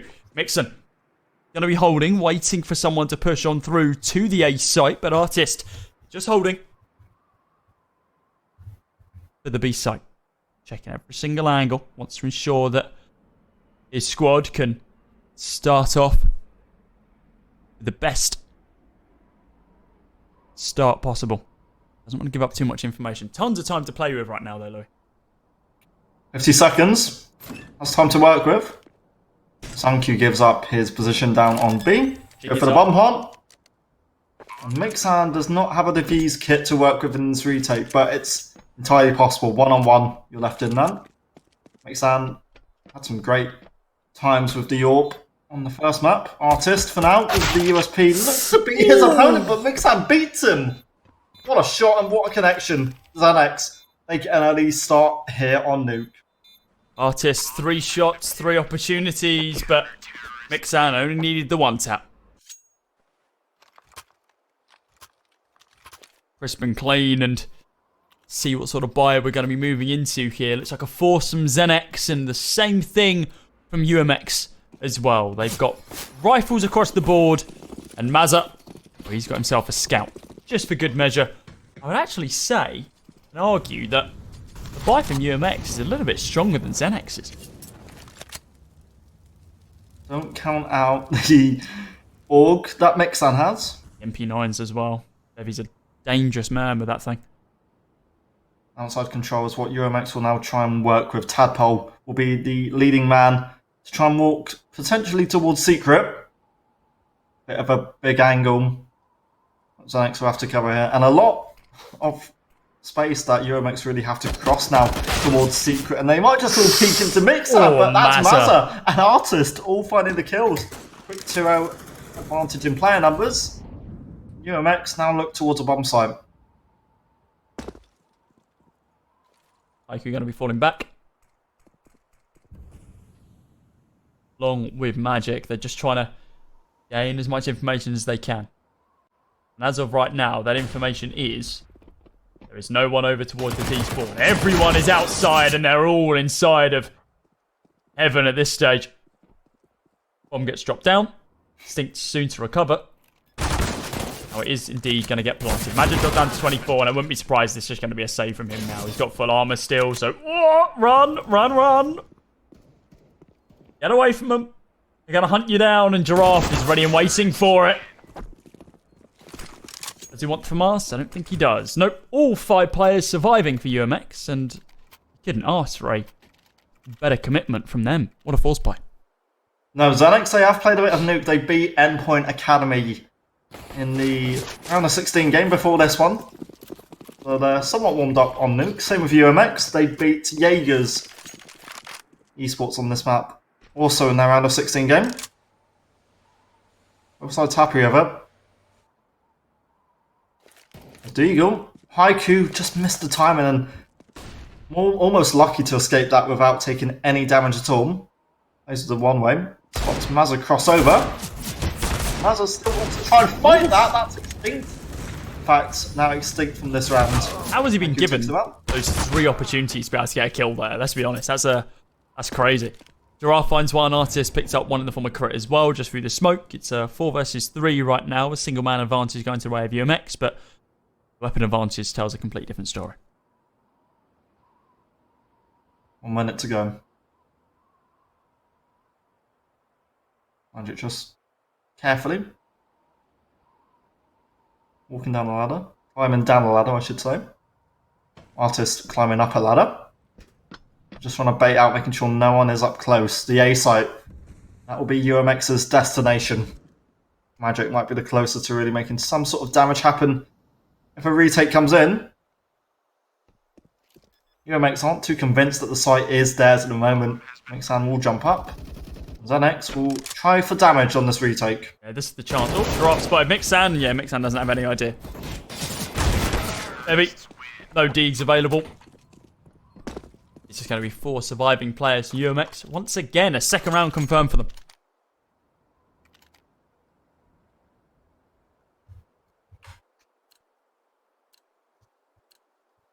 Eco from Xanax. UMX will now look to build a bit of momentum off of this one. Galil's and Org.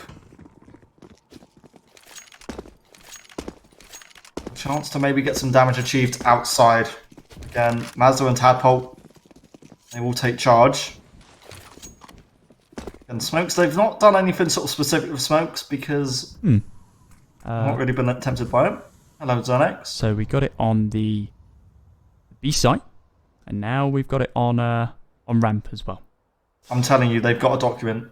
They probably do, to be fair. This is a strategic mastery 101. The art of war. Tadpole going to be pushing outside, and he's trying to get some form of information gained up in heaven. Ico has no idea that he's going to be lurking around here. Tadpole trying to find 1, 2, 3, 4. All of them for him. Single spray, 3 headshots. Sure, it was only against pistols, but patience from him. Yeah, I was expecting someone from Xanax to actually walk out of that before he walked in there. Nice clean up. Clean from Tadpole. Xanax and the Eco don't really achieve too much, and while they've got the weapons now to work with, they don't have utility to use. Smokes, flashes, nades, they're all quite minimum. Out. Oh dear. Script deleted by Giraffe. Mixan, this is dangerous to go for, but it's good enough for the 1 kill he can get this in the smoke. Means Bevy gets 1 more. 3 on 3 with Extinct down in secret. UMX now need a kill to dictate where they can go, and towards A, Artist could get a massive advantage. Oh, Artist. He's hunting for information, but I think the kill might have just moved away from him. Yeah, that's there's a time and a place to be able to try and gain more information. I don't think that was it. Now Haiku's got off scot-free, and he's still in a situation that he can be incredibly lethal with how he wants to fight this. And Artist's information has been given up. Oh, Extinct. Usually a lot more patient, but Artist, okay, somehow has still been able to hunt on back up. Haiku's got 2. Now on a 1 versus 2, and it's all fallen apart. Patience works from time to time. Not in this case. It was Haiku who we let past.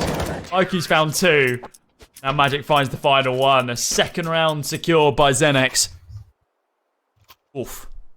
I think the term is. I wasn't too convinced at the start of it. Xanax did well, considering the gap in the smoke that was there. And it all kind of fell apart. I think it was Extinct who was down in events who just shot way too early and a bit too preemptively.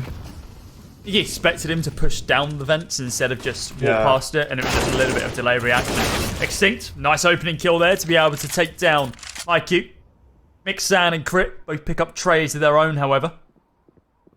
As a Tadpole Artist, last 3 remaining players on UMX in this round. It's a man advantage to Xenex. They need to find at least a single frag to bring us level, and then, or at least gain some form of control of a bomb site. Right now, the way they're set up, they've got secret control, but Artist is ready, hunting up into heaven. Taking every single angle possible just to be safe. Never be too cautious. Mixan's just holding all the way from ramp, waiting for someone to peek into him. As he doesn't want to give up his information as of yet. Smoke soon to go down. Very, very soon. There we go. It pops. It blocks off Squeaky. Now, we should see the push onto the site. Here it is. Mazza just has to be careful, I thought. He does. A lot of utility being used. It's blocking off the site completely, which is great. UMX. Tadpole's going to be able to take down Mixan. And now we're down to a level playing field. 3 versus 3. Retake for Xenex. Artist up close, just a great angle. He can work with Crypt, just walking into that one. And there won't quite be an easy enough trade kill quite yet for Xenex to work with. One player outside mini. The others just walked out of Squeaky Door. Magic, that's nice and clean. Mazza and Tadpole are now left just to find Magic. The M4, it shouldn't be that hard of a deal to work with. And Tadpole finds the kill. UMX. Off of that, find round 4. A nice lineup there from Artist. And Magic had some opportunities there. Almost got the 5th kill for himself. In Tadpole. Dropped him down to, I believe, like 6 HP. That spam. A lot of utility being deployed on A. And dear lord, a complete collapse into vent, and I don't even know if Crit's heard that with the amount that's going on around him. I think he did. Magic with her up close to try and at least get some damage done. The Hack 10 doesn't work. The Deagle does. Credit to Magic for finding that kill. The nade in his face means Tadpole will wipe him out. Credit to Tadpole for gifting that to Magic. Instinct. Oh, it's actually Giraffe. Gonna be able to find that frag there. Quite an aggressive angle here. Just waiting for the push to come further down ramp. I don't think it's going to happen. It's only pistols for Xenex. Giraffe might even go hunting for these kills just for the extra money. He's caught between a rock and a hard place. Does find one though. Crit is most likely going to be able to recover that. 10 off gets blown up towards him. He got blown past him as a matter of fact. Doesn't want it. Doesn't care. Doesn't want it. Probably going to be buying a weapon in this round anyway. Xenex will have money.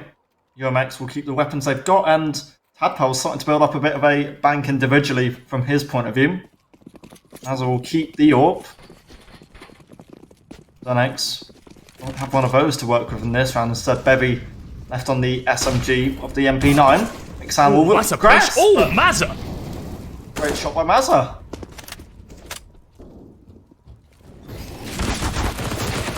Artist caught off guard by Bevy. He was just holding with that MP9. Again, these lurking angles with that SMG. He's so brutal. IQ going to be backing up his teammate. Bevy not had a chance to be able to recover that AK as of yet. Just waiting for the peak. Giraffe's only on 4 HP. Mazza's on 12. That spam outside from Mixan did so much. Molotov goes down. Magic's going to pop one of his own as well. 2 of these players can't touch it. They can't go anywhere near it. That bomb is in complete no man's land. I'm surprised they haven't rotated a player all the way up towards A to see if they can get some form of vent control. If they can do that, then maybe there's a chance. But a single bullet from Bevy here can take down, well, at least 2 of these players. And no, it's just going to be a spam from IQ. It's the information given. Information gained, along with 3 kills as well. It's a 3rd for Xenex. Only 2 rounds away from UMX now.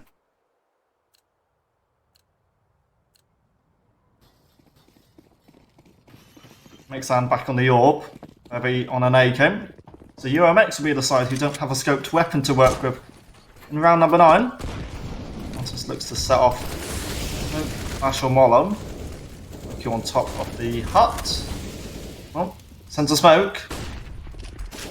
Throws a vision to what should have been UMX over and Squeaky, but still too after push out, and they don't clear Haiku on top. Extinct gets one back, but it's a 2-on-2, and it's UMX who just about have the site, and B site might even be a much better call now. I was about to say, is that the play here? Like, they've committed too much down there on Magic? Well, he doesn't know if that's Deacon or if that's Squeaky right now, but he's now going to jump down after checking that nobody's home and continue his push. It's an AWP and an M4 versus 2 AKs, both of them holding inside a shadow right now. Different angles though. Magic perform a bit of a miracle. Already opened a window up for him, so gives them a chance. Stink has an idea, like an inkling.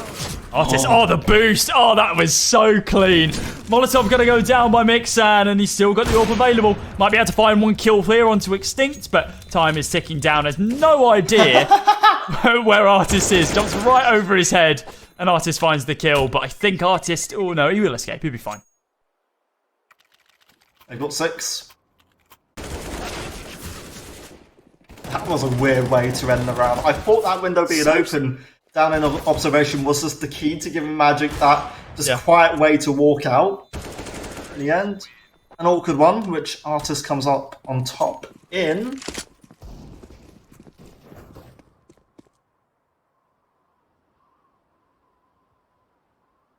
Pistols. Yep. Xanax. Across the board. 4 Deagles. USPS for Magic. Single flash. And half armor for Bevy.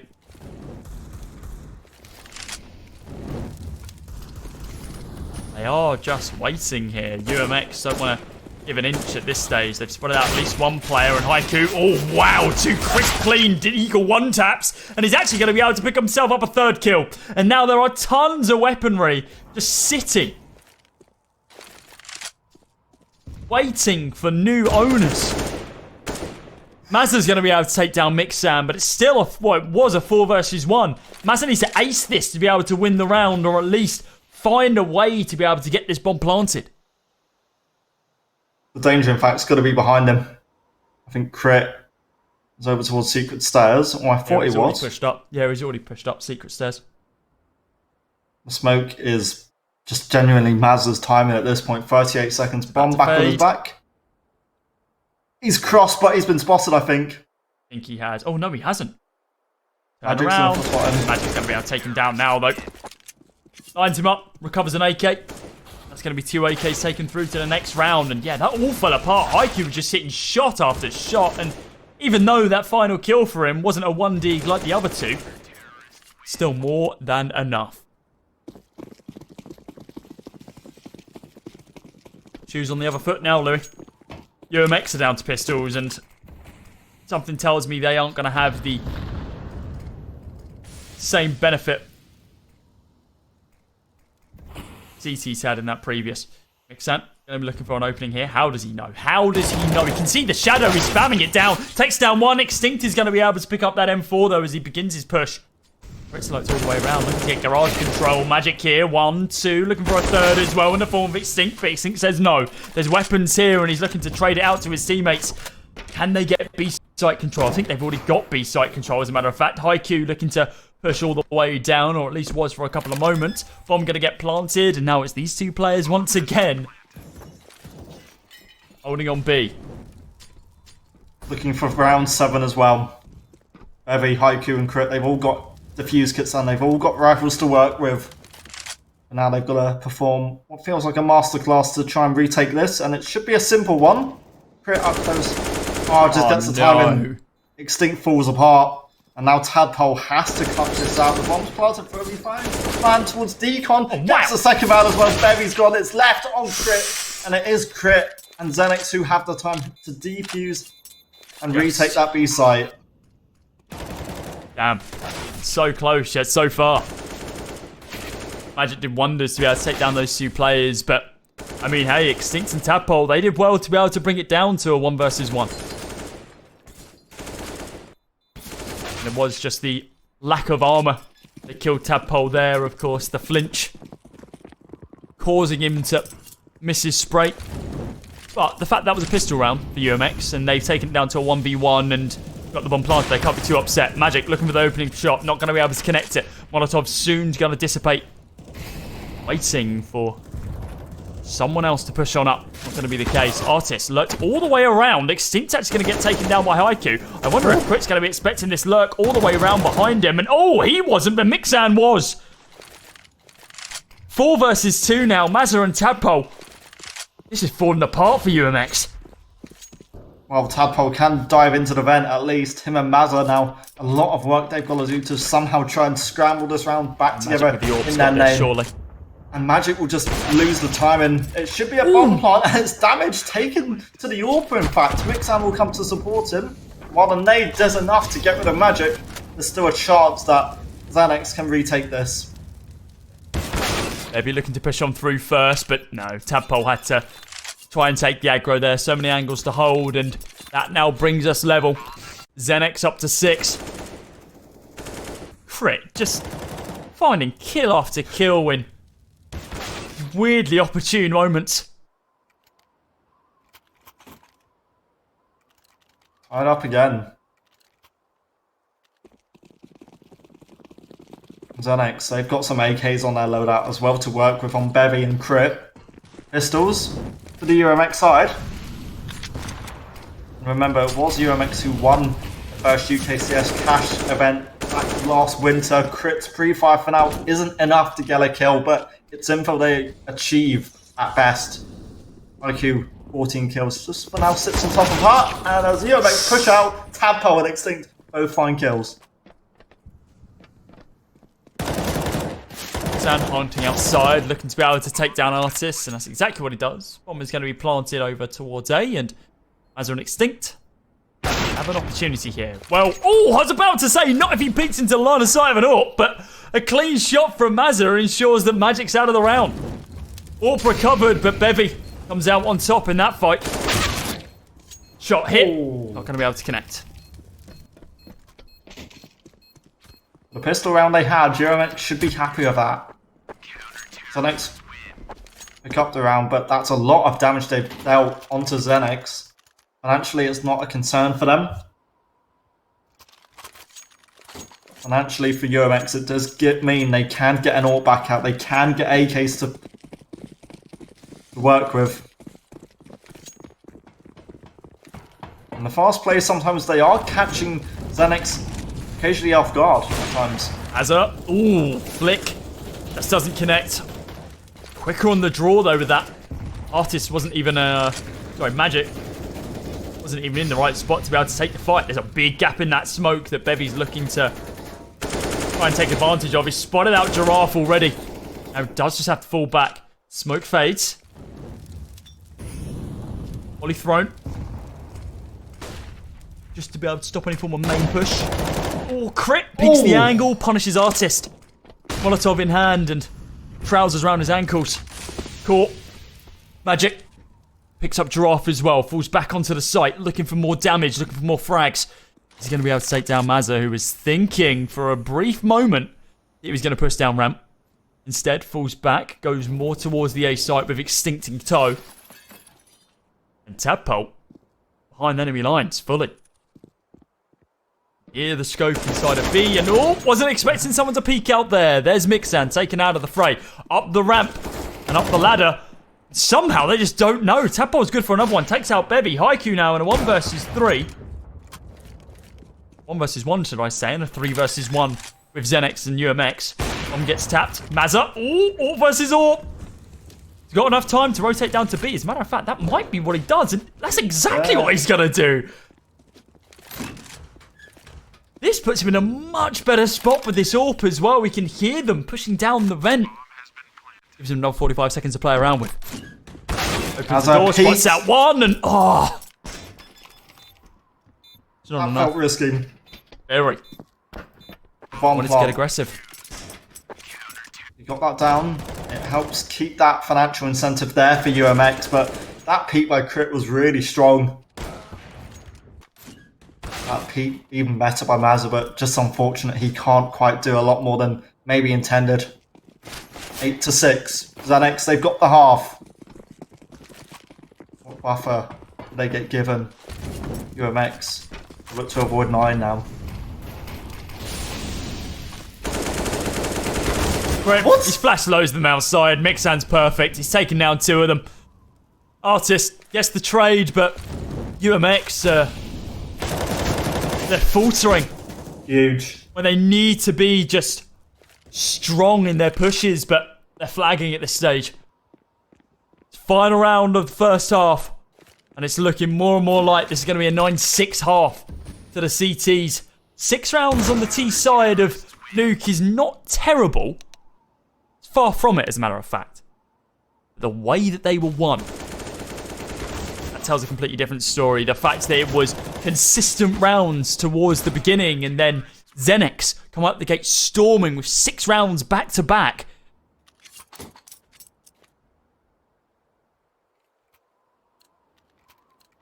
Wait and see how this one pans out. Yeah, a lot of pressure. Even more so on UMX, I think. 1 map down. Good start. Let's see how their CT half now starts to pan out for them. Baby, for now, we'll set off a flash. Giraffe for now avoids the flash and just gets the info, I guess. Quick rotation down towards Magic.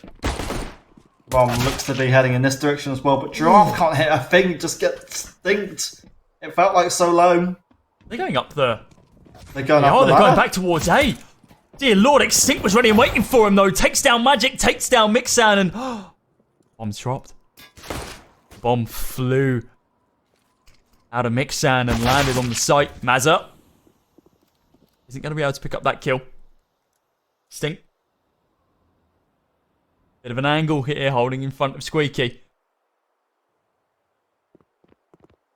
They've listened to push on through. He's given up his position, but I don't think he really cares. Gives up what he has, and but Extinct and Tadpole, they've held so well there. Now just Haikyuu in a 1 versus 3. Far from over this game as of yet, as UMX are looking to be able to bring it to 7. 74 HP. There's a chance at this sort of close range that Haikyuu could find at least 2 more kills, but not going to be the case. Extinct.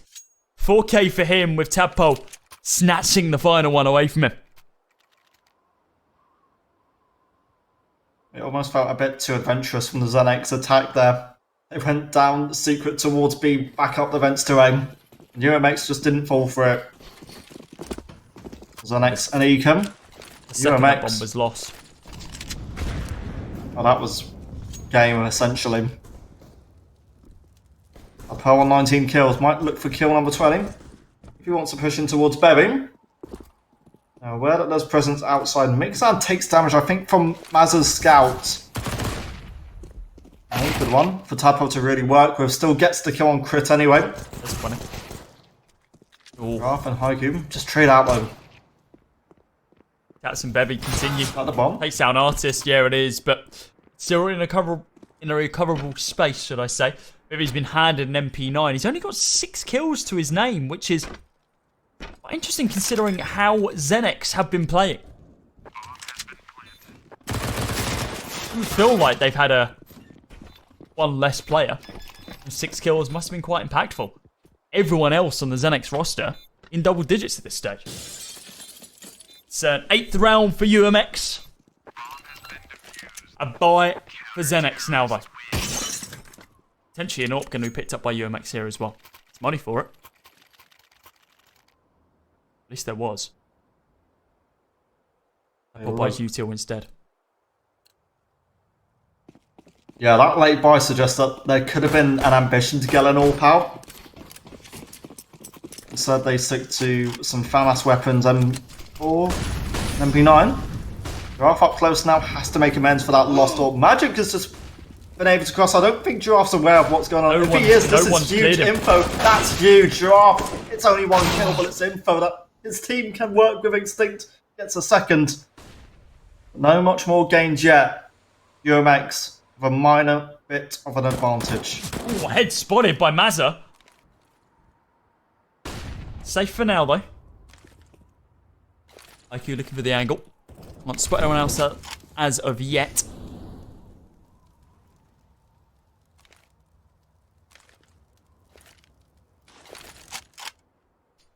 He goes down into secret. It's not going to connect into any of the 4 UMX players. 3 UMX players now is Mixan from what was. Oh Lord, really? Oh wow, Bevy. As a 1 versus 2 now, 4 HP and a FAMAS. I think any hoping in the world is going to win you that one. UMX have plenty of opportunities, just a little bit too overzealous it would seem, as a couple of the players pushing up just a little bit too hard. As is realised, I think. The fact that there's no one out directly on A. Heard the doors open. He's going to go down in through Squeaky. Sorry, in through Secret if he's even going to go for this one. But instead, hunting one for weapons. He's upgraded himself to an AK. Runs to T-spawn. Xenex moving to double digits. Their first full buy round in this second half. They've secured it. It felt like they had to work hard for it. 10-8. And I think you were meant to be gutted that Giraffe couldn't get more from the position he gained so quickly there.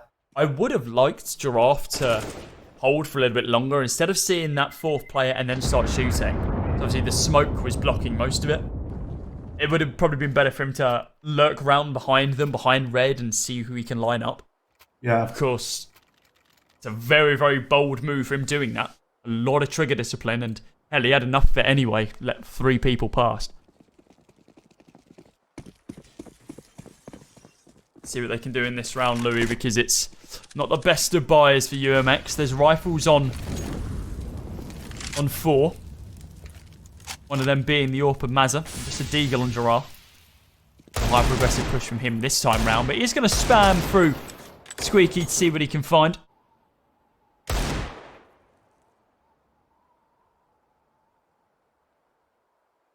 Slow, Xenex. They're just waiting.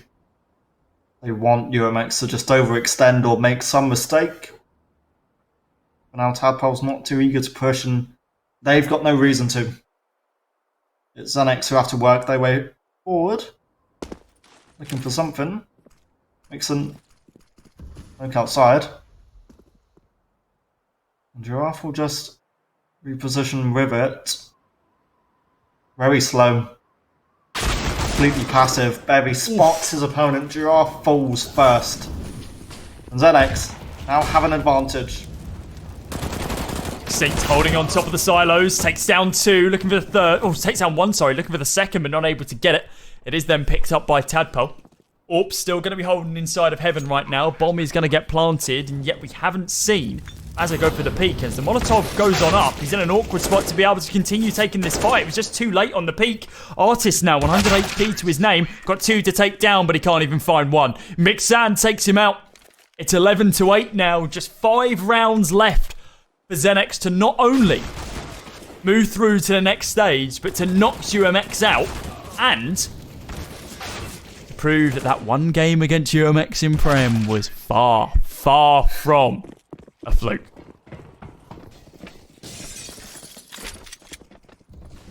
CZ working their way forward. Xenex, this momentum, they've got to build this up, keep this going. I'm sure UMX can't build up anything. It's Pistols and it's Giraffe who needs to be careful. Almost got caught out on the timing with just his weapon. Out Haiku just takes advantage. Xenex will now look for something else as Magic goes a little hunting up the ladder. Artist should have got a kill. He got 1 kill at least. But nothing more than yet that. As the position hasn't been revealed yet, neither has Tadpole's. Well, Tadpole's given up the jig right now. But Mazza still holding on an angle where no one has any idea that he's here by lockers. Stinked as well. Too slow. Yeah, way too slow. Magic's already waiting for him, and the Molotov goes in. He isn't even going to be able to do that much damage, completely honest with you. Well, Mazza's found himself a rifle, but I feel like Magic is about to take that out of his clutches. The spam, I mean, it took a lot of bullets, but corrugated sheet blocking the damage. It's 12-8 now. 4 rounds left for Xenex UMX. 8 rounds to win this map. And looking more and more convincing with every round they pick up, I feel. UMX not fully looking the part. And credit to Xenex, who are really picking up a great show now. They're proving that stint at the start of Inferno just wasn't it. It wasn't them fully prepared. Now they are warmed up. Now they are prepared. Yep. Now UMX, the reigning champions, essentially coming into this. Potentially about to get knocked out. Exactly. A slow start again. But Xenex, again, shouldn't be too concerned. Stinks preparing a smoke. Him and Giraffe sending smokes towards the major choke points here. Minutes ago, and are just preparing to send in the utility, it feels like. Now comes the push, Cody. Stinks and Tadpole just holding, ready and waiting. No frag going to be gained inside the lobby right now. Well, I take that back. It Stinks good for 2. Upgrades himself to an AK as well, but they've already rotated down. They're on B. Wanted to change up the plan a little bit. Maybe we had a rough first half. Round a little bit on his shoulders right now. Full HP against 3. Got Mixan to back him up also. Could flash this and just peek around the corner, see what he can find. Flash goes out, doesn't connect, and oh, he does get spammed down by Extinct. 1v3 for Mixan. Flash goes out. They know he's behind Silo now. Giving up that information. He's picks up 1 kill, but UMX, just too much firepower. It's a 9th round for them. Bringing us just a little bit closer to a level game. Only 3 rounds between them.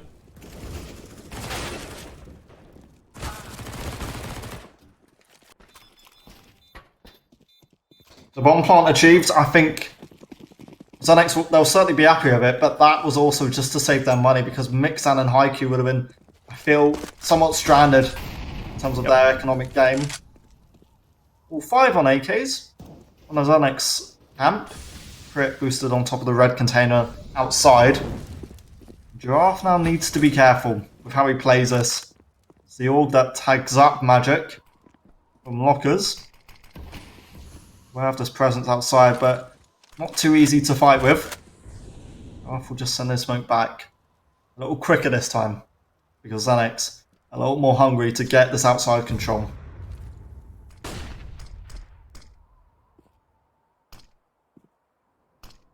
I can hear some form of steps. I'm not sure if he knows whereabouts it is, but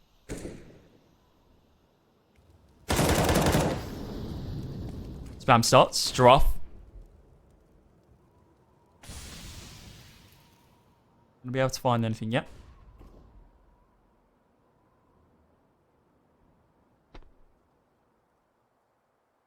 Time is ticking down now. We do need to see a commitment here from Xenex. Looks like they're trying to gain control up inside of Heaven. Bevy opens up.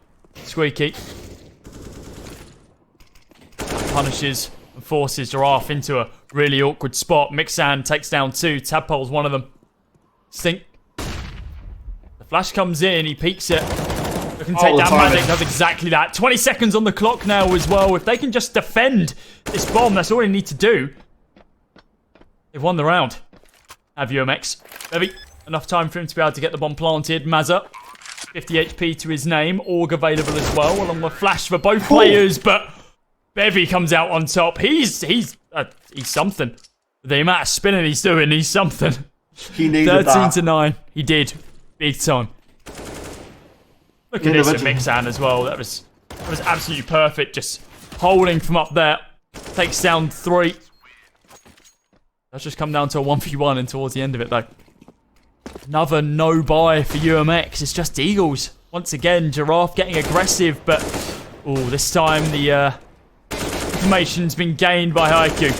He's dropped him down to 6 HP already. There's backup, but I don't think it's going to be enough. Magic does get taken down by Artist, and as he tries to recover the weapon, Bevy trades it back.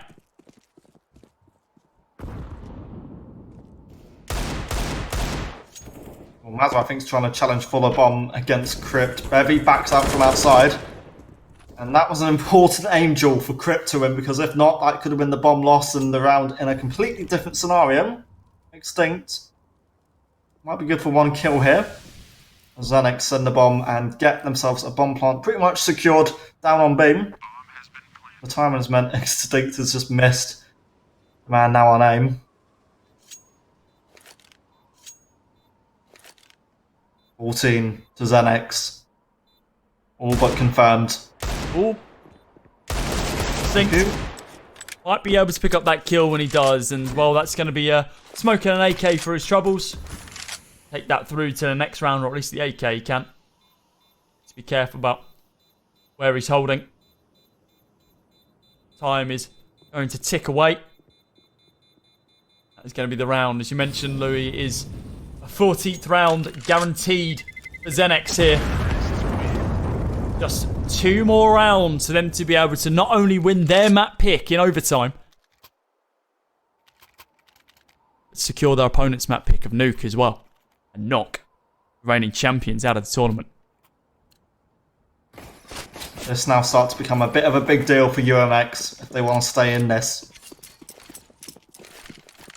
They've now got to build up a streak of rounds, which, with the way momentum's heading, Xanax, nothing to say they can't win 2 in 2 now. Rip quick enough to walk his way down secret stairs. Will be a man looking to try and fight this. Giraffe with an M4 at the bottom of the stairs. There's that awkward angle. Maybe for now it's not going to find too much, but this Angel could be huge. Hit spotted. Oh, Giraffe! Just needs to gain a little bit more ground, and maybe he would have got that, but whiffs the shots. All falls apart. 1 minute.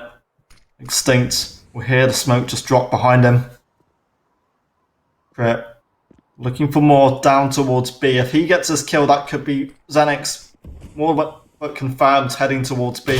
Giraffe fully aware though, and Giraffe wins the timing. Crit pulls. Now Xanax surely commit out onto A.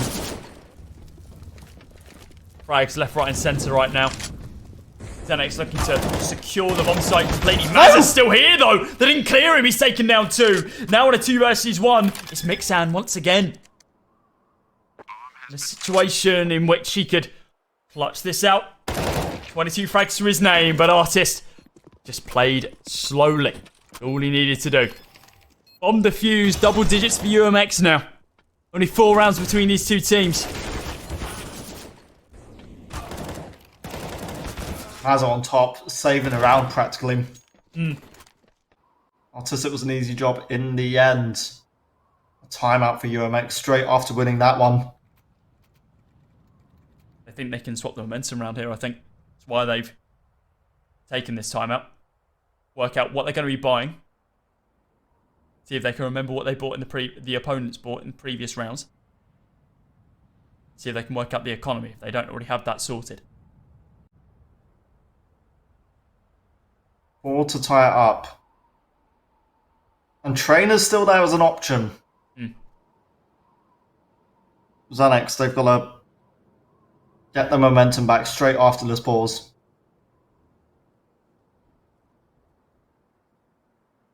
For UMX, it's been a tough second half, which I don't think not everyone would have expected from them. Xanax have stepped up. Xanax could be working themselves towards eliminating the defending champs. UMX, not just in the UKCS cash card, but domestically, they've been looking good. And this would be an upset, it could feel like, if Xanax take the win. I definitely, I think it's safe to say it would be an upset. That's not to take anything away from Xenex. Of course not. Anything that gives them a little bit more to write home about. Just goes to show that we need to keep our eyes on this team big time. Ever going to get taken down early on into this one. Magic's already out on... How has this happened? Giraffe is literally there. Bomb goes down, and now the rest of Xenex have just pushed on through. What are UMX doing? This is ridiculous. How have they allowed that to happen? It's now a 2 versus 1, and sure, Mixan's only got a deagle, but there's still an opportunity for him to be able to take down both of these players and secure it. What the hell were UMX thinking? It's 11th round, they do secure it, but no defense over on ramp at all. They just allow the push to happen down vent. Magic just goes, oh, okay, yeah, sure. I'll take the site. Why not? I'm not going to complain. I think it was Bevy who died first. I think he was about to jump in the vent and he got killed when he jumped in there. The bomb dropped down. And quick thinking for them to just get that bomb down on B also. Outside control in their favour. A flash is there. UMX don't quite peek it. Oof. Good start. Azza trying to hold a long angle, gets punished for it. High Q now going to be pushing all the way through the site to check where people are situated. Tadpole extinct. Giraffe. Oh, everyone's getting fragged when they need to. Bevy, last guy remaining now for Xenex. 1 versus 3. Has he just spotted Artis? No? Wait. He hasn't. They are standing next to each other. What? Okay, sure. Why not? Artis comes out on top in that one, which I'm quite surprised by. They both kind of look towards each other and just go, hi. Wait, hold up. Wait, you're not meant to be here. 14-12 now, UMX. Look like they're pulling this one back. That timeout well needed. Pistols across the board for Xenex now. Their economy's hurting. They will be able to buy in this next round no matter what happens, though. That could be the kick that they needed. Let's go down. 1 for CT, 1 for T. Artis actually misses both of these players. Magic's pushed on through, but Maz is there to pick up the pieces. IQ has to fall back as well. Great calling by this Dane. Done so well. Especially on this map. Giraffe's just got the lineup. Would have had the lineup. Xenex, they considered a run boost, but are now just going to peek one by one. It's the info that Giraffe needed the whole time, just given to him. I'm surprised they just naded down there, to be honest with you. Just get some information or just steal some form of additional damage. They're crouching up, he spots the head, sees one, spots the other one, but needs to be careful how he's playing this one. Another head gained, another kill gained. Bevy and Mixon, last 2 guys remaining. Mixon's picked up a great kill there onto Artis to pick up an AK. Spams around the corner, looking for the pre-fire down ramp, but not going to be the case. Tadpole takes out Bevy, and now just Mixan, the 1 versus 2. This is winnable. That's the scary thing about it. Squeaky gets open, they know where he is. Could flash through if he needs to, but instead sprays the wrong angle. And Tadpole was ready and waiting for him. 14-13, 1 round between these 2 teams now. A 3rd map still on the cards. And it would be Train if we need it. And it's certainly not a map you can count either of these 2 teams out of. Molotov quickly towards Secret. Standard on A. And becoming standard also Xenex. Looking towards outside. Magic has crossed. In fact, 3 of them have worked their way in towards Secret. 4 of them with the bomb. Graphs Molotov at the perfect time. Now this could be awkward. He's just standing in the smoke. He needs to avoid getting killed off. Gives up to his position momentarily. 1:15 to go. Xenex now look to again attack Giraffe, who was 1 from there before.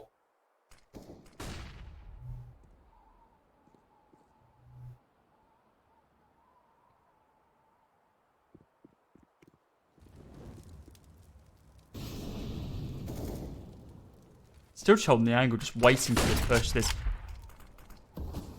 no need for him to get super aggressive here. He can just wait for the rest of the squad to back him up. Extinct on the quick peek there, and with Artis backing him up also.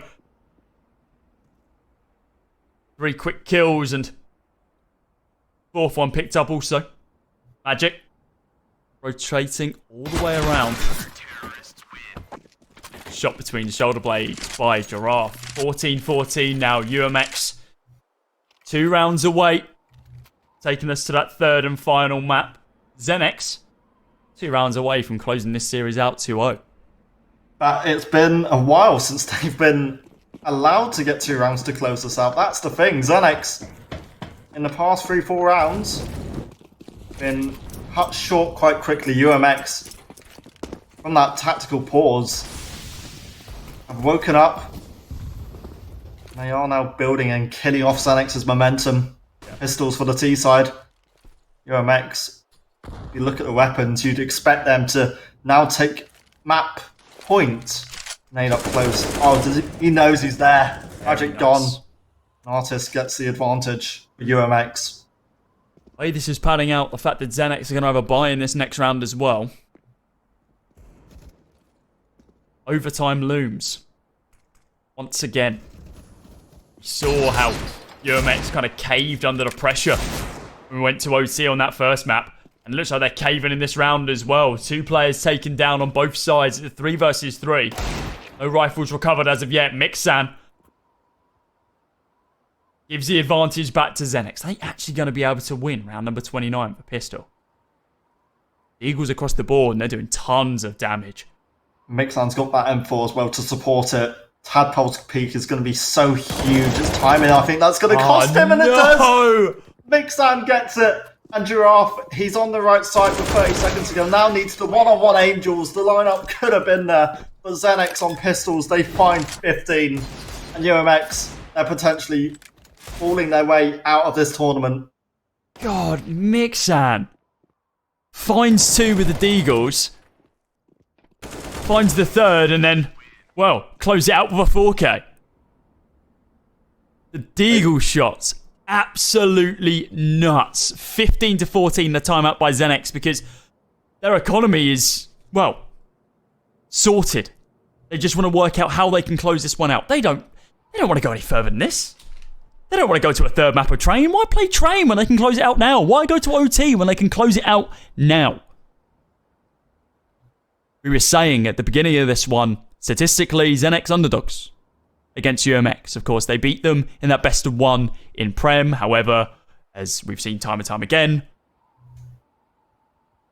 anything can happen in a best of 1.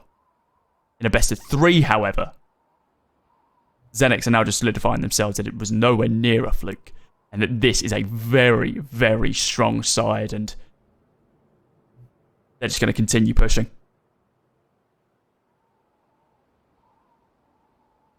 I don't think it would change. Whatever happens here, it's going to dictate the series. It will dictate the series. It might dictate the rest of the tournament as well because Zenex are looking absolutely on fire here. All by out. That pause also could be tilting UMX for knowing that they've got to wait longer to kick this one off. They can now get back going. His first kill could be huge. This time there's a difference. There's 2 smokes in the way. Bevy, minimal damage he takes, in fact. Him and Mixan, they can drop down towards Secret and straight into Mazza on the AWP. Who missed the shot? Mazza, no! How does he miss that one? Bevy punished him for it, and that's the B site completely open. Artist soon to be taken down, or not. Able to take down Bevy, trades it back. Now in a 4 versus 4. Mixan jumping off through the window, spotted out. It's an M4 duel. Artist comes out on top though. Man advantage for UMX. They continue their push to Zenex. It's a 3-man push down ramp. Artist, long angle, M4 in hand against the AKs, and he's still doing damage. Manages to drop Haiku down to 16 HP. It feels too late. This is still winnable completely for Zenex though, that's the thing. Crit and Haiku. Don't sleep on these boys. Haiku on 26. Crit, I believe, up there close to him as well. 21, yeah. Extinct's going to be holding on A side. Oh, look at this with the MP9. This could be so brutal. He just needs to make sure he's holding the right angle, but he's got to check. Giraffe, you hold Heaven. Extinct, you hold Lobby. Just wait for this push. Squeaky's going to open up in just a few moments' time, and Giraffe needs to be incredibly quick on this flick. He does. He gets 2 of them. And Louis, it's the second map, and it's the second overtime that we're going to be seeing between these two teams. Remember, the first one ended 22-18 to Xenex. Are we going to be seeing a double overtime? Another situation like that again? Who knows? It's the first to 19 now. Artist just saves that completely. A triple kill. Well, should have got a quad kill in the end. Giraffe could just farm up those last 2 kills. It felt winnable. It felt like that was where Xenex were going to get the advantage. Now UMX will take the timeout. First map, 122-18. 2 overtimes needed there. And I feel, again, 2 overtimes could be at least needed here. I wouldn't be surprised. The way that UMX had it rough these last few rounds, they've been able to pull it back to the 15-15. Of course, Xenex, even on the pistols, are able to do some damage to UMX, depending on how they play the round. If it's super fast, super contact, that seems to be the stronger way of doing things. For them, at least. They can do these set plays, though, where they take it a little bit slower. UMX, they need to take it slower. When they play slow, when they play for holds, essentially, instead of going for these quick pushes like Giraffe does outside to be able to try and find an opening, that's when things fall apart. When they hold and wait for the opponent to push into them, that's when it works. You're completely right, because when Xenex are forced to just wait and hold, they lose time and they also look a little bit stunned. When UMX are just given that time to just play with and just have to wait for Xenex to push, then Xenex do feel the pressure. For now, Giraffe jumps into B down the vents, looks towards that site as Haiku and Crit look to entry in. Mazza doesn't hit the shot. Again! So uncharacteristic from him, but he hits that one though, taking down Haiku through the glass. Magic and Mixan going to be pushing through main. Bevy over by lobby. That's a perfect angle for Tadpole's caught. I don't know if Xenex will clear it. I don't think they will. Bevy's going to be able to take down his seats. Yeah, they don't. Tadpole takes down 1, looks for a second as well. He's good for it. But Magic and Crit are doing so much damage here. Artist in a 1 versus 2. 1 HP on Crit, 100 on Magic. He can line them both up. Takes down 1, peeks the angle. Magic is just so quick when it comes down to retraining his aim. And he takes down Artist 16-15. Xenex have the advantage. And Mazza, it's so lucky he hits that second shot. There's been multiple instances where the Yorpers have just been missing shots in the series. I don't know if it's pressure or what's going on.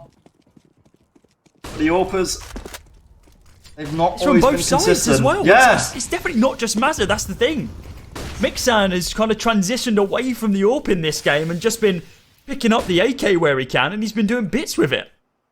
Mazza going to be holding inside of Locker right now, seeing if he can find at least 1 kill outside, but instead now falls back towards ramp. You're not going to be able to find anyone over there as of yet. Flashes go on outside.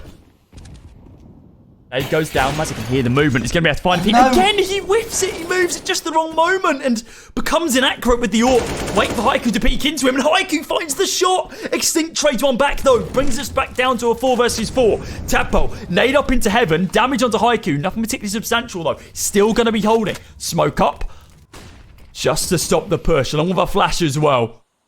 A minute on the clock. Xenex can still fully rotate down to B if they wanted to. Plenty of time to be able to do so. That feels as though it's the safer option. If you've got Giraffe, Extinct and Tadpole here on A, well, they were on A, those three. I mean, Xenex's best option is the B site. 4 of them walking in this direction. 3 of them came from hell. Bevy, I think, missed the timing because there was a CT lurking deep in Candy. Artist, the man who now has to do lots of work again. 23 seconds. The M4, nade, and flashbang is all he's got to support him. Zinfo will gain. And they're not going to clear the angle. Magic, again, the man to trade out. Xenex have a bomb plant and now have to hold a 3-on-3 retake. It's AKs versus M4s at range, though. I kind of favour Xenex in this situation. Extinct. Will he just spam through, or will he try and open up the door? That is the question here. It's might just try and go for the bit of the surprise. He's waiting for his teammates to execute here. And oh, perfect. The flash was absolutely perfect. Tadpole finds one as well, along with Extinct. And now we're in a 2 versus 1. And Magic gets taken down. Is there enough time to be able to get the bomb defuse? Yes, there is plenty of time for Extinct to be able to get that done. 16 apiece. Artist did what he could, but it was just under pressure. And it was again Magic who was just repositioning his aim to get the kill perfectly. Unfortunate in the end, he couldn't quite close it out. UMX find a tied scoreline. Final round of our first half of OC1, Louis. This is looking spicy. Mazza this round, after losing the AWP twice, can only work with a FAMAS. Oh, wow. That's gonna hurt him. Quite a bit, actually. Oh, Artist. Molly goes down to be able to save his escape. This could be good. Ooh. Oh no! Barely bullets connecting. Bevy. Artist gets taken down by Bevy as well, but he is dropped to 2 HP. Giraffe looking to take advantage of the smoke as it, it's about to say begins to fade, but it doesn't. Bomb goes down. We need to see the retake from UMX if they want to have a chance here.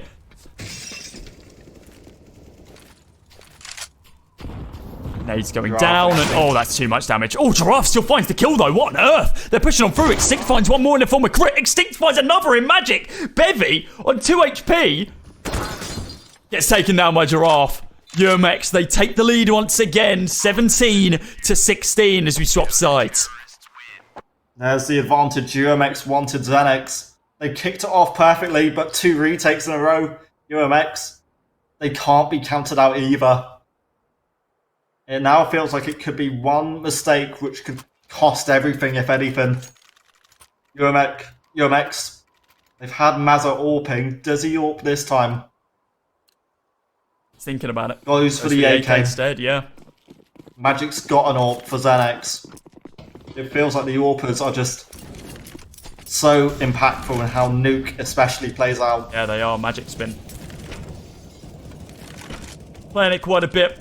As you mentioned, Mixan is the standard AWPer for Xenex. Maybe they've got a situation where Magic, if he's feeling it, or on certain maps, he AWPs directly as well, depending on the angles he plays, but he's about to peek into an angle that he's been holding time and time again. He hasn't found super success like we've seen on other maps, but he links Mazza as well. He no-scopes Tadpole. He's going to continue it, but Mazza's going to be able to trade it back. Artist picks up one more in the form of IQ as well. Now it's a 3 versus 3 with the help advantage going over towards Xenex at this stage.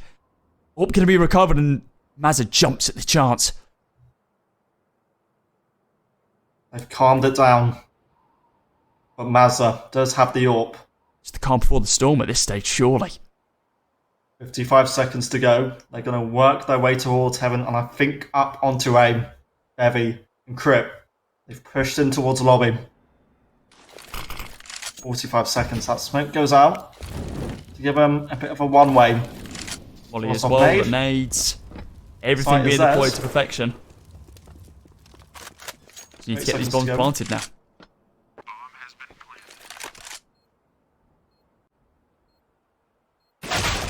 Right. We're going to get taken down by Extinct, and he's peaks again. Takes down 2. Looking for the 3rd and final kill in the form of Mixan as well, and he is just slightly quicker on the draw there. 18 to 16. Magic working his magic there. He hits 3 players, takes down 2. Great peeking there from Extinct. That was so clean. Last 2 kills are 1-taps, and couldn't ask for more. I think he ended on about 80 odd points of health in the end, so barely any damage lost. Artist, first point of contact. Crit, outside loses it in fact. Not aware and not anticipating. Artist and UMX, they get an advantage. First to 19. Did Artist really spot Mixan then? Nate goes in, he's going to drop him incredibly low, down to 48 HP. Almost the full amount of damage you can get out of one of those, but Artist, the flick was clean. Mazza takes down Magic, and well, I think in a 5 versus 2, it's relatively clear how this one's going to end. Team UMX, they secured their map victory on Nuke. It's 19-16, and that now sets us up for the final showdown on the final map, being Train, between these two teams. This has been so close, and it makes sense why people were saying that this should have been the grand final game. This should have been the game that we were seeing at the very end, not in the quarterfinals, of all things. I mean, one of these teams is going to go home empty-handed. No money is going to go their way at all, because they're going to get knocked out before they get to top 4. They're in top 8, but that's just not enough for either of these two teams. We're mentioning that realistically, Zenex, they come into this as, well, not defending champions like UMX. They beat UMX previously. They've shown that they are strong. They've been able to take a map off them as well. And now they're going on to the final map after going to another overtime.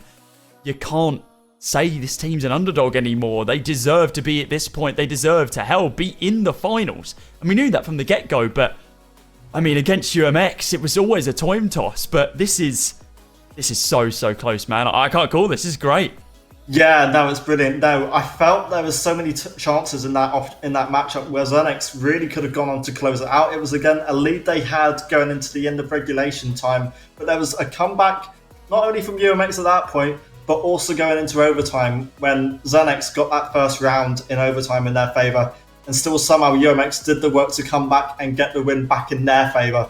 That's what impressed me most about UMX, just their desire to win and keep going. Zenex can't be counted out either, because they've had players like Magic who have stepped up at unexpected times. Yeah, some nutty clutches across the entire board. So it's going to be a tall order, and it's going to be a shame to see either of these teams disappear.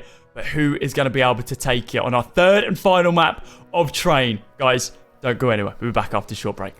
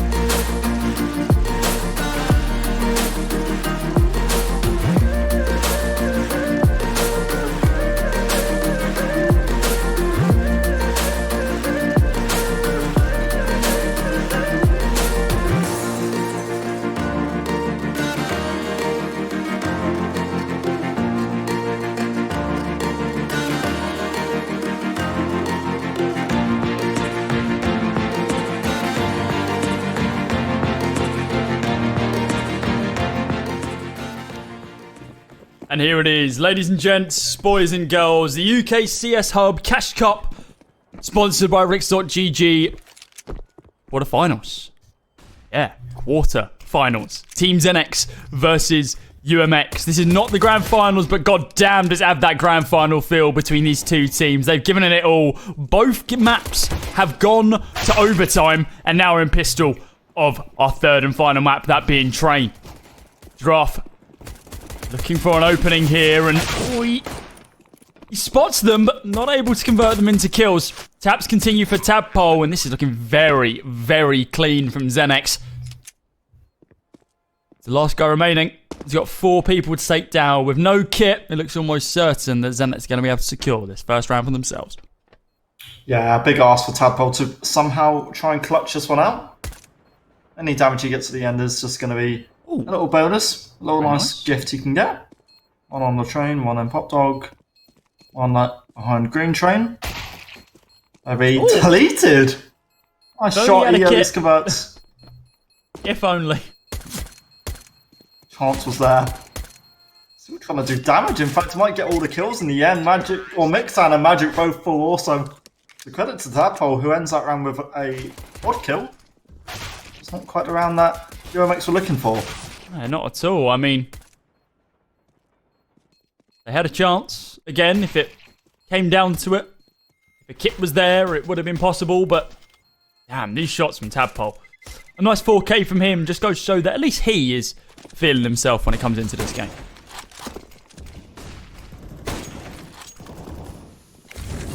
Thank you. Molotov towards the back of Green Train. Artist for now does want to try and contest the man who's hiding. Bloody hell is this buy? I don't know. 2 Deagles, 2 Scouts, and an M4. That is a fragmented economy if I've ever seen one. Scouts looking to do tons of damage here. Bevy peeks the angle, and he's good for one. Takes down Extinct. Artist gets picked up as well. Now just Tadpole and Mazza on a 2 versus 4. There could be just a little bit more here, and oh dear lord. Yep, Haiku. Done it again. Up close and personal. This time with a Mac 10. Finds that second round for Team ZenX. I feel like teams just love using Mac 10s at the moment. We saw it in the game earlier. And it just works. I don't know how, it just works up close. As on Tadpole removed, and with that, ZenX a quick 2-0 lead, but I kind of feel like it's not going to be about the rounds that happen in the middle. It's going to be about the rounds near the end of the matchup. All 3 of the maps go to overtime. Haiku does get 2 kills. Gets an eco in UMX side. As a deleted. Artist could get 1, but can't get 12 HP. Haiku. 3-0 on quad for Haiku. UMX, they now have a full buy coming on out. Round number 4, there's an AWP in the hands of Tadpole, and M4's on 3. Mazza's chose to go for an AUG. Everyone else on the T side got AKs, and wouldn't be particularly surprised if this is still going to be an A play here. Tadpole ready and waiting for someone to peek into his line of sight. It's very soon about to happen. I thought it was going to be Mixon first, but no, it's Crit. Mixon's been able to use that opportunity to cross on over. I don't think Tadpole actually knows where he does now that he's seen that Molotov. Just try for the shot, just in case he peeks the angle, but it's not going to be the case. Bevy now going to be lurking after that smoke and the Molotov fade. Stink opens it up with kill. Looking for one more as well, but Mixan, even though he gets dropped down to 12 HP, is still going to survive. Picks up a kill of his own. Tadpole, bit of a boost here. I wonder if Tadpole's going to be expecting this angle. I mean, he could definitely flick up. Timing, very nice from him, but when he peeks back, he gets punished by it. Haiku picking up one more. It's a 2 versus 3 with Mazza on the site. Yeah, just one bullet on Mixan would have done enough, but the spam anyway will do it. Haiku on V2 now. Possible, very possible. Unlikely, but not improbable. On his back, and I think they've heard him well. The AUG now spots him out. Mazza will look to try and do the damage, but no shots really connecting to the Danish player. The nade in the middle of the train does nothing to impact Mazza. Free fire. 18 seconds, ticking down more, and he's... Oh, how was has just he big brained faked them? that? How has he got away with that? That's so smart. The bomb's going to Plant go the bomb down. relatively quick though, yep. Starts holding it, Mazza. Oh, he spotted him. He's like, hey, what are you doing? Get out of here. Planted the damn bomb. He's on the hunt now, is Mazza looking for... Oh, he's actually looking for the AWP, but he has no idea where it's gone. There we go. Rested up against the wall. Did you see it? There's no kit here, so it's going to be a 10-second... I didn't see it. No, it looked like it blended in. It did. I didn't think Mazza could see it either, to be honest with you. Extinct.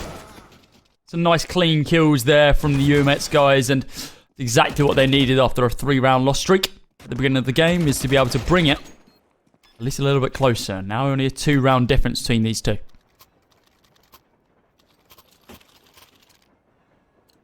Full buyout for Xanax. Slightly weaker when Extinct is dropped down to an MP9. That's the UMX buyout. A full buy apart from his SMG. On York. Bevy has already crossed towards Olof, and I think Tadpole just spotted him out, but no connection achieved. Artist doesn't back completely full blind. to Bevy. Diving the smoke in sandwich works out, and in fact, Oh, Maz's wow. peak is what Mixan takes advantage of, and what a shot as Tadpole just takes care of his opponent. Through the smoke, and Tapo looking to line up another shot over towards Ivy, but it's not going to connect this time round. Stink. It's obviously in a rock and a hard place right now as Stinks and Giraffe both get taken down. Now just Tadpole, 1v4. Difficult situation for him. And he spot the gun barrel, no, but he can hear Yorp scope. Might try and rotate round to CT, or at least try and get one kill over towards Ivy. He does exactly that. He takes down Haiku. Has a kit, but I don't think he wants to waste his ult. I think he just stays by old bomb and just waits for the bomb to go off, to be honest with you. Rotates round to CT, a little bit of bouncing. Just for good measure. It's a 4th for Xenex, a very nice start for this T side. And both of these teams, they like playing on train. Not against it. They jump at the opportunity. Both of them like playing overpass as well, and it came down between those two maps, right? It came down to either overpass or train, and we know that UMX they lost to Xenex in the ESL Premiership, the final week of the normal regular season. And that best of one actually on overpass, so it looks like UMX are trying their luck over on train. Giraffe yet to be spotted out, up close. No shadow to give him a chance, but Magic's peak is perfect, and in fact they get both kills. Only pistols that the UMX boys had on the site of B, but it's not really worked out for them. Haiku just lurking and even watching things on aim. Instinct will drop down quietly. Looks to get a backstab. It's triggered a spin. Oof. I mean, he baited the hell out of his teammate. Yeah. You know, we move. He's got himself an AK. It counts. It would take out Bevy as well. So more economic damage being dealt to the T side. Stink's actually upgrading himself all the way up to an AK. Goes from P250 to AK to AWP. Nice movement from him. And he's not going to be hunted down. Xanax. Another round where they keep 2 AKs and an AWP alive. Means they can now look to not just survive on scoreline, but an economy which is starting to roll up and bank up now. Extinct still technically baited Mazza there, so good job, Extinct. 5-1 to Xanax.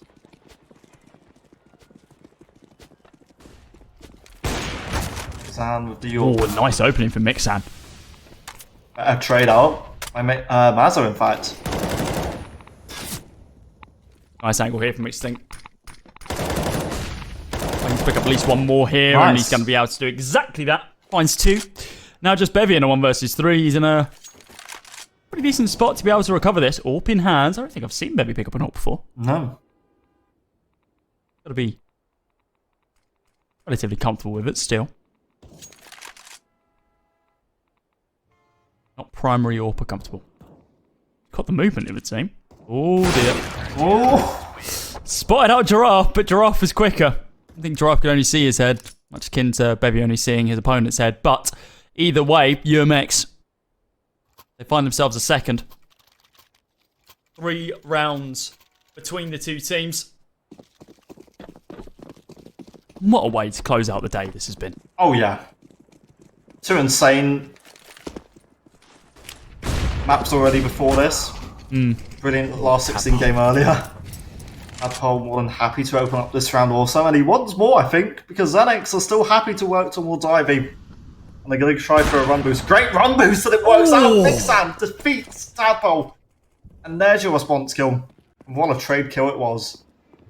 Rotated the other AWPer in the form of Mazza around, and well, that's actually spotted out the bomb as well. Flash goes on through as next player falls back. Crit's still alive and kicking. The only one left. 1 versus 4. Spots the head of Extinct, takes him out of the round. Looking for just a little bit more here as well. He's only got a Molotov. Could recover the AWP if he wants to, but Crit has been so good on these rifles. Don't see why he would trade it out to the sniper. Peeks it. So many angles to clear. Artist does just punish him for it. Yeah, he took a little bit of damage in that as well. What a peak. Again. That Mixan was just allowed to work with there. Sort of the intentions. Crit wanted the one-on-ones. 5-3. UMX get a nice response round. Now with Xanax just on the pistols, it could be a 4-5 scoreline. Xanax a chance to maybe look to a bomb plant in Tadpole, of course. He is going to step up and find an opening. He's found this opening 2 rounds in a row now, and it happens one more time. You've got to start questioning whether or not Xanax are trying to adapt what their opponents are doing. Can you see that M4 floating? What on earth?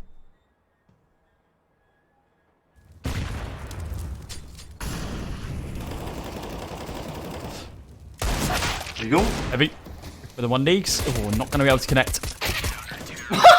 Oh, hello. Very nice from Extinct. That felt like it came from nothing for Extinct. Did. Nice connections. UMX up to 4, and will certainly look to fight up to tie up the scoreline. Xanax will need this for a bit of an economy, and it was always a CT-sided map. We're not too surprised to see UMX now starting to wake up and start to build up their momentum. Tadpole again looks towards Ivy. Extinct. Now holds E-Box up close. There's damage which sets up Mazza, but still, UMX lose that first player. Mazza is shut down by Bevy. We can even really get started. Artist, right behind enemy lines, takes down 2. With the smoke fading as well. Oh, he did just run out of bullets. Giraffe now 1v1, but time was indeed ticking down. Wasn't enough. Oh well. You move. Next round. Xanax. They do secure it, but hell of a close one. Down to 1 versus 1. Magic did well to lurk around the radioactive train. That is the A-bomb site. And let's be real, it's not as if all these rounds have been quick, one-sided, all 5 players stay alive, but lots of them have sometimes come down to the one-on-ones.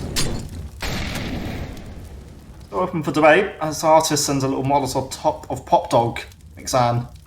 Information to know that Pop Dog isn't quite in their control yet. It's a lot of momentum towards B, I feel, for Xanax now. Grip up close, forced back by that Molotov. Extinct and Giraffe on the other end of things, just a little crossfire. Played towards B, likely to come in. That smoke slows things down. Xanax. I've Mixan preferring a flashbang. Not on B. Here comes utility and here comes the cavalry. Bevy, gotta be your first person to peek on through. Giraffe is gonna be able to get a trade, but now the AWPs have to do the rest of the work. So far, yet to connect any shots. Tadpole going to be dropped down to 29 HP. Time still ticking away on that bomb. Ooh, nade connects, but no one dropped low enough for it to really be a nuisance. Artist is going to be able to change that though as he picks up Crit. Thank you. Oh, Artist, what are you doing? Can't be doing that. I think the bombs... I think they actually lose this round, even though they've been able to bring it down to a 2 versus 2. Yeah, UMX are just falling back, saving both of these AWPs. They don't have the best economy for the next round, so it would make sense. Xenex in a similar sort of situation, though. That now changes as the bomb explodes. There is indeed a full buy for Xenex. Yeah, it felt like Euromex, the round was lost a lot earlier on than we expected because that kill went into connector, but Euromex at that point had already decided they wanted to back out and not challenge the defuse. Xenex now a couple more rounds clocked up in their name. Artist with the AWP will get a boost up, a nice boost as well. And I've not seen this one too often. Magic's already out towards off. Oh my words! Extinct wins it. Well, they call it the pocket AK for a reason. Close range, it does some damage. Oh, Giraffe. Saw what he was trying there with the Zeus. Just not going to be able to connect. Shot whiffs for Artist. Nade and utility going to be available with him, and that is going to be it. Nade goes in. That might be a kill, as a matter of fact. Here it is. Crit's going to get taken down. Bit of damage onto Bevy as well, as he's dropped to 43. And because they got that first kill, they're not going to expect another person to be there, especially with his sync spamming through as well. Now Bevy's heard that tap. He's going to lurk around. He's giving away his position. He's on the bomb. He's trying to find more information, but they need to try and defuse it as quick as they can. And they do it at just the last few moments in time. It's a 5th round for UMX. They're just trying to stop Xenex from moving up to that illustrious round-winning point in round number 8. Only a few more opportunities for Xenex to be able to get that one. UMX looking to snatch it for themselves.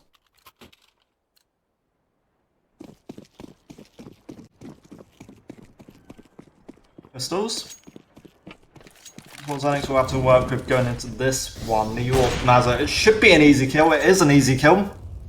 IQ is removed, and Bevy doesn't take any damage from the nade. If someone understanding that there is an AWP and UMX players really looking to stop anything coming out onto the site, and Extinct has just got the perfect timing to really make this deadly. From behind enemy lines, Tadpole's deleted Bevy, and there's so many smokes that Extinct could, if he pushes through, that would be the bomb spotted. And he's found it. There's the swing. There's the kill.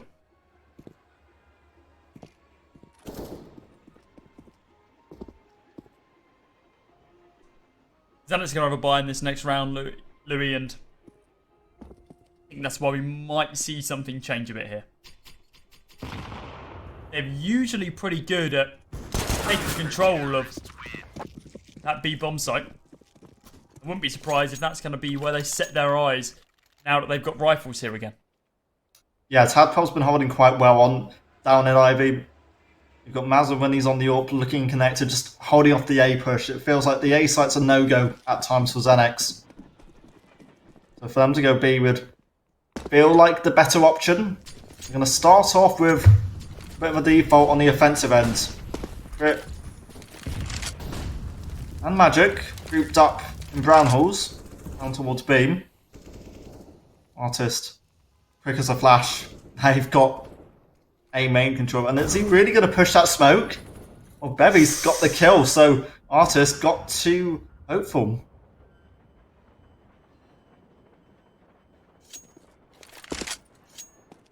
Trying to gain some form of information about Pop Dog. Extinct's just not even bothering. Just holding, just waiting for someone to peek into him. Once he comes, then sure, he'll get the kill. Let's change up his angle now, though, and oh no, rethinks it. Giraffe. Trying to use that long neck of his to peek around the corner, but not going to be the case. He is going to get tapped down, and still alive, though. Wobbling. Louis, did you know that giraffes' babies, if they don't learn to walk within like half an hour, then the parents kill it? Really? Yeah, just thought I'd let you know that. That's the only information I know about giraffes. That, and he's a banging player for UMX. Other than that, I didn't know you were quite an expert on biology. I'm definitely not. An expert on finding AWP kills. Extinct got 2 back. Mazza, 1 more. Lennox got trades, but Magic ran out straight into the crosshair of Giraffe. And look at that, we're back on the conversation about giraffes.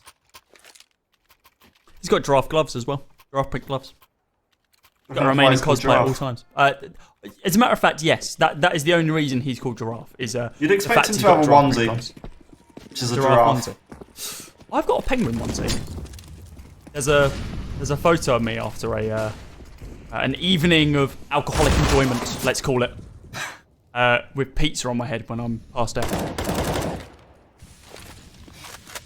Oh, Artist has missed the timing because there was one more for the next player up top. There's Extinct through the smoke. That's two lovely kills. He actually converts, and Artist got one as well.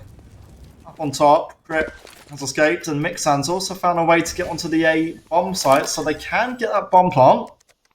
They do get some money, but the last round of a half means the UMX have to play retake, and they've got a two-man advantage for a bit. This should be able to be retaken by UMX relatively easily, unless Crits hits some amazing Ds. Well, he's connected one onto Extinct, but Art isn't going to allow him to get any further, and just like that, it's flipped on its head. UMX are going to be able to secure that first half victory, 8-7. Good half. And it was a half where Xenix, in fact, took an early control, didn't they? Did, big time. Had the advantage. UMX worked themselves back into this. And the Deagles all day, I feel, have just been making an impact, not just in this game, but in the earlier socially buzzkill game. You saw rounds where just players on Deagles, they are making impacts. And we're not going to be too rushed to get going into this one. It's a Xenix timeout. Just needs to take a moment, I think, as now that UMX are in the driver's seat. Sure, it's only one round, and this pistol round could bring us back level. It's still the half that UMX have won. They've secured more rounds. Xenix are trying to work out how they want to play this one, right? Do they want to gamble stack on the site? Do they want to do a 4-1 or maybe? What would be a UMX thing to do? How would UMX play this one? If I know UMX, there's two things they do. They either lurk one player through A main, and then the four others just sprint down Ivy, or they all just go down Pop Dog out through A. I don't think they go B here. Oh god, guys, go A, please. Please, do not go B. Don't look like an idiot. The first one was obviously a meme. No one's gonna just bomb rush down Ivy on the pistol round. If you do, why? What's wrong with you? Stink's trying to get some sort of opening. They want to understand it's the A side. IQ might be trying to stop a potential B play here. Giraffe, Tadpole both full. Extinct, the only man on the A site's actually got kills, so they might as well work towards A. The bomb is rotating. It also coming to rotate in from connector, just takes a lot of damage and can't contest too much, but he's still found a kill. It's Extinct and Artist against Haiku and Crit. Big opportunity here for UMX. Extinct. Oh, looking to tap down one more in the form of Haiku. If he can find it, but he's dealt a lot of damage to both players. Artist with the Glock. If he can get up close and personal, he wins this. If he plays it at range, that's where things start getting a bit messy. They've stacked up for him, though. And no, you can't whiff that many shots. He does manage to find the kill, though. He's running for the hills. He's just playing for time. As a matter of fact, I think he might just win it on time as well. No. Great! What was that flick? Artist just got styled on. Did he have to? I think he had to pick up a defuse kit as well, because Magic had the kit. That was at the back of the trade, so the fact he picked up that kit just saved the round. No, he didn't have the kit. Artist so unlucky. Crit takes advantage. And there we are, once again tied up 8-8. Crit is just playing 4D chess, while UMX is playing checkers.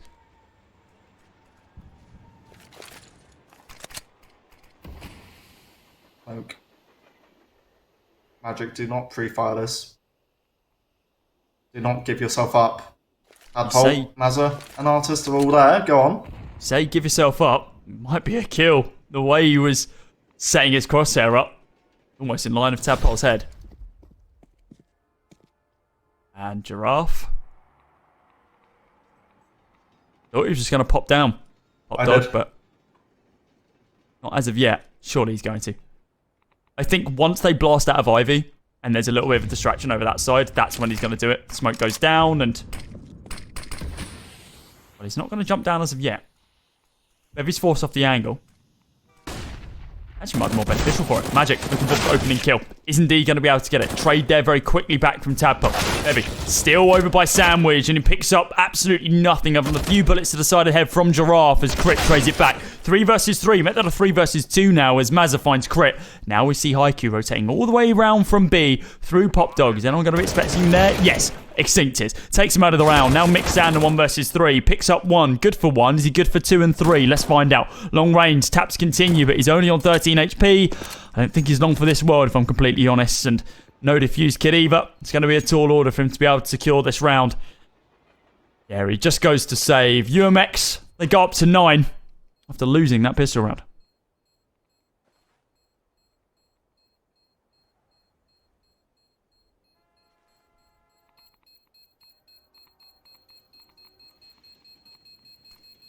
It's an 9 for UMX.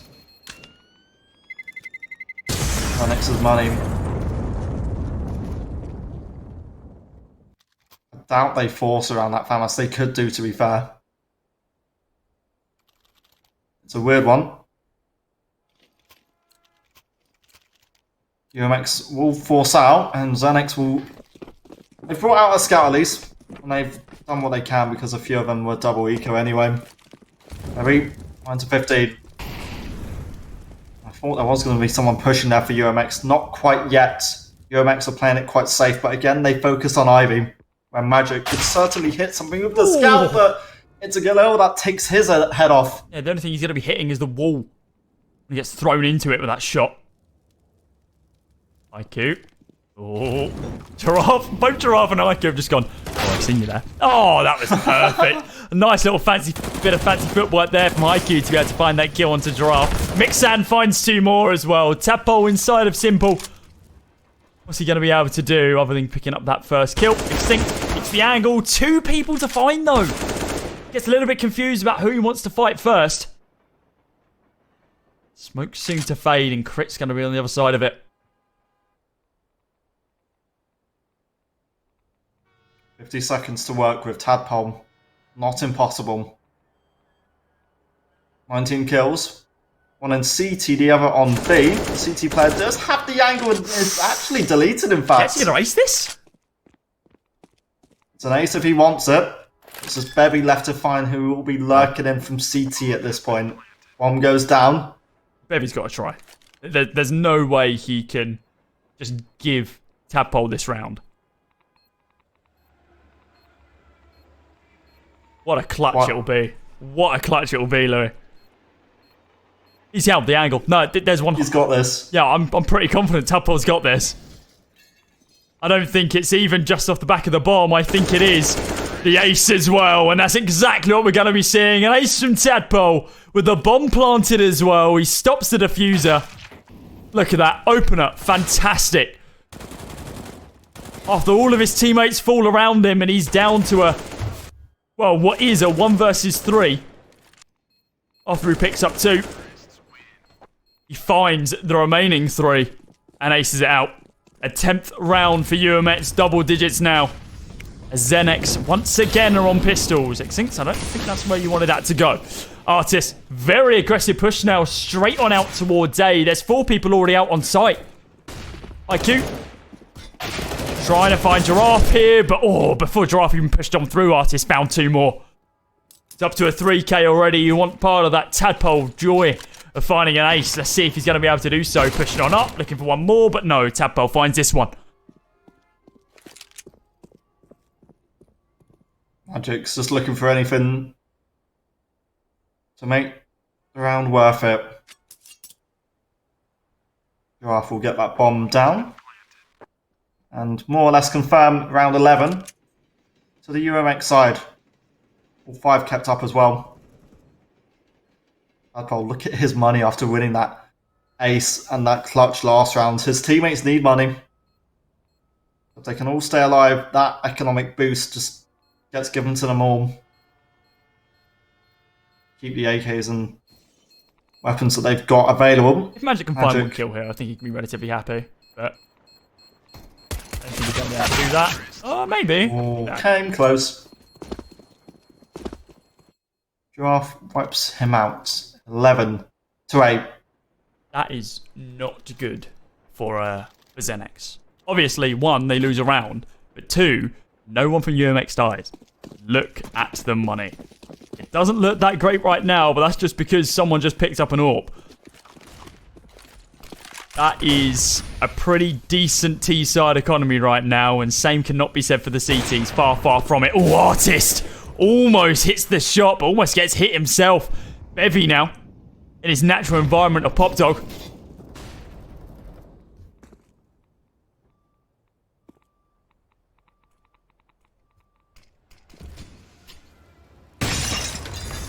He backs out, avoids the nade. Xenex will get that early advantage. Crit has found it. It's a kill towards A main on Extinct. Molotov dropped at the perfect time because that was when UMX were aiming to push, but still pushing. Haiku can get a kill. Might not be enough because Artist gets a quick enough trade. That bomb planted. The AWP needs to be careful. Artist deleted. The M4 of Mixon takes control. As a now 1 versus 4, AWP in hand, natural environment. For too many people, I think it's going to be way too hard to be able to find any kills. That's a show face though.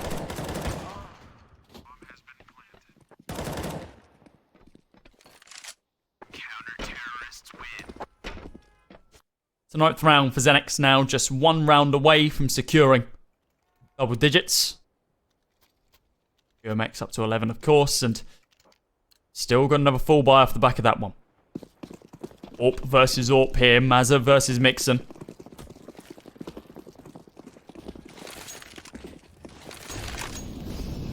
Both maps before obviously went to overtime, so I feel overtime could come out here. What? Mixon, he was blinded and he still gets them both.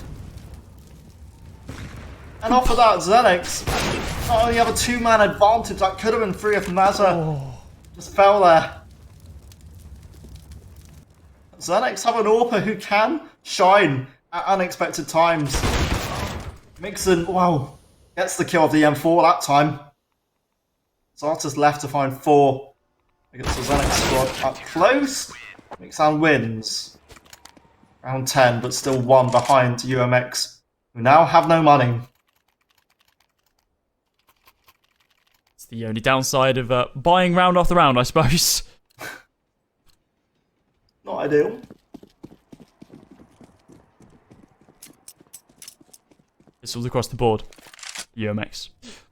Only 2 upgrades. A PT-50 for Artist and the Deagle for Mazza. Everyone else down on the Glocks. Tadpole with the HE as well. Want to try and find a little bit of chip damage with that. Put these Glocks in a more advantageous spot.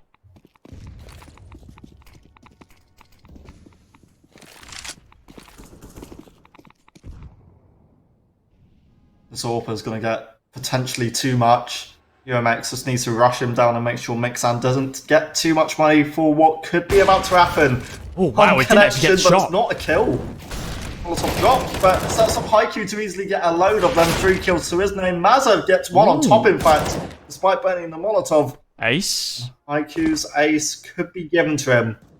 Tadpole left on upper. Ah. It's deleted by Bevy. Ooh. Bevy, why are you stealing aces? What's going on? It's outrageous. 11 each. This again has to go to overtime with how it's playing out. It just feels like it can do. And it would feel like the best way to determine this as well. It would. It really would. It would be a hell of a way to end this best of 3. I think it's safe to say that this is potentially going to be the best of 3 that we see throughout the weekend. I mean, this is final worthy. We said this before. A lot of people expected these 2 teams to be in the grand final and this to be the grand final. But with Zenex dropping one map in the group stages where UMX didn't drop a map, what's the bracket to go as such? And Zenex heading up against UMX in the quarterfinals. Bevy going to be able to open up the round with the first kill over onto Weak Synced.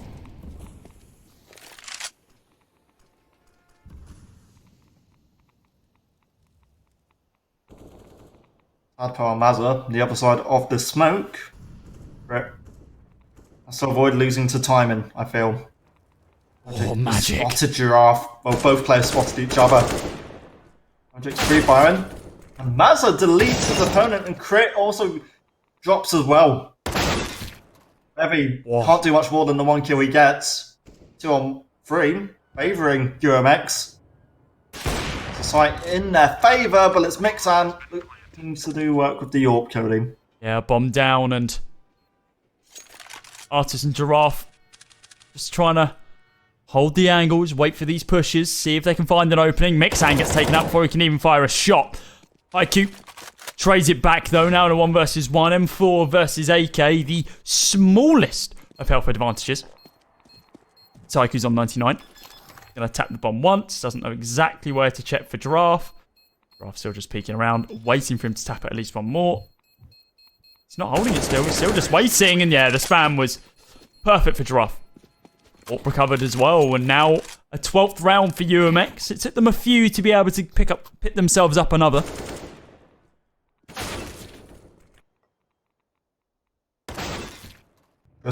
Crisp connections, if anything. About to say, incredibly so. And a reminder, this is a single elimination bracket. Oh yeah. Whoever loses this is out. Gone. Out. No money for them. They don't even make it to the semi-finals. Make it to the semi-finals, then no matter what happens, you do get some form of monetary compensation for your time. Winnings. £125 for 3rd and 4th place. £250 for 2nd and £500 for 1st. Good job, Giraffe. That's the 2nd time we've seen him do that, right? Perfect, because look, it gives him a slight one win.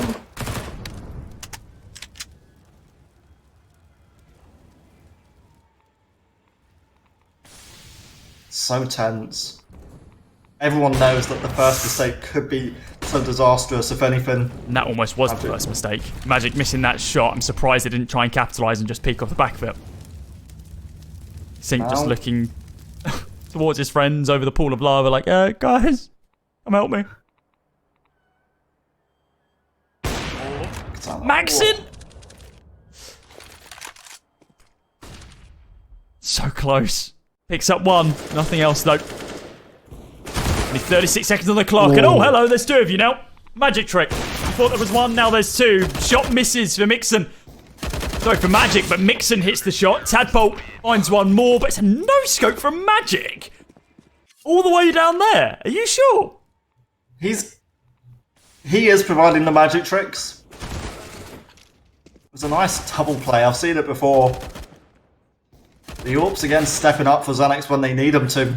Mixan and Magic both finding kills at the end of that one. We're again tied up, and we're again in a state where Zenex have that economic advantage because UMX again look towards pistols. They're playing it slow. And that's where Zenex have to be careful. On the long-range encounters, it should be easy for these rifles to clean up the kills. Magic, Grip, Heavy. All chime in with some form of damage. Artis got 1 back. And I'd love to say he can ace this, but Probably not. IQ who takes him out. Not with a Glock, a lowly Glock. Something tells me big no. And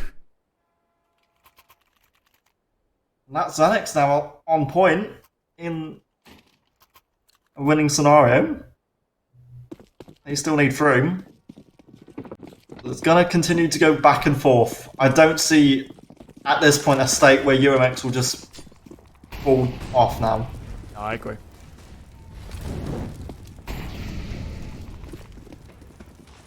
It's got to be consistently back and forward, and if it's not, either direction, to be honest with you. It's like if UMX fail at this point, or if they win this round and then Zenex can't keep up, I'll be surprised if ZX start pulling away, I'll be surprised because UMX have kind of fallen to that point, but that is really unsettling, Haiku. Please stop doing that. The absolute speed he was getting on top of that ladder should not be possible.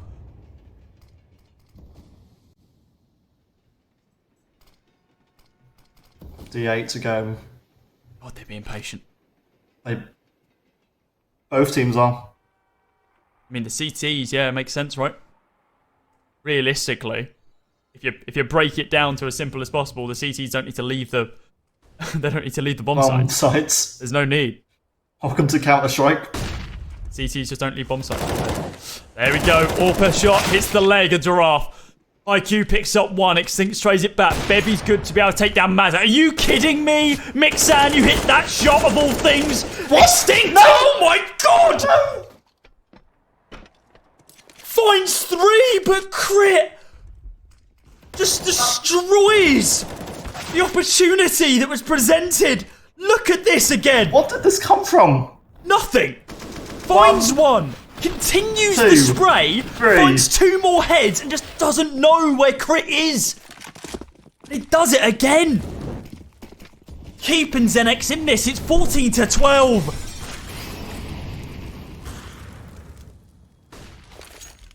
UMX, well, they've got pistols. Fast play out into A this time, Zenex. They've got to keep hold of this somehow. Extinct, they've got 1 kill, but Artist and UMX have struggled again on pistols. Just don't have the money. Just like that, they've got themselves map and match point now. 1 round away from potentially eliminating UMX, but they've got money. Now they this do. could be a turning point. This is where the comeback would have to be. Exactly. This has to be the turning point. UMX need to win the next 3 rounds back to back to back to be able to take this to overtime and have another chance of winning this game. A lot of damage dealt to UMX though. Look at this. Giraffe down to 56. Extinct 73. Artist 83.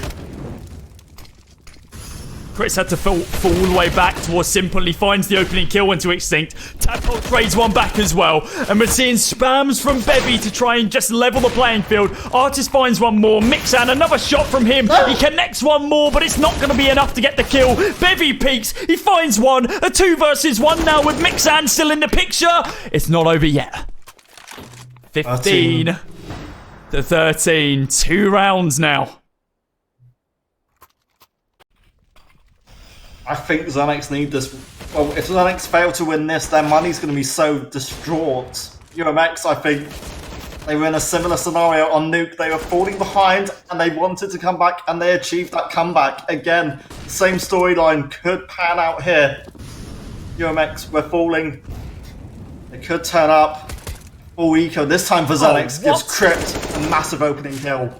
Extinct should be able to repay the favour straight back and... Oh, the Molotov Artist! You can't kill your teammate like that! Not at this time! Of all times! They're 4v3. I mean, yeah, sure, it's pistols versus rifles, but... You can't do this! Teammates Molotov. Extinct is fuming. The 4-man stack on B. UMX, they're still playing cautiously, and it's just pure respect to Zenex here. And it's fully deserved. Zenex have been fantastic. And if they weren't before, get them on your bloody radar. Now. It should be 14. Let's not count out Zenex yet. 1 towards CT, 1 in connector, the other 2 slowly coming from B. Bevy. Be the first point of contact.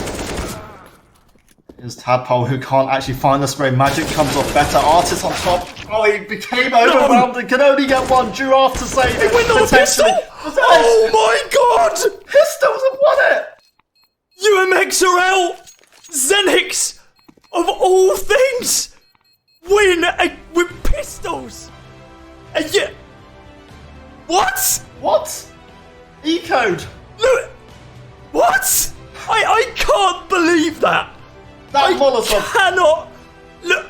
Oh, the Molotov. The Molotov literally killed off UMX. I don't know what happened. I can't believe it. I cannot believe what's just happened. Xenex, top 4. They knock out UMX.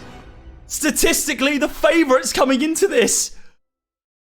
That Prem result, that wasn't a fluke. Against rifles, Louis.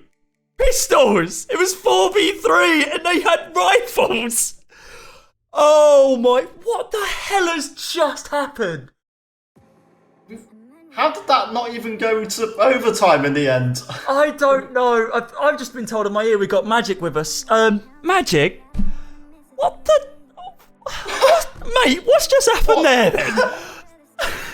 That's ridiculous. Yeah, honestly, the whole series was just back and forth the entire series. Like the first map, once we came back from like 9-2 down, we were feeling it. And then an overtime nuke, we thought we had it, then they got it. And then Train was just back and forth, winning all the good rounds, honestly.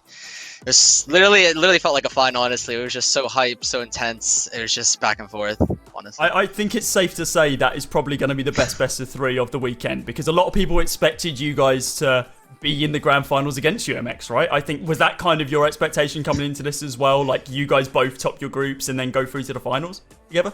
Yeah, of course. We thought we were going to play UMX in the final, but we lost the flight, and it was unfortunate, but we bounced back and we just kept going. We pushed past it, and now we got to make a great bracket run to make it to the final. Upper bracket's looking tough. Yeah, no, it would be very difficult, but yeah, go on, Louis. Go ahead, bud. I was going to say, so you've now taken care of UMX, probably one of the biggest teams in this event.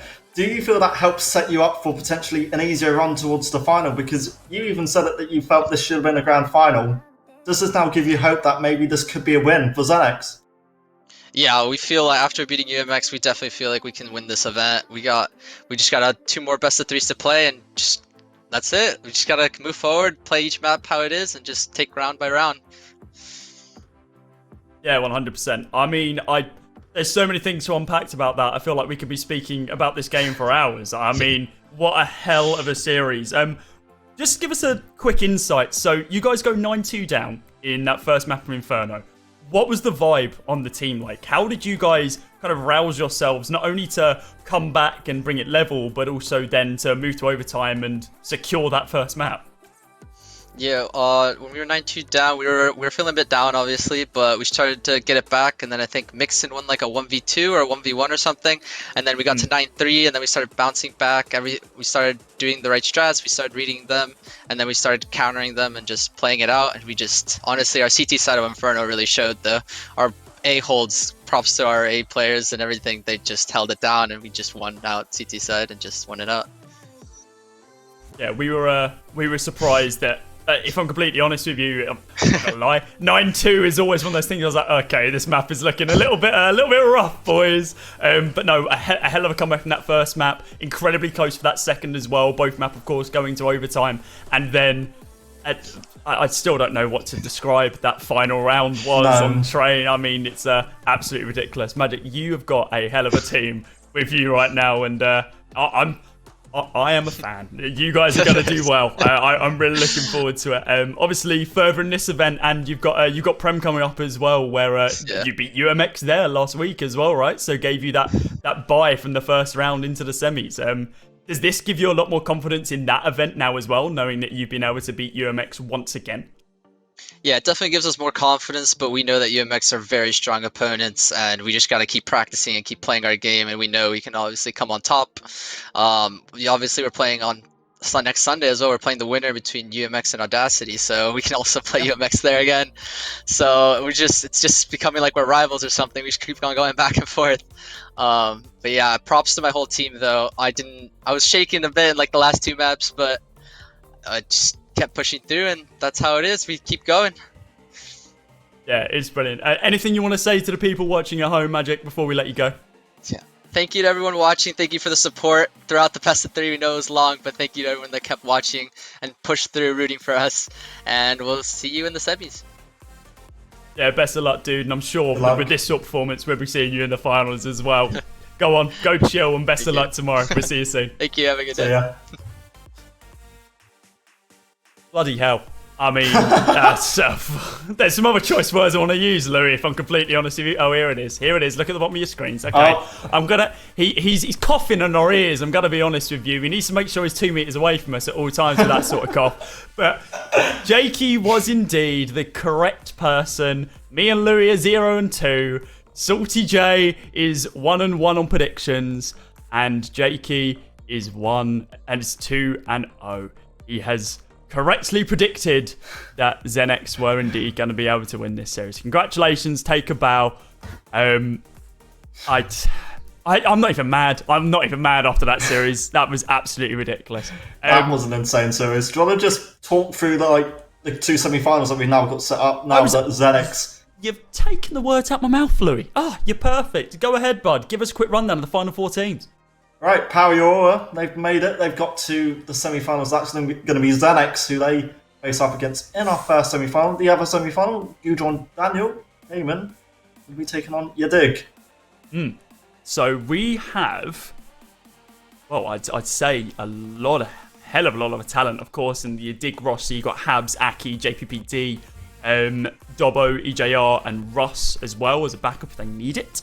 Over on Gujon Daniels, Jack B, Emmy, Zimzi, Mr. Hoy, Cripes, Reagan as well as their 6th. Of course, you've just seen Zenex. You know these guys. You want to keep your eyes on them. Magic, Bevy, Crit, Mixon, Haiku, and along with our final team in Aura, which is Impact, iFan, Dexter, Cypher, MBL, and Emperor on the sidelines as their coach as well. Guys, what a hell of a day the first day has been. First day of playoffs, it's single elimination. Every game is the final game for some of these teams. And we've already said goodbye to one of the favourites. UMX are gone and they join Buzzkill, Goth Girl Fan Club, and Horus out of this event from the quarterfinals. We are going to be joining you tomorrow, myself and Louis 2K, at 1:30 for your first game in the semi-finals, and then make sure you tune in for that grand final after that as well. Same time, same place. Guys, have a lovely rest of your evening. We'll see you later. Bye-bye.